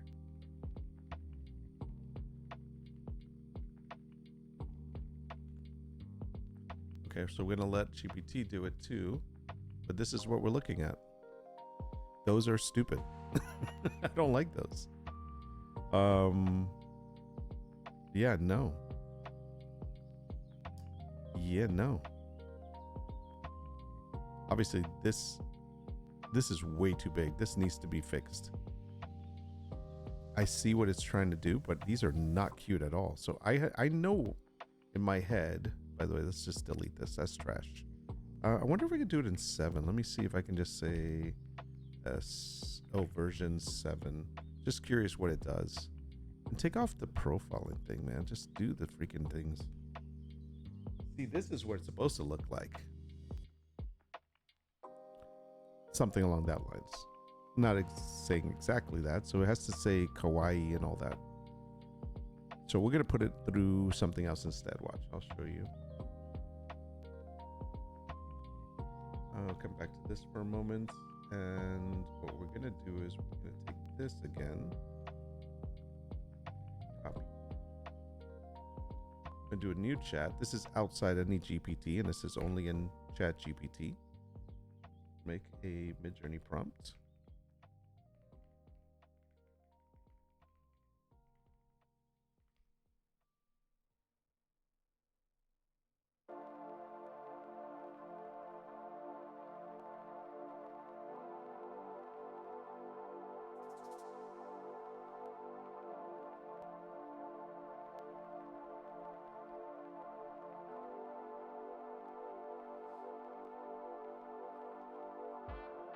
So 7 did better with it, just to kind of give us an idea, but not necessarily what we want to do with it. And obviously the text is wrong. This is kind of a cool idea to do them in little punch out stickers like this. I like the little squares. I like these like stamps. That's pretty cool too. So the idea is solid. Now let's see what it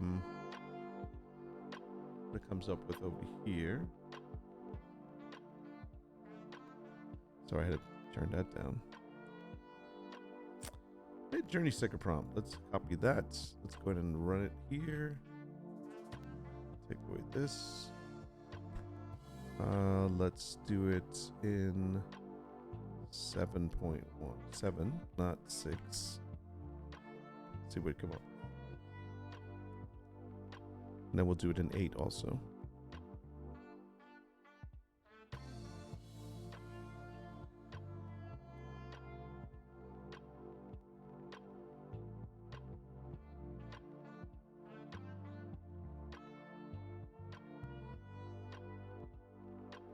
So hold on a second. That is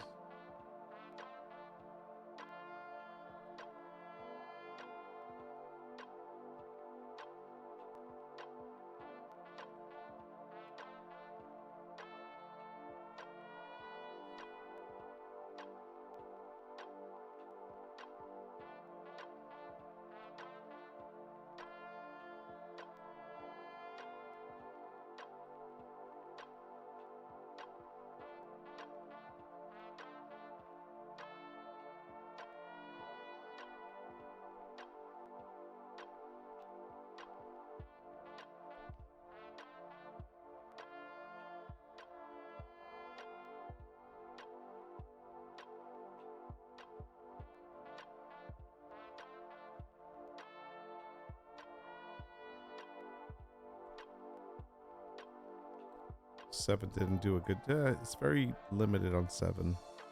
Don't think that's what I want necessarily. And this is not what we need. So let's do this again.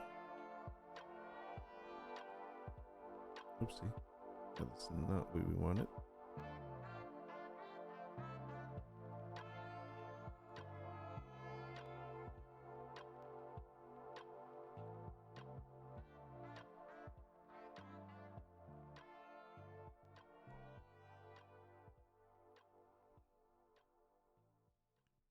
There's a lot there, so I think it's just way too much. It needs to be simplified.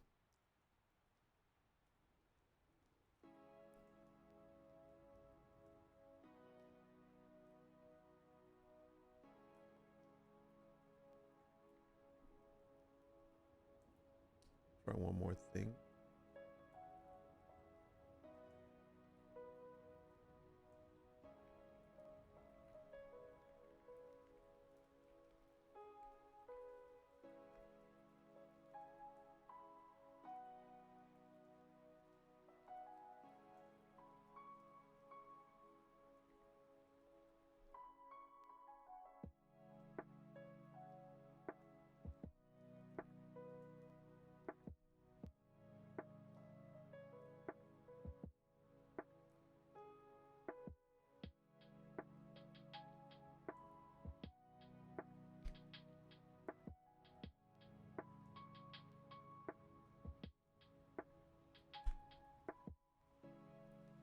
It's getting closer, but not those.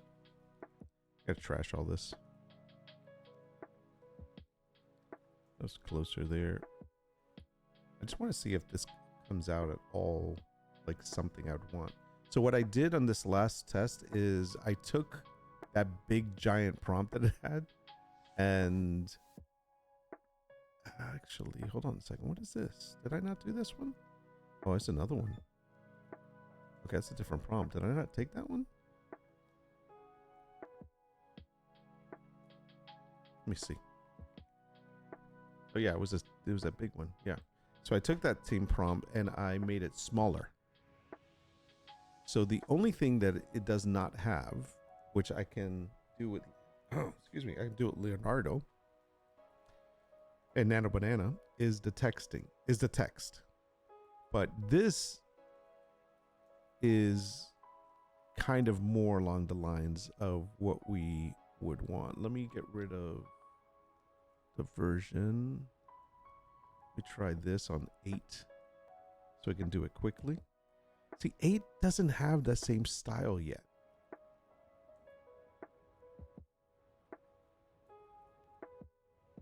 Trash that. So there, we're better there as far as the actual drawings, but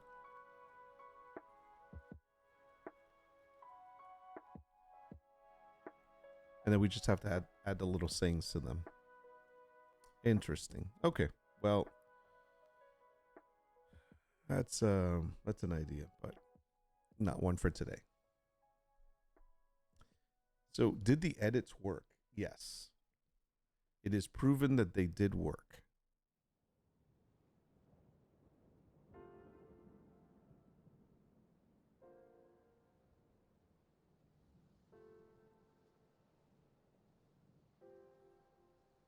Sorry, I just need to delete some of these.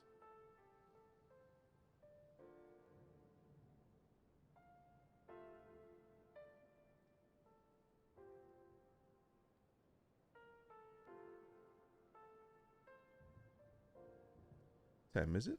2:30. Okay.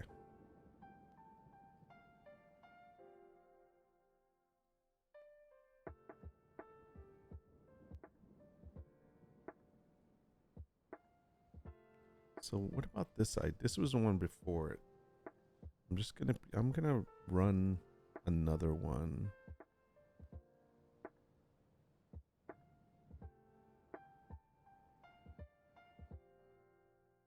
This is crochet affirmation plush. Yeah, we're not gonna be doing that, so let's delete that for a second.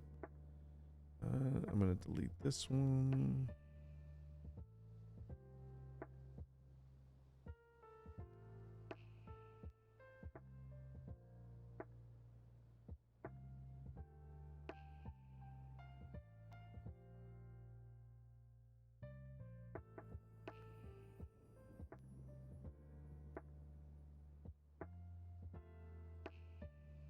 Okay.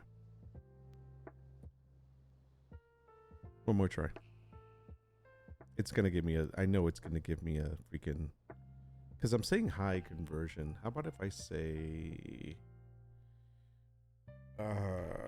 give me the product idea for the day. Give me the ultimate product idea. No. Give me a product idea for the day.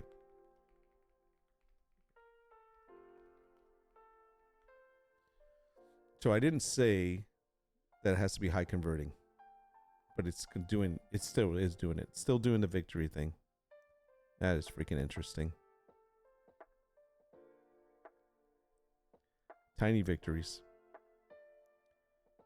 So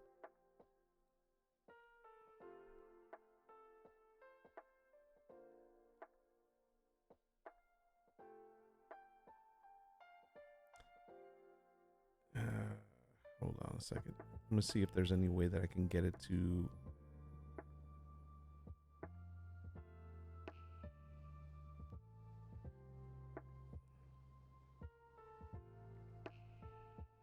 give me a product idea that is not related to little wins.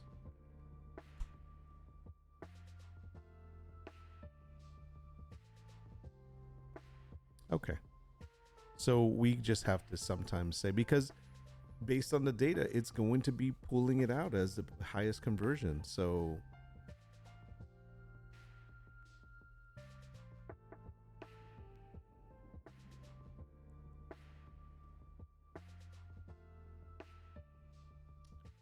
this is a personalized memory poster.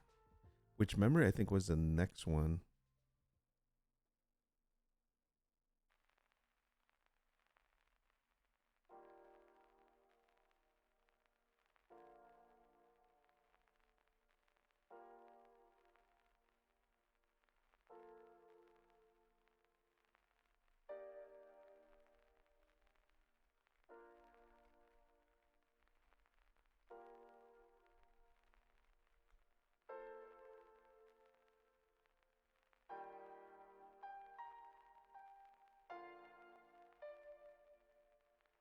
So they're all going to be high conversion.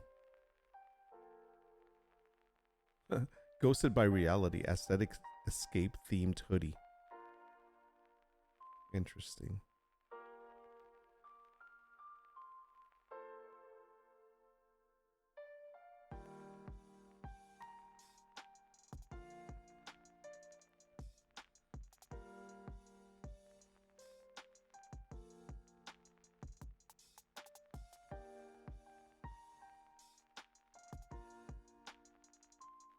Okay. Come back to that in a moment.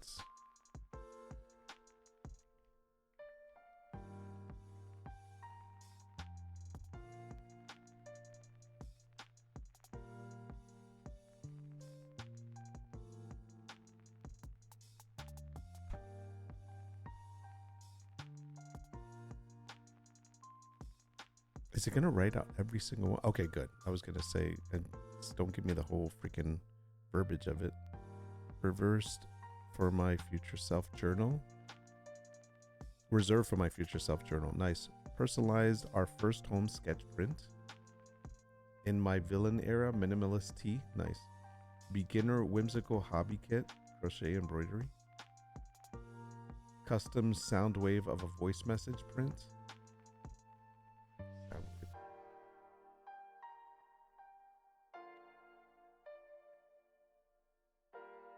Turn a loved one's voice into art. I don't know how the hell to do that. It's a print. Okay, do not disturb. Gotta get comfy here. Do not disturb. Healing in progress. Store sign. Main character energy only. Phone case. Nice. Personalized wedding. Gotta go get ready for work while fighting off urge to buy pixel spaceships. Yeah, don't do it. Recipe passed down. Handwritten family recipe print. Offline is the new luxury minimal poster. How to pick your winner. Choose based on fast cash. It would be number 3 and number 7. High profit margin, number 1, number 5, number 9. Brand building potential, 4, 6, and 10. And event spikes, 2 and 8.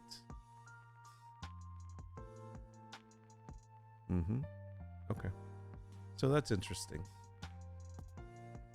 Oh wait, did we not? I don't think we did this.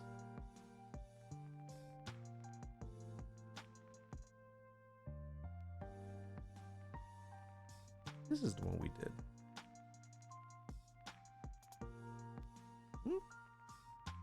Maybe? Explore. I can't remember which one we worked on. I have to make a list. Shame on me. I don't have a list of what I worked on today. All right, brother.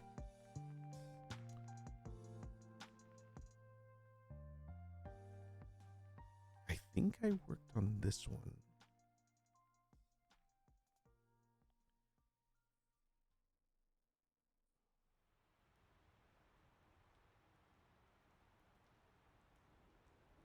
Nope, we did not work on this one.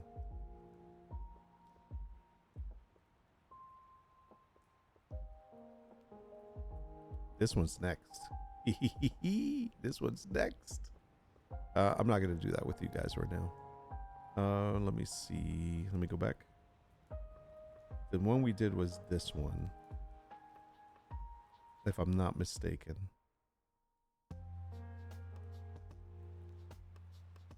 Yep, there it is. Objective, context. Yep, that's the one we did. Okay. So we still have to do MJ Prompt Profiler. Will be the next one. We have to do the Nordwolf Art Director. Then we move on to the Nordwolf Designs or Digital Nordwolf Prints. We'll do those 3. And then we have to go back up,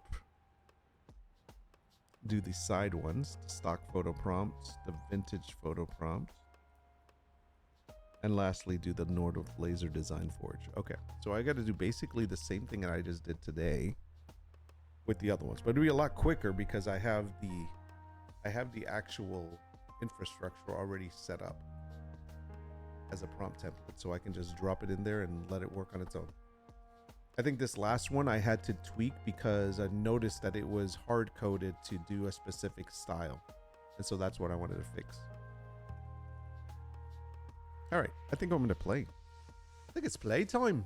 Go on, I've earned my little treat of play. Let's close all this. Close this. Close this.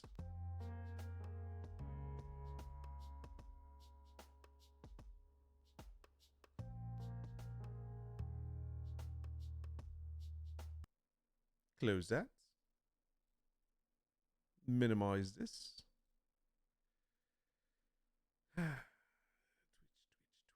Switch us to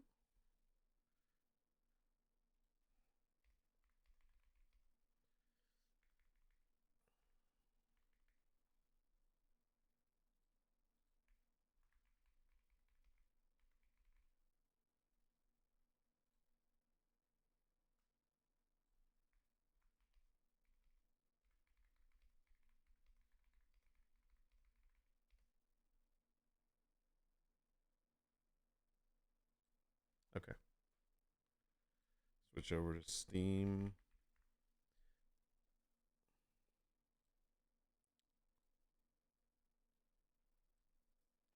Switch over to this one. Let's go ahead and run that. I'm going to go grab a drink and I'll be right back and we'll get started with this. Farthest Frontier. We'll play for, I got about an hour I think I can play for. Let me go get a drink. I'll be right back. Oh, I really did hurt my tailbone.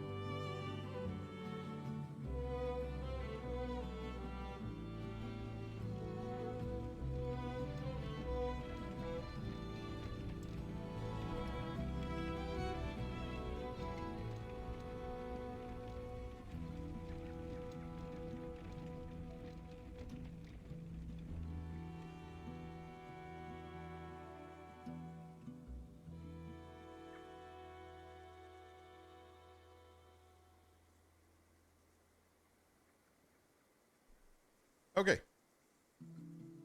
Here we go. New settlement.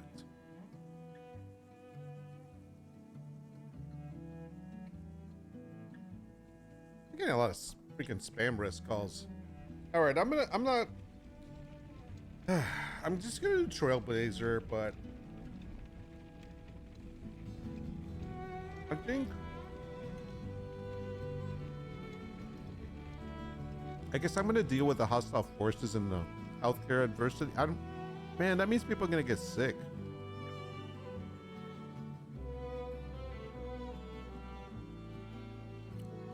I mean, I don't want to deal with that.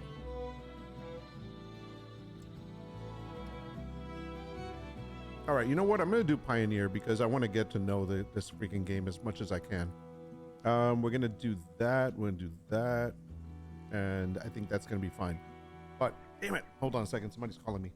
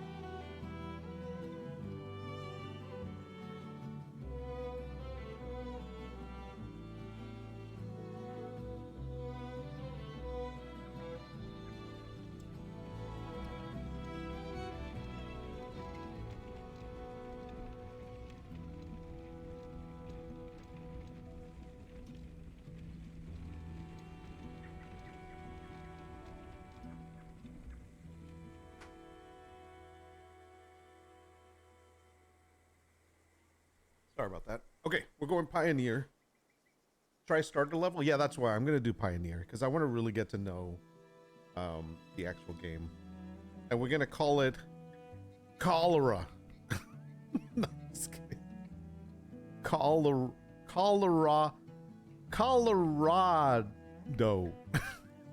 That's what it's going to be called.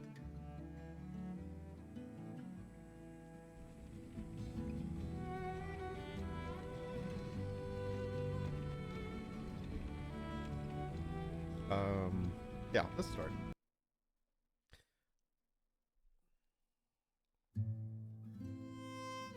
We don't need to see this, do we? Can be harsh everywhere, but in the old world, there was no hope. All right, we'll leave it. Improving.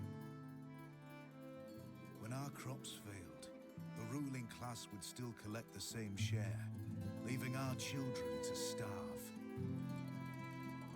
And if we had any coin to our name, the taxman would appear, demanding it for the crown. The nobles hid behind the safety of their walls and did nothing when raiders pillaged the outskirts of the city. And so, some of us decided that it was time to leave, that we'd rather take our chances in the wilderness, seeking the promise of a new land, than starve to death in our homeland. The journey wasn't easy. We lost many along the way. But this wild, unsettled land offers us the hope of a new start as the masters of our own destiny.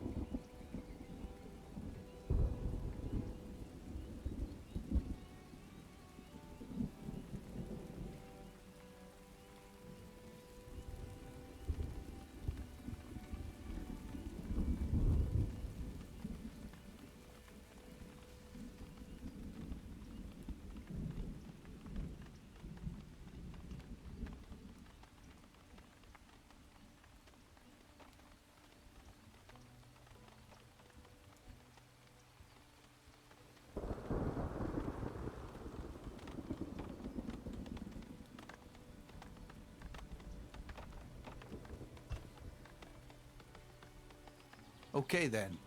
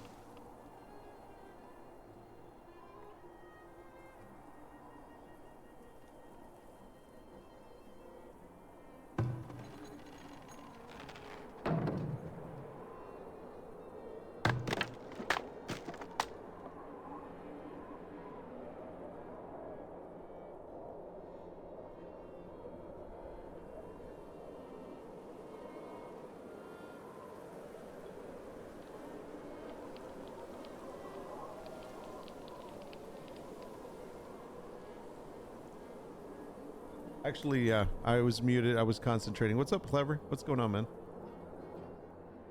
How you been?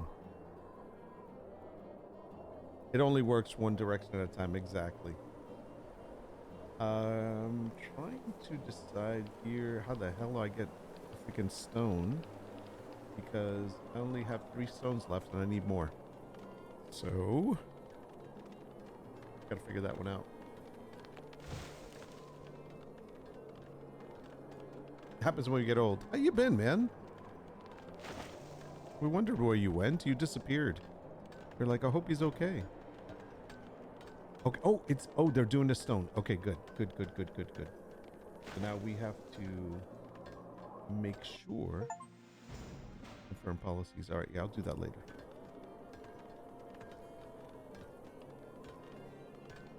Okay, good. So we got their stone. They're getting it.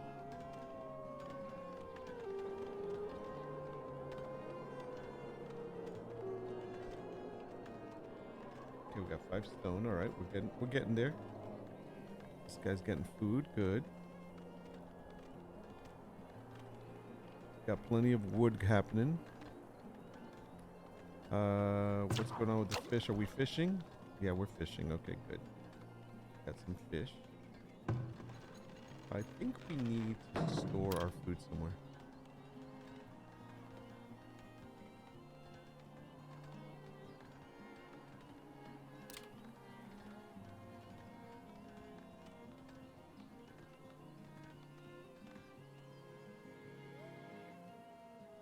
Oh, my screen just went black.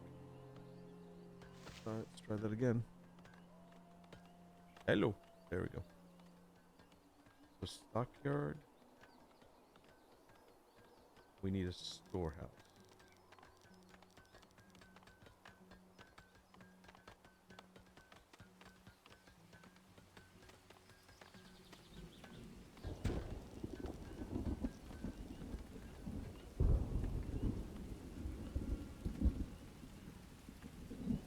We don't get the gold yet. Oh, new piece. Okay, we're gonna have to build another house soon. We have too many babies.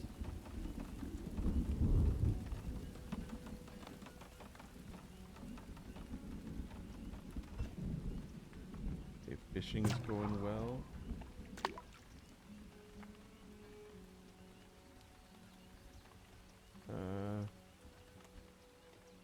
Food production, food consumption. We're eating more. How many? Only one person there. I mean, he's doing good. Items produced this last year. Okay, he's doing good. Don't, you know, it's all right.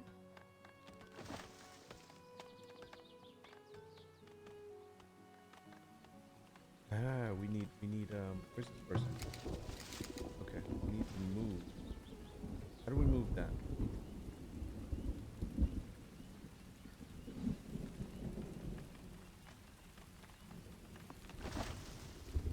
Yes. Get going, get that food. Okay.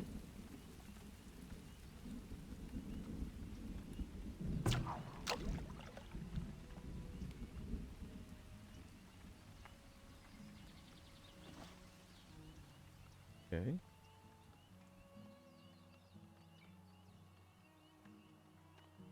We're gonna need another fishing place in a moment.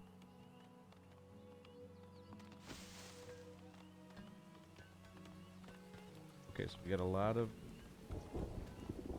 stone. Let's get the stone. We're gonna need that stone.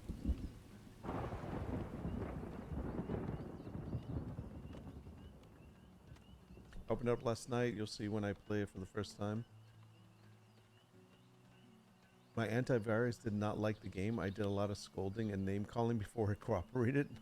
What game is that?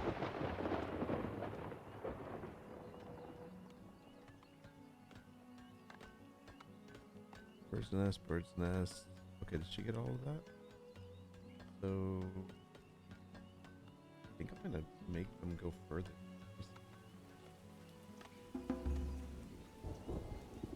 Where else is there food? There's food over there. No. Alright, I'm gonna send them far away for a moment. Only for a moment. Go.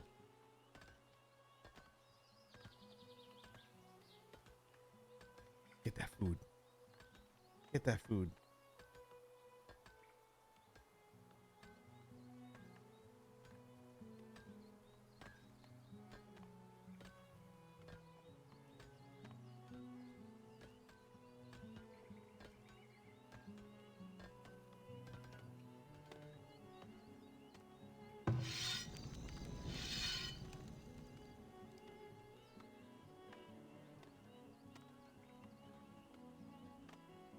Oh, he's got plenty to kill in this area.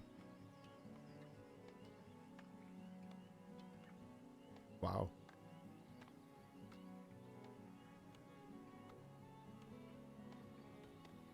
Okay. We might need another guy making meat, but I just gotta check how much food we have. We have... Okay, so we got a lot of protein. I think we're good. 16 months of food. I think we're getting there. How much are we supposed to have? More people await.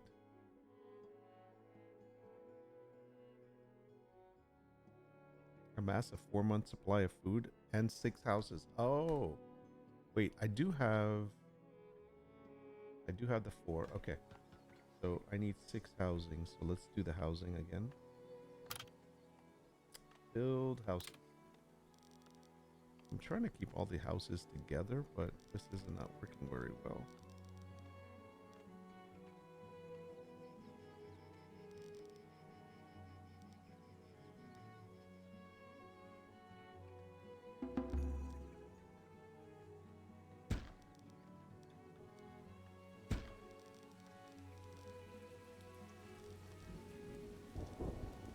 Okay.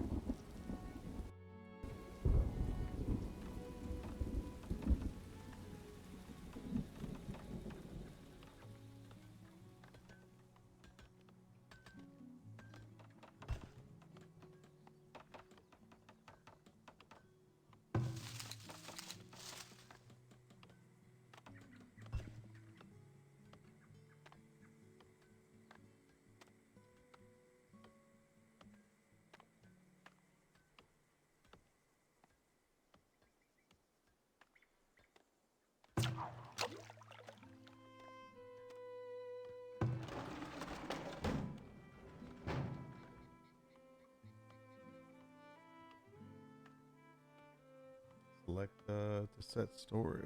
No. So we got plenty of food. Plenty of firewood too. Plenty of wood.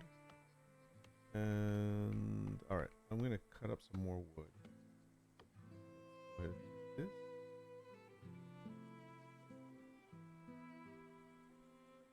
And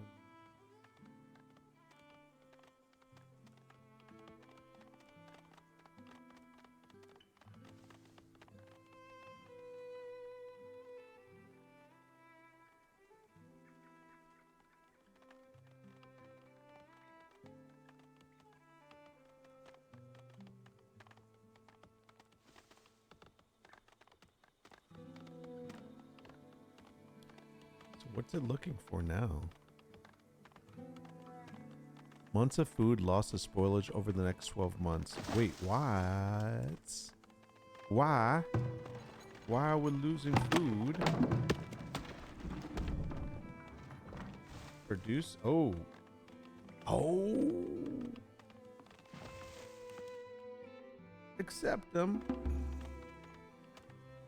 70 villagers. Perfect. And we have enough housing for everybody. Yay. Okay, let's deal with policies now. Or this stuff. So we can choose...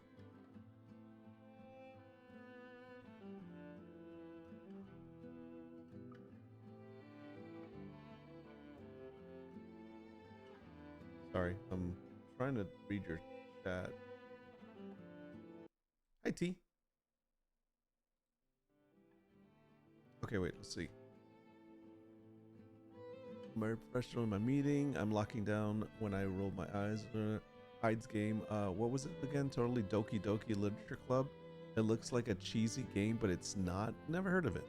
Very deceptive. Think it's gonna be all chill and cute, and no. See, my answer was different and would have probably gotten Twitch banned. You own this? The Farthest Frontier? Hi, T. Haven't played it? I bought it because it looked fun, relaxing. No, but it's very, very good. The Doki Doki game. I gotta look that up now.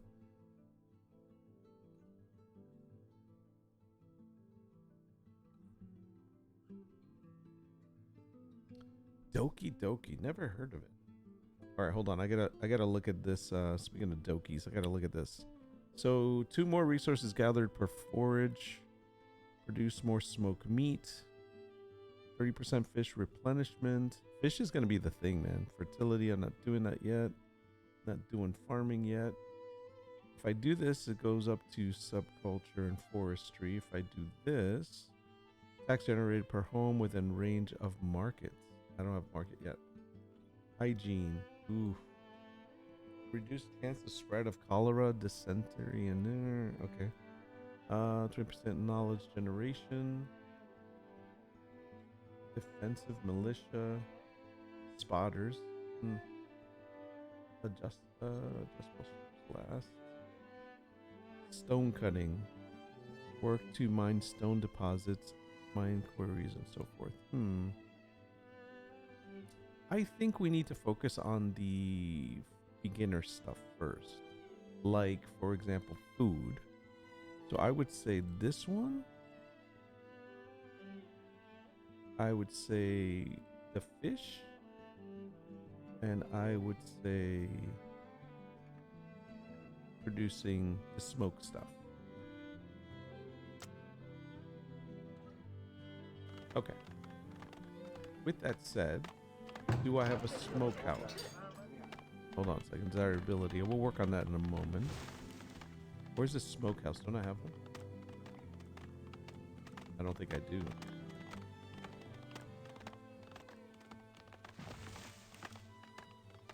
Alright, we're gonna do a smokehouse up here. Food production.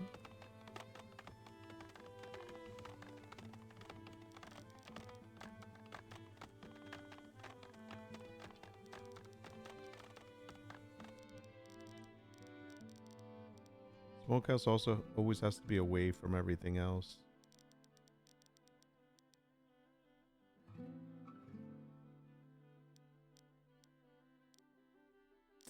Come on.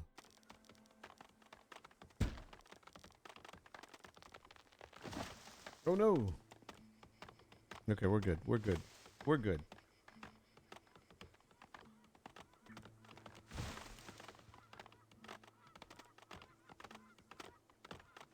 What is this? Months until next discovery. Okay, gotcha. Okay, we definitely need more food, so we need to put another hunting thing, don't we?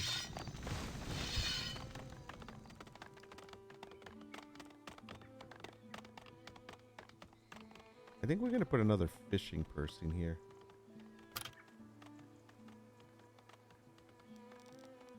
I'm telling you, fishing will really do well if we can get it in the right spot.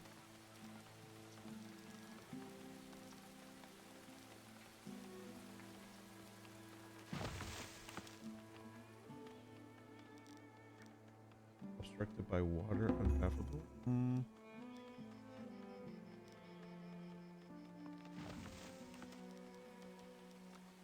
Okay, can you get rid of the freaking sign so I can see what the hell I'm doing here? Jeez. Ah.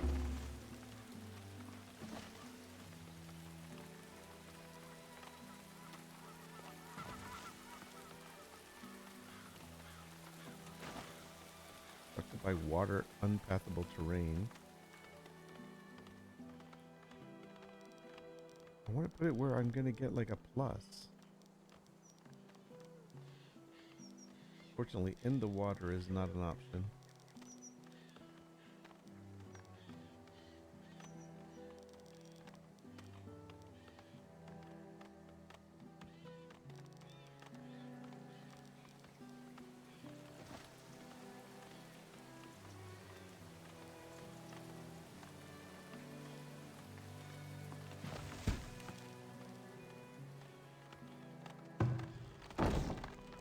He's smoking meat. Perfect.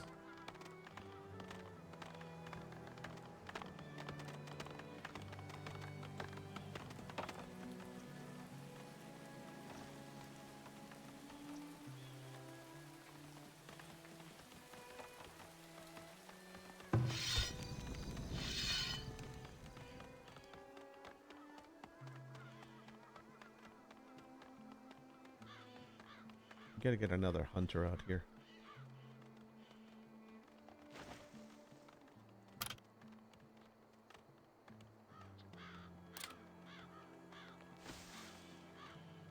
You didn't sell Nord unbanished, but see if you like these games, you can give it a try. I'm not against it. It's hard. Okay, have fun in your meeting. Where is my...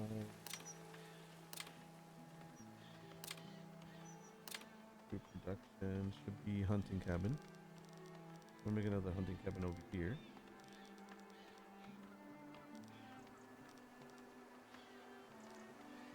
Make it near this place.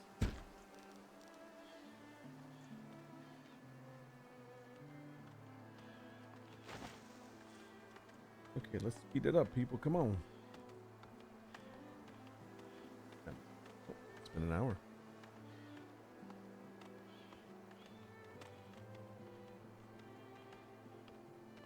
Yeah, so you can actually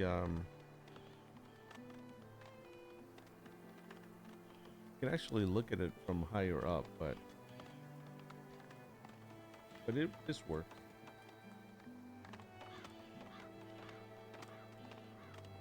I was going to lay out my streets and all that and do my path, but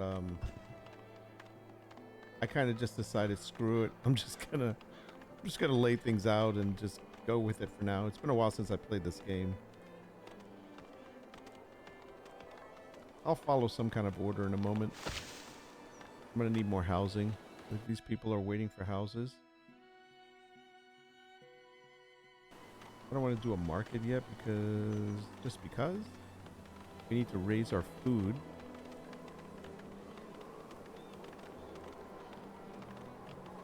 How do we lose food? I don't get it. Food produced, food consumed. Why aren't people eating the food? Let's do a market. Maybe we have to sell it.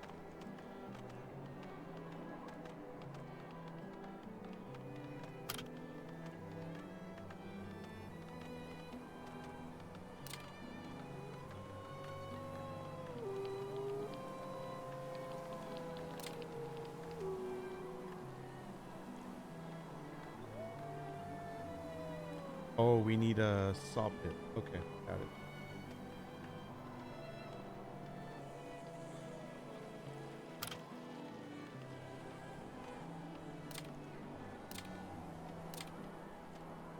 Resources.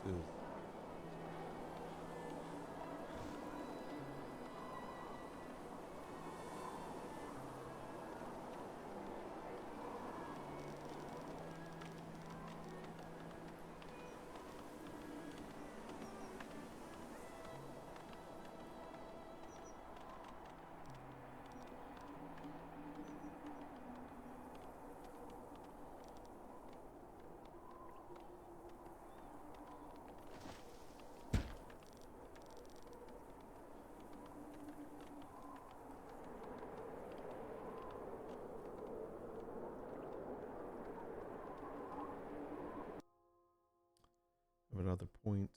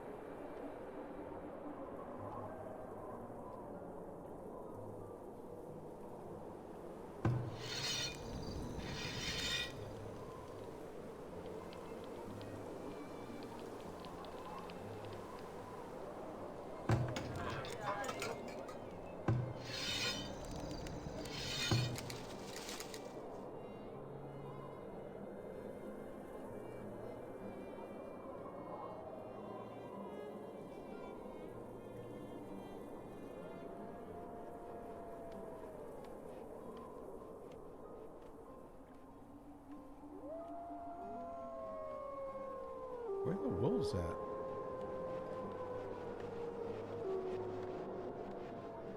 Is it safe over here, or is there wolves over here?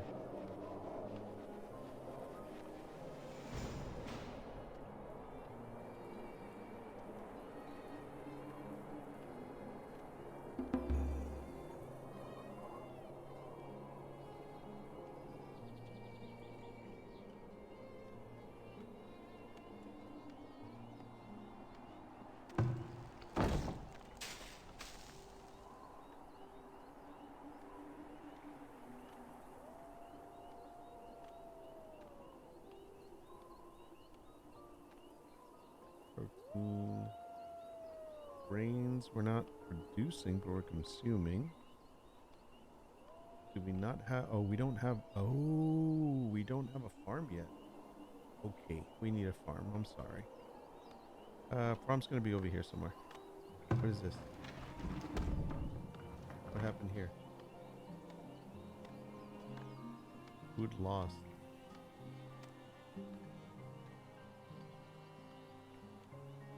Alright, so we need more people.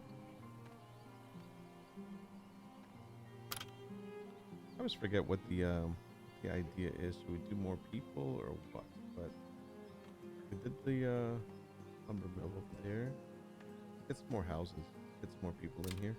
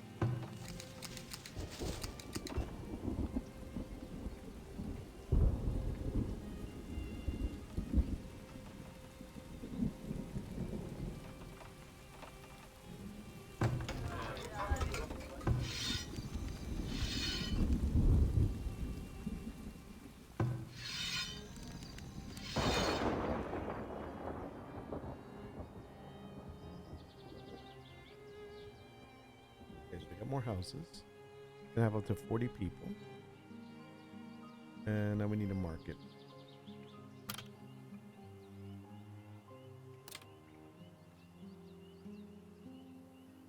Where is market? Services. The market needs to be in the center for everyone.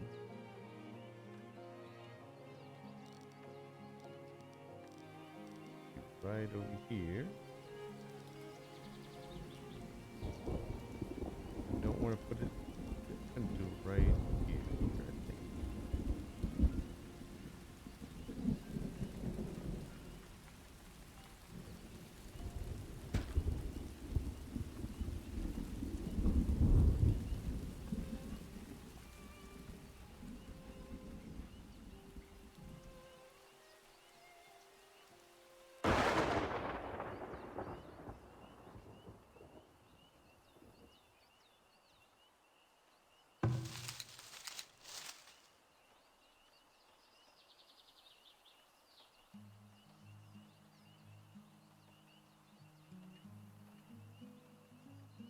We want to see this lady come over here, because then it's going to open this area up and we can see what else there is here. And it looks like there's another fishing place there. Oh, and there's berries. We are going to definitely move you here.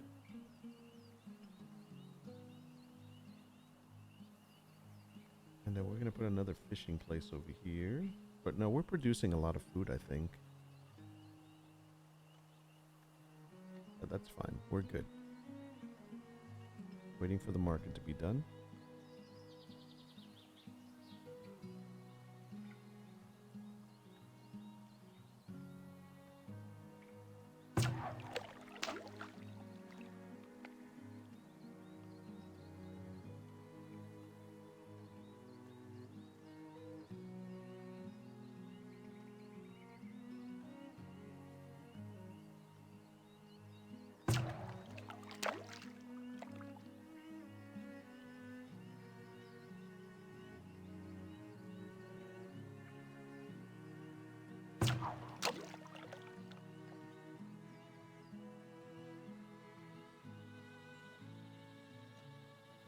Why is he fishing over there where he should be fishing over here? Yes? Interesting.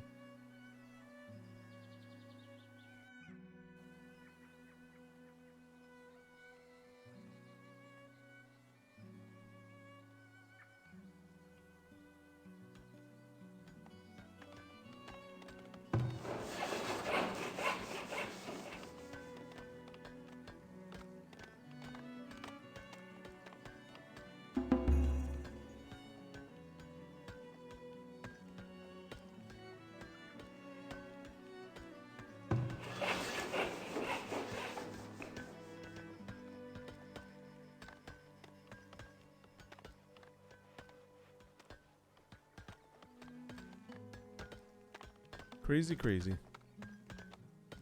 I never played Aska. I guess it's a more graphically intense game of survival and city building, right? It's kind of like, I think it's a kind of like Bellwright maybe. Do you need like a tavern? Some games like this do. They do need a tavern, but I'm not getting there yet. That's gonna be not for another while. I'm trying to just do basics right now. Once I get my food consumption and my resources, like see here, I've got like no wood planks available. So I need the marketplace running. I've got enough food coming in, I think, because according to this, we're producing a lot of food. So that's good.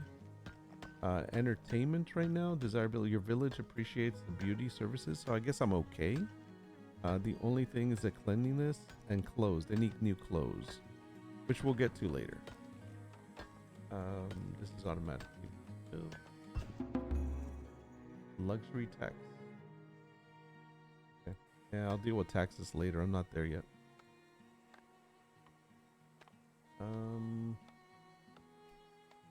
People wise, we're good.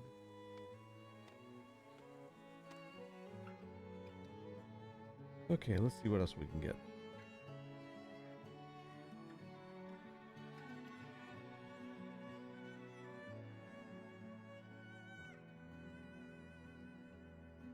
So we're gonna start building some taxes.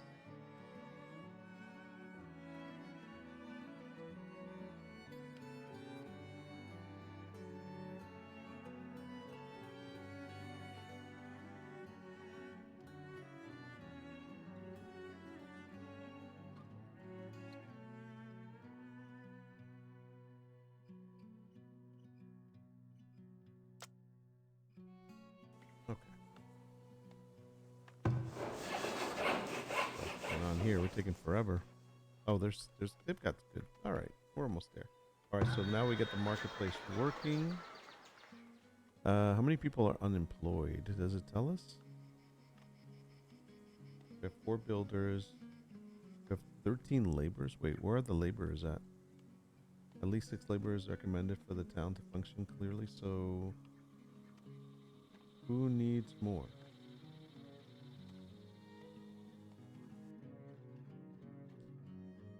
Accept. Where's the market?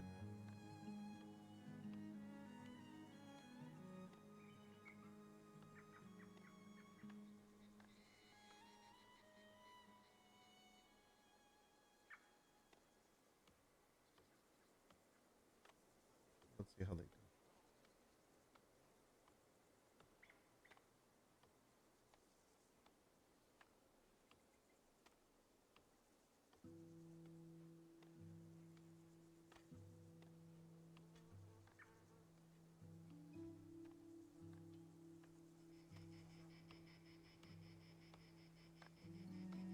We're gonna get that clay, but first we need to see what we can get next.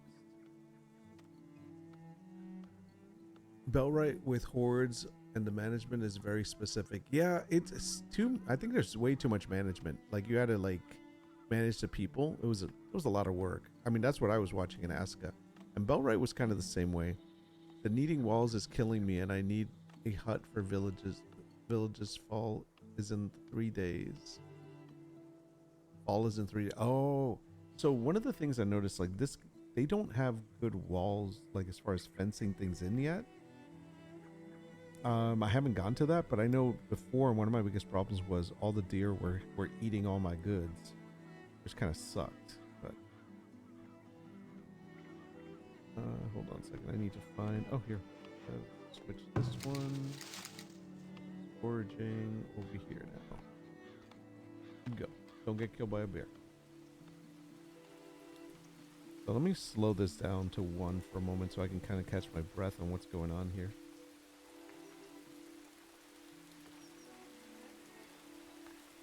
Okay, so I've got the market going. New villagers born.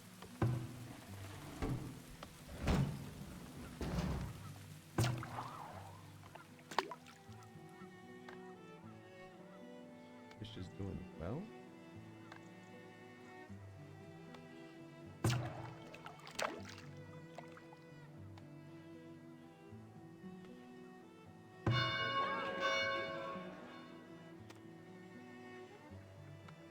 So I need 60 planks to upgrade to next tier. Okay. What do I do with this?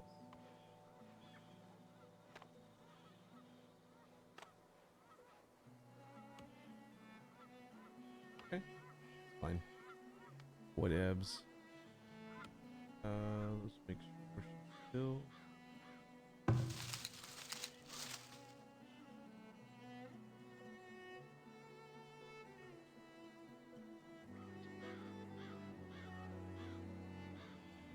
That. Need to get those greens over there too. Pretty soon I'm gonna need another forager. That's what I'm gonna need. So let's go her next to her.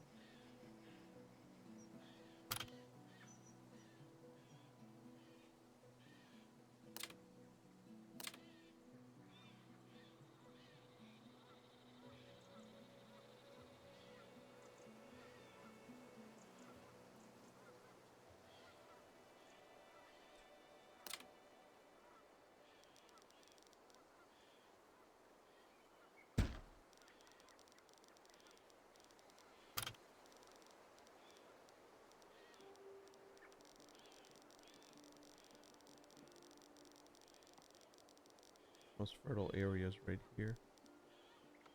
Gotta secure that place better before we start putting a farm out there.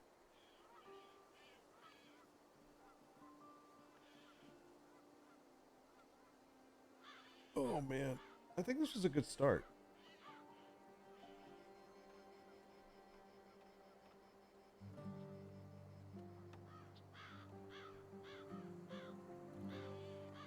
Are there any roads? Let me pause for a second.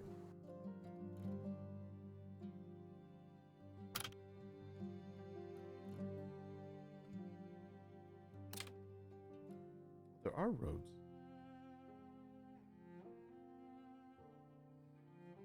So the cost says 50. Where's the cost come from? It's just labor.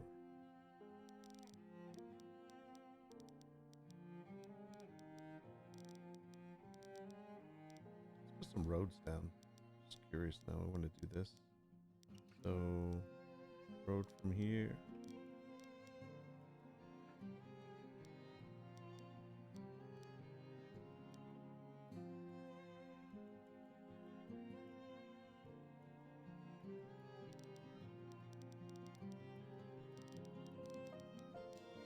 The hell?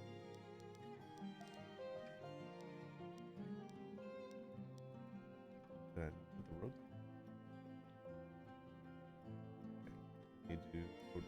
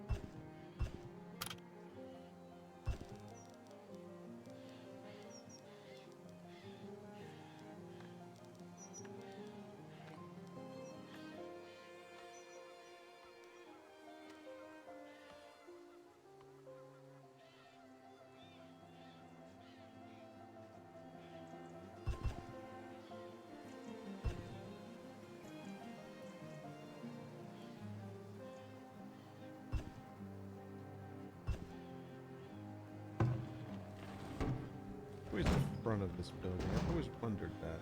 The front. The front is over here.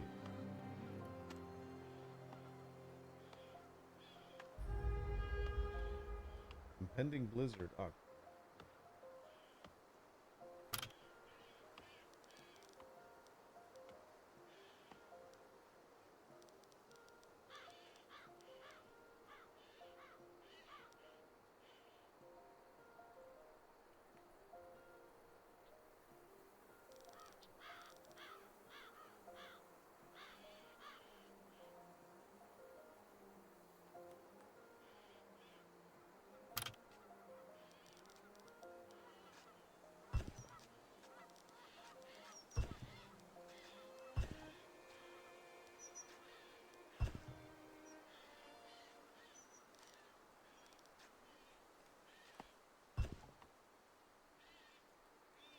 Okay, so it's giving it some roads. So difficult to go around, so it's got some roads. I need them here.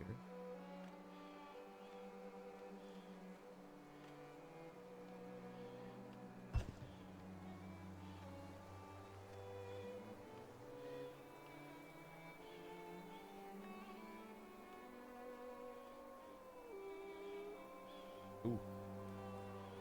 Blizzard.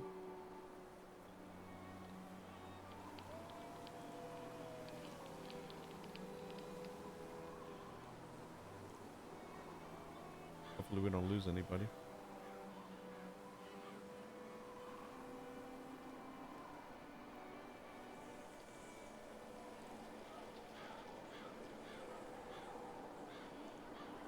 That's cool. You can you, I think you can name these people, right?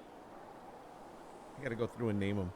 That's the one thing I didn't like about this game, is that I didn't have a global naming. Like, I couldn't name everybody here. Like, I really wanted to be able to name everyone from, like, one place. Resources and shelter.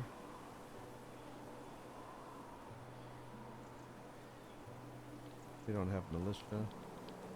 We don't have crops. Gotta do that in a moment. So we can upgrade now if we wanted to. What's this gonna give us?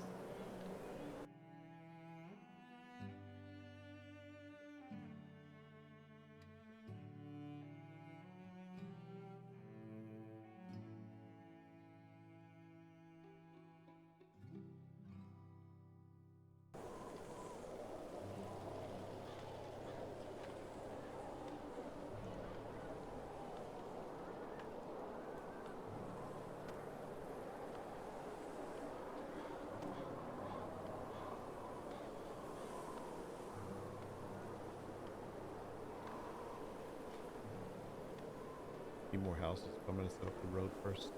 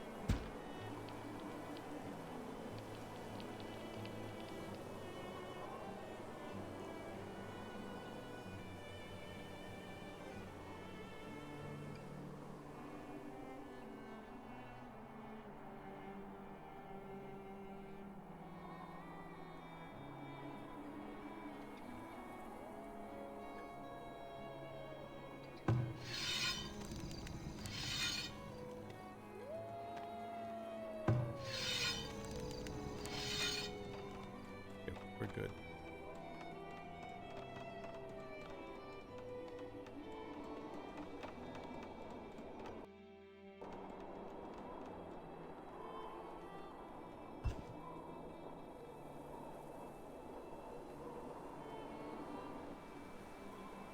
Just gonna let the town center upgrade. Then I'm gonna save it, and I think I'm gonna go ahead and can't close the game out. So we've gotten to about 40 villagers, which is pretty slow, but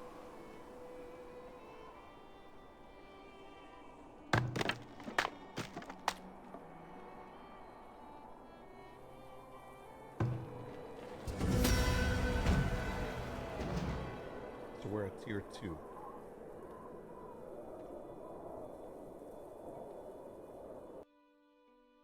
So that's good because now that opens up more things. For example,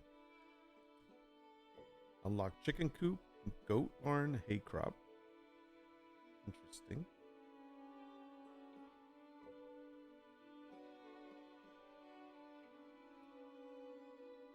Oh, we can start making honey. That's even better. Disease resistance. Heavy freight wagons. Paper press. Paper. It's a paper mill. Okay.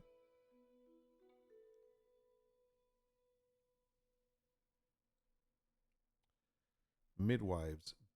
10% birth rate for villagers. Oh, great. We'll have even more babies. What is this? Okay, so we can do that. Unlock healer's house. Oh, that one was tough, but I think I actually need that. Let's see. Natural philosophy. Then we have scientific method, research speed at academy. Ratting dogs, work areas, and effectiveness of rat catchers. We might need that a little later. Deep wells. Okay. What else are we getting? Gonna have to do militia at some point. A lot of stuff there. Okay. So I'm gonna save it. Oh, it's still building the houses. Okay.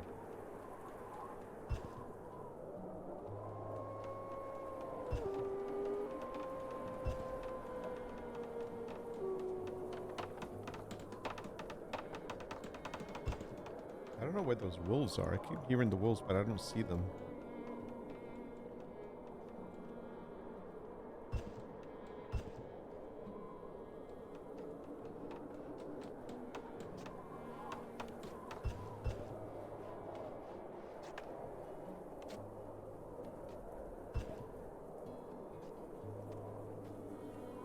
Okay, we have enough for 56 people. We have 40 people now.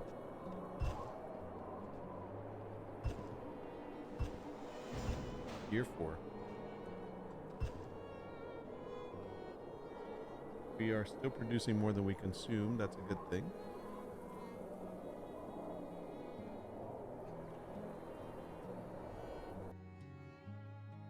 It's telling me I have to do this.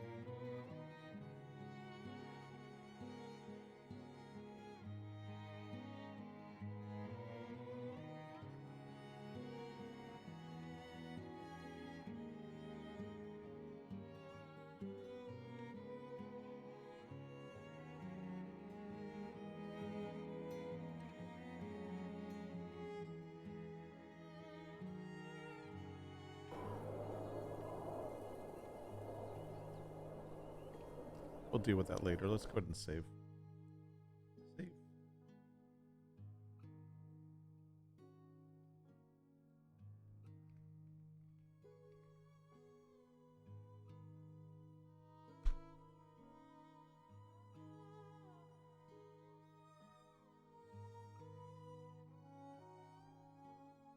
Okay, I think we did good.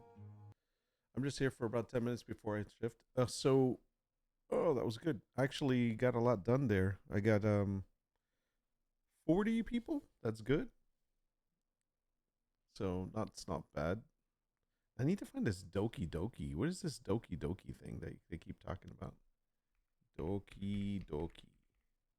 Literature Club Plus. Was this a joke or is this real? Oh my goodness. Hyde, you're not getting me this. What the heck is this? No, I'm not playing this.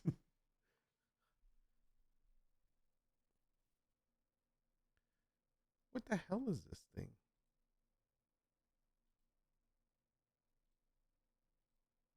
not playing this.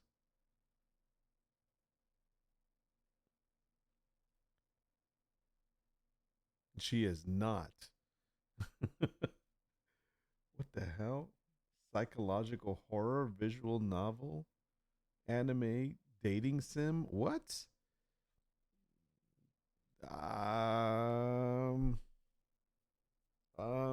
Yeah. Whatever. New main game. Yeah, Hyde was talking about this. She says she's gonna gift this to me. I don't know about that. We'll have to see. Foundations. Got pretty far. What time is it? 4:30. Oh shit! I gotta go cook dinner. All right. Well, that was fun. We got to play a little bit. We did a lot of work today with ChatGPT, so that's good.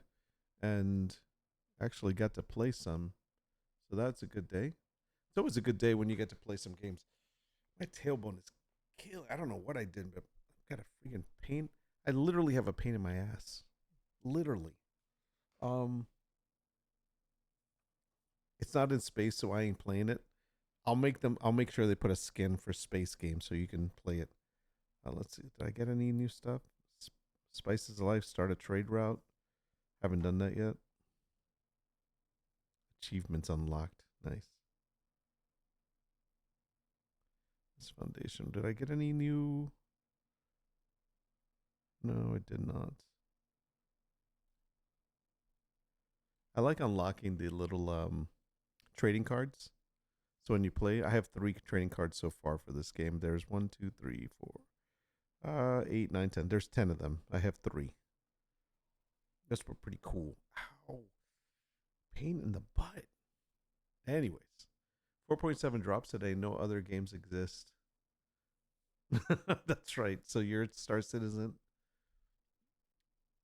Was that today? No, that's not today. It's tomorrow. I thought it was tomorrow, Thursday. Oh, well, it's today. Good for you, man. I guess you'll be busy. Oh, all right. So I think that's all we're discussing. If you have not seen in the news, supposedly, I want to show this to you before I go. The guy who plays Reacher, Alan Ritchson. So there is something going around the internet where he supposedly punched some guy in front of his kids, and it was like a motorcycle altercation. And I honestly feel that it was deserved. That guy needed a beatdown because. So the background of the story is this. Let me forget. Busy working. You mean work till 11? Oh, I'm sorry. That's right. Here, let me bring this up. So this guy in the street here is complaining that Alan Ritchson had been driving his motorcycle very fast in the neighborhood. Now he happens to be with his kids. Now he may have been. Now this time he happened to be with his kids, and they were going like 20 miles per hour, whatever. I mean, maybe they weren't going to speed. Who knows? Maybe they were. And obviously that kind of bike that he's driving is a speed bike. So yeah, so maybe he was speeding in the neighborhood. But this guy, which is a motorcycle rider, he has a dirt bike, and it's, first of all, you don't ride that on the street. And he supposedly happens to be cleaning his bike outside. I don't know anyone that cleans their bike at the curb. Usually I clean my bike, it's right in front of my garage. I don't put it out on the street. So he basically was looking for a reason to get out there quick enough to get in front of him to stop him, because supposedly he's been riding faster there, and the guy like gave him the middle finger and stuff. So they had a little history. So this idiot and so we saw the one where they show Alan beating the crap out of him, and everyone was like, "Oh, I can't believe it, guy!" But they didn't show this part. Now this is the body cam footage from Alan. And first of all, no one should stand in front of a bike and do this. That's not right, because you literally are making the person's not going to run you over, and you are purposely making them have to come to a hard stop with their front brake to the point where the bike is going to flip forward. So that's where it was wrong. Now, yes, they were both in the wrong. Yeah, obviously, but at the same time, this guy shouldn't have done that. Shouldn't have done that. Because this is what happens. Bike obviously falls. Once, twice, and on the second time, This guy deserves a beating for that. Just for that. I mean, if he did that in front of me, standing in front of me, or my motorcycle makes because I'm not gonna run him over. So obviously I'm gonna put my brake on, and my motorcycle falls to the ground. He's gonna be paying for my bike either with money or his face. That's the bottom line. I think that's true. Let me read this. He beat up a guy in his neighborhood, but the guy full on started it. Absolutely. This guy is a freaking dork, and he's looking for a payday, basically, is what I honestly, and he's got a huge house, but he totally did that to start something. He's a freaking Kyle, which is a Karen, but in male form. They're both wrong, both need charges, and if Alan were an average everyday citizen, he would have CPS up his ass. But the problem is that they are actually investigating it, but this guy did push him first. So he put hands on him first, and he even admits it. I did push him twice. So listen, somebody pushes you, that's a physical assault right there. You have every right to beat the crap out of them after somebody puts hands on you, especially when they're trying to knock you off of your bike. No charges, put them in a room and let them figure it out. Yeah. Yeah. And the guy lied hard in an interview, not knowing there was a body cam footage. Yeah, exactly. He's like, I just went out to talk to him. Yeah, bullshit. Dude was fully looking for a payday. Exactly. Handled poorly by everyone involved. They said dude was asking for it. Listen, he started a confrontation. The truth is, this is why there's police officers. And this is what I don't understand. If somebody is supposedly speeding in your neighborhood multiple times, and this is supposedly not on one occasion, but multiple times, you would call the cops and you would say, hey, this guy is speeding around my neighborhood, whatever. It's very dangerous. There's kids around, whatever. If that's really his thing, is he should have called the cops. Cops would have came, would have seen him speeding, would have stopped to give him a ticket. And if it was really fast, they would have arrested him, right? That's what would happen. You don't think you're Batman and you're going to stand in front of him. That's just stupid. Stand in front of my bike like that, and dude will absolutely need an ambulance. Exactly. And it's like, you don't want to run him over, because then it's like, oh, he ran me over, and then you get a lawsuit for that. So what's the next thing? You break and you fall down yourself and you mess up your bike, and he's not going to pay for it. This freaking schmuck, Ronnie Taylor. Piece of shit. I'm sorry. I consider him the wrong here. Now, I don't agree with how Alan handled it, because for two reasons. One, his kids were there. Two, he really promotes being a Christian and doing the right thing and speaking right and all this stuff. And that really is not the behavior that you would do. Remember, show mercy and grace. So I'm kind of like, bro, giving us a bad name, and you're the one promoting a Christian channel too. So it's kind of like, there's a little bit of both there. Definitely did not respond properly, but this guy started it, and this guy deserved a beatdown. Sorry, that's pretty mean, but he caused an accident before the fight even happened. Exactly. Social media has made people too comfortable disrespecting people without getting punched in the face for it. Mike Tyson. Nice. Mike Tyson said it best. So anyway, this is what this idiot says. Let's see. So we'll start from the beginning. I won't pause it anymore. on Sunday, we rode past once, twice, and on the second time, I walked out in front of him, and it escalated quite quickly from there. Yeah, he doesn't say what he did. He didn't say what he did, which is that's. You threatened my safety. Quite quickly from there. Hold on, I'm trying to. I know I just said I wouldn't pause it, but I want to see this. So the bike is on the ground because of him. Escalated quite quickly from there. What? You threatened my safety, bro. Are you kidding me? You threatened my safety. He did. He did threaten safety by like standing right in front of me. No. You. I did push him because he was coming towards me on his bike. He was coming towards you on his bike because he was on the road and he was driving, and you literally decided to stand in front of the street. How is that? How is that literally somebody coming towards you and you deciding to push them? You literally stood in the middle of the street. So wrong. You threatened my safety, bro. Are you kidding me? Move, dude. No. You. I did push him because he was coming towards me on his bike. I pushed him a second time. The second time he got off his bike and You pushed him a second time. I mean, literally a second time? Really? They both need charges. Alan has size, age, and skill on his side, not in a good way. This is when all of that stuff matters. I haven't carried a badge in a few years, but if I shoot someone, I would be held to much higher standard. There is no difference. I mean, obviously, he's a lot stronger than him, but the guy's a big guy, too. He's tall. He can handle it, but you know what? Hey, I'm sorry. If you're Batman and you're going up against Superman, you decide to like get into a fight with him, you chose that fight. What happens afterwards is on you. You can't blame Superman for beating up Batman. Batman wanted to fight him. You know what I'm saying? That's kind of the way I see it. You guys watched that movie. It's the same thing. So if you're stupid enough to go up to a bigger guy and start a fight and you get your ass kicked by that big guy, that's what's going to happen. It's like a freaking old person. Like if you got to listen, I'm sorry, but yeah, I'm old, I'm 50, but if a freaking 70-year-old starts a fight with me and like is threatening me and whatnot, and he pushes me, I'm going to knock him down. I don't believe in violence, but if the guy threatens me and actually pushes me, I don't know what he's going to do next. And when people, oh, but he's older than you. I'm sorry, you shouldn't have done it. That's just how it is. If you push me twice, that's what's going to happen.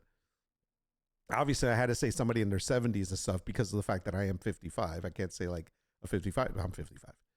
Let me see. Alan tried to leave and dude pushed him again. He was giving the guy an out and he chose violence. Exactly.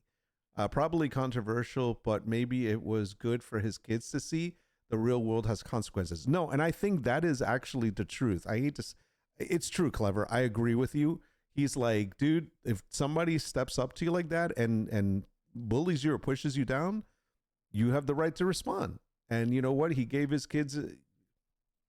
Look at this guy. I'm just saying, there's nothing wrong. I don't disagree with it. Dude started it 1,000,000%. He made choices. They have consequences. Alan made choices. They have consequences. True. But who started it? That's all that matters. He's a Brit in the U.S., Nashville at that. He does that to the wrong person. Us Tennessee folks are usually strapped. Exactly. Sorry to say, but it is true. If an 80-year-old punches me, I'm fighting back regardless of skill or age. Exactly. Or size. I'm sorry. You picked the fight. And I'm a short guy, so if I punch you, would you hug me though? You would hug her. She's like, right? If I'm an 80-year-old, if an 80-year-old punches me, I'm gonna laugh at him and offer him a beer. Because you would kill him. You're like 6'3". Yeah, they were both wrong. I didn't dismiss your point, not at all. So wrong. No, I get you. If Nord punches me, I'd pat his head. I'm not stupid enough to punch a 6'3" fucking tall giant. Okay, I'm not. I'll be like, yo, bro, this ain't gonna go nowhere. So I'm cool. It's all right. But if you come at me, I'm gonna defend myself. I'm just saying it, but I'm not gonna start it. it kicked the crap out of me. Yeah, he kicked the crap out of you. That's right. The crap out of me. That's right. Let's say that again. His bike and it kicked the crap out of me. Yeah, and you deserved it. Stay down. E.T. obtained this. I love he says, stay down. The guy's like on the ground. First of all, how did he get that bruise on his head? I just hope that 80-year-old isn't Bruce Lee's student. Exactly. New footage showing Alan's angle of the altercation and the part his neighbor Ronnie left out to TMZ. Exactly. Are you kidding me? When he taunts the star in front of his two sons. I can leave that because you're Around 30 seconds later, Alan throws the first of at least 4. See, he said, and this is the other thing. He said to him in front of his kids, oh, you're going to leave now? You're an asshole. First of all, no, you don't curse at people in front of kids. Some lady, and I have respect towards women, so I'm not going to hit a woman, obviously. That's the one thing I won't do. But this lady came to a garage. My girls wanted to have a garage sale. They were little. They were like, 7, 5, little kids. They wanted to have a garage sale.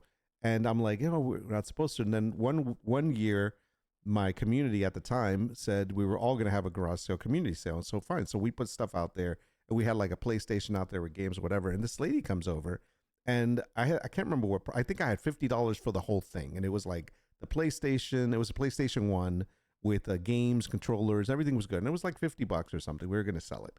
And she comes over and she wanted to buy for 25.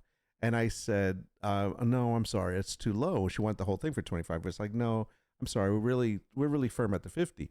And she then proceeded, says, well, there's a guy down the road, he's selling it for 25. I'm like, well, then that's good. Then you can get it from him for 25. You know, and so because what the hell she's trying to say? So I said, that's actually good then. That means you can get it for 25 over there. And so she's looked at me and she like thought I was going to be like, oh yeah, you can have mine then also. So she then says, what an asshole. Like that to me. And I said, whoa, hey, in front of my little girls. And I'm like, hey, there's no need. There's kids here. And I was really upset because, you know, you don't call somebody an asshole in front of their kids. That's just not cool. Anyways, whose dirt bike is in the driveway behind? That is the guy, this guy that got his ass kicked. That's his bike. Because he says he's also a motorcycle enthusiast. He has a freaking dirt bike. No offense to dirt bike owners, because I used to have a dirt bike when I was a kid. Dirt bikes are awesome. Dirt bikes are cool. But it's like, he's like, I'm a motorcyclist also. Dude, you have a dirt bike. It's okay. You know, you do it on a track. This guy rides on the street. It's different. But the same, I guess, in a way. Okay, I gotta run. Enjoy, folks. All right, see you later, Brink. A smarter response on Alice's side would have been, I was wrong. I responded in the heat of the moment, and I should not have. I take accountability in my actions and will wait for the investigation to conclude. You know what? I get what you're saying, but yeah, now that's in a fairy tale land. No one's going to react that way, especially there's two things going. One, he's in front of his kids. Two, what if he would have done that to one of his kids? What if he would have done that in front of his kid and his kid would have fell? Okay, that's, I mean, I think the anger was there for a reason. The response was, dude, what the hell are you doing? Putting our safety in jeopardy here. My kids are here. And then the guy to call him an a-hole and push him. Yeah. You're talking post-incident? Oh, as far as, well, that's the thing. It's like, it just built up. But you know what the right thing there should have been? And I don't think it's on Alan's side. The right thing would have been, Kyle should have minded his own business.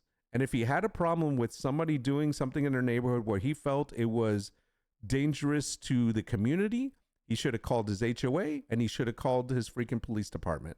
That's what he should have done. You don't go and knock on somebody's door and you don't go and stand in front of them in the freaking middle of the street. That's the truth. Yeah. Anyways, let's see. Punches. You can see how 100%. And Alan should have sent his kids ahead and called PD. It, you know, probably should have told his kids to leave. Listen, unfortunately, James 1:19. Quick to listen, slow to anger, slow to speak, right? He should have followed that. He should have paused, said, kids, go home, turn around, you know, and let them leave. And then say to the guy, give me a second, and let the kids get out. And once the kids are out of the way, then he could have dealt with it. Either say, what's the problem? Why are you, but it was already too heated. But yeah, see, like, okay, what's the problem? But they knew what the problem was. The guy didn't like him riding fast around the street. So yeah. I'm just serious when I say average citizen, they both be in cuffs, and CPS Child Protective Services would have been investigating the home. Why would they investigate the home? Because he was riding his motorcycle with his kids? I understand what you're saying about they both would have been in cuffs and stuff. But even then, I think if there's enough witnesses to say one of them was wrong over the other, they probably would have just taken one of them. But I don't know why we would say CPS would be involved, Child Protective Services.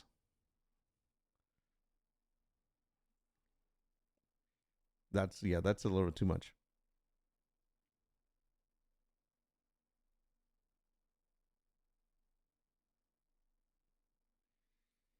Because he assaulted another man while his kids was there, he put them at risk and exposed them to violence. Okay, so if somebody assaults you and you're with your kids, but somebody assaults you first, you're saying if you're with your kids, you have no right to respond? Because if you do, you're going to have a problem with Child Protective Service because you're protecting yourself?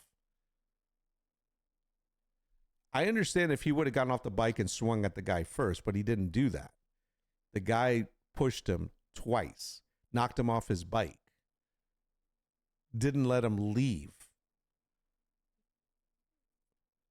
And how do we know the guy didn't have a weapon, before that? So I think you're looking at it as a whole when you have to look at it with limited information when it's happening. Dude didn't let him. He got physical first. Once he stopped, he walked away from the situation. Yeah, he was trying to. Personally, I don't see a reason for any PD to be involved in something like that.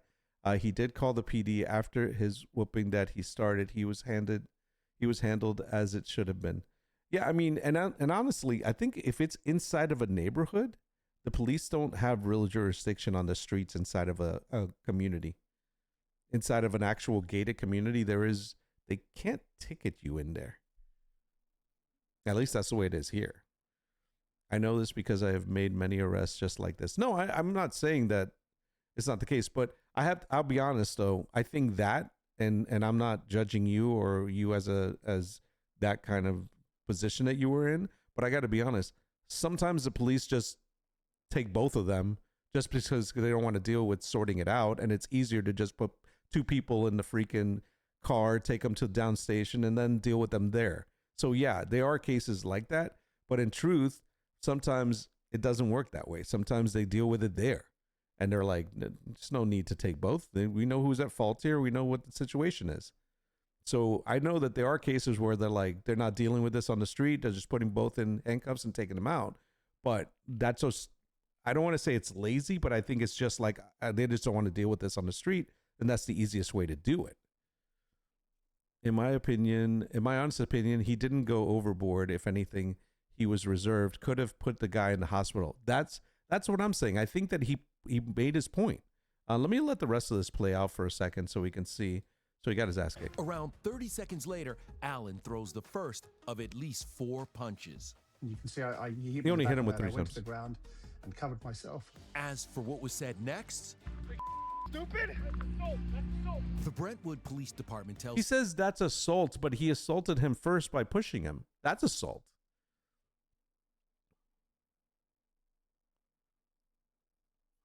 ET no charges will be filed, and Alan was acting in self-defense. A source tells ET, quote, Alan did not instigate the fight. He was just enjoying a bike ride with his kids. I mean, I can't wait to see what unfolds. Anyway, so that was that. I still don't think he was in the wrong for defending himself, even if he was in front of his kids. If somebody attacked me in front of my kids when they were kids, I would defend myself also. And if that meant putting that person down, I would be putting them down in front of my kids. However, I definitely would look back and make sure they're okay first. But I'm not gonna, because I don't know what if the guy would knock me out and then do something to my kids? No, it's not gonna happen. So yeah. So anyways, that was that. I thought that was that was definitely interesting. I thought you guys I figured it would be a good conversation to have. Nice. He got his butt kicked. His ego took a hit. He wasn't prepared for it, so he cried assault. Exactly. This assault. This assault. You started it. Mega douche. Anyways, good talk. All right, guys, I'm going to take off. Going to go do some dinner. And then I've got my group. And I'm sure this will probably come up in my group this evening. I go to my Bible study on Wednesday nights.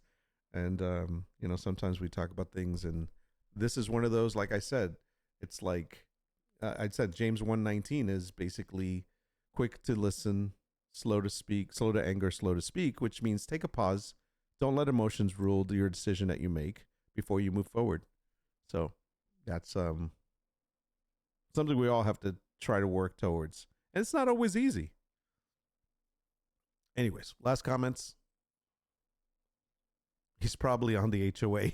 He probably is the HOA president. My son-in-law said he's is on the board. Can't confirm that though. Oh, probably. All right, lovelies. Have a great day. Have a great evening. I will be here tomorrow, and we will continue with more conversations and more fun stuff, and obviously work. So until then, you guys have a great one. Have a good evening. Enjoy yourself, whatever you do. Stay out of trouble. Don't push anybody on a motorcycle. And don't stand in front of the street. And if you do, get ready to get your butt kicked. Until next time, I'm out. Peace.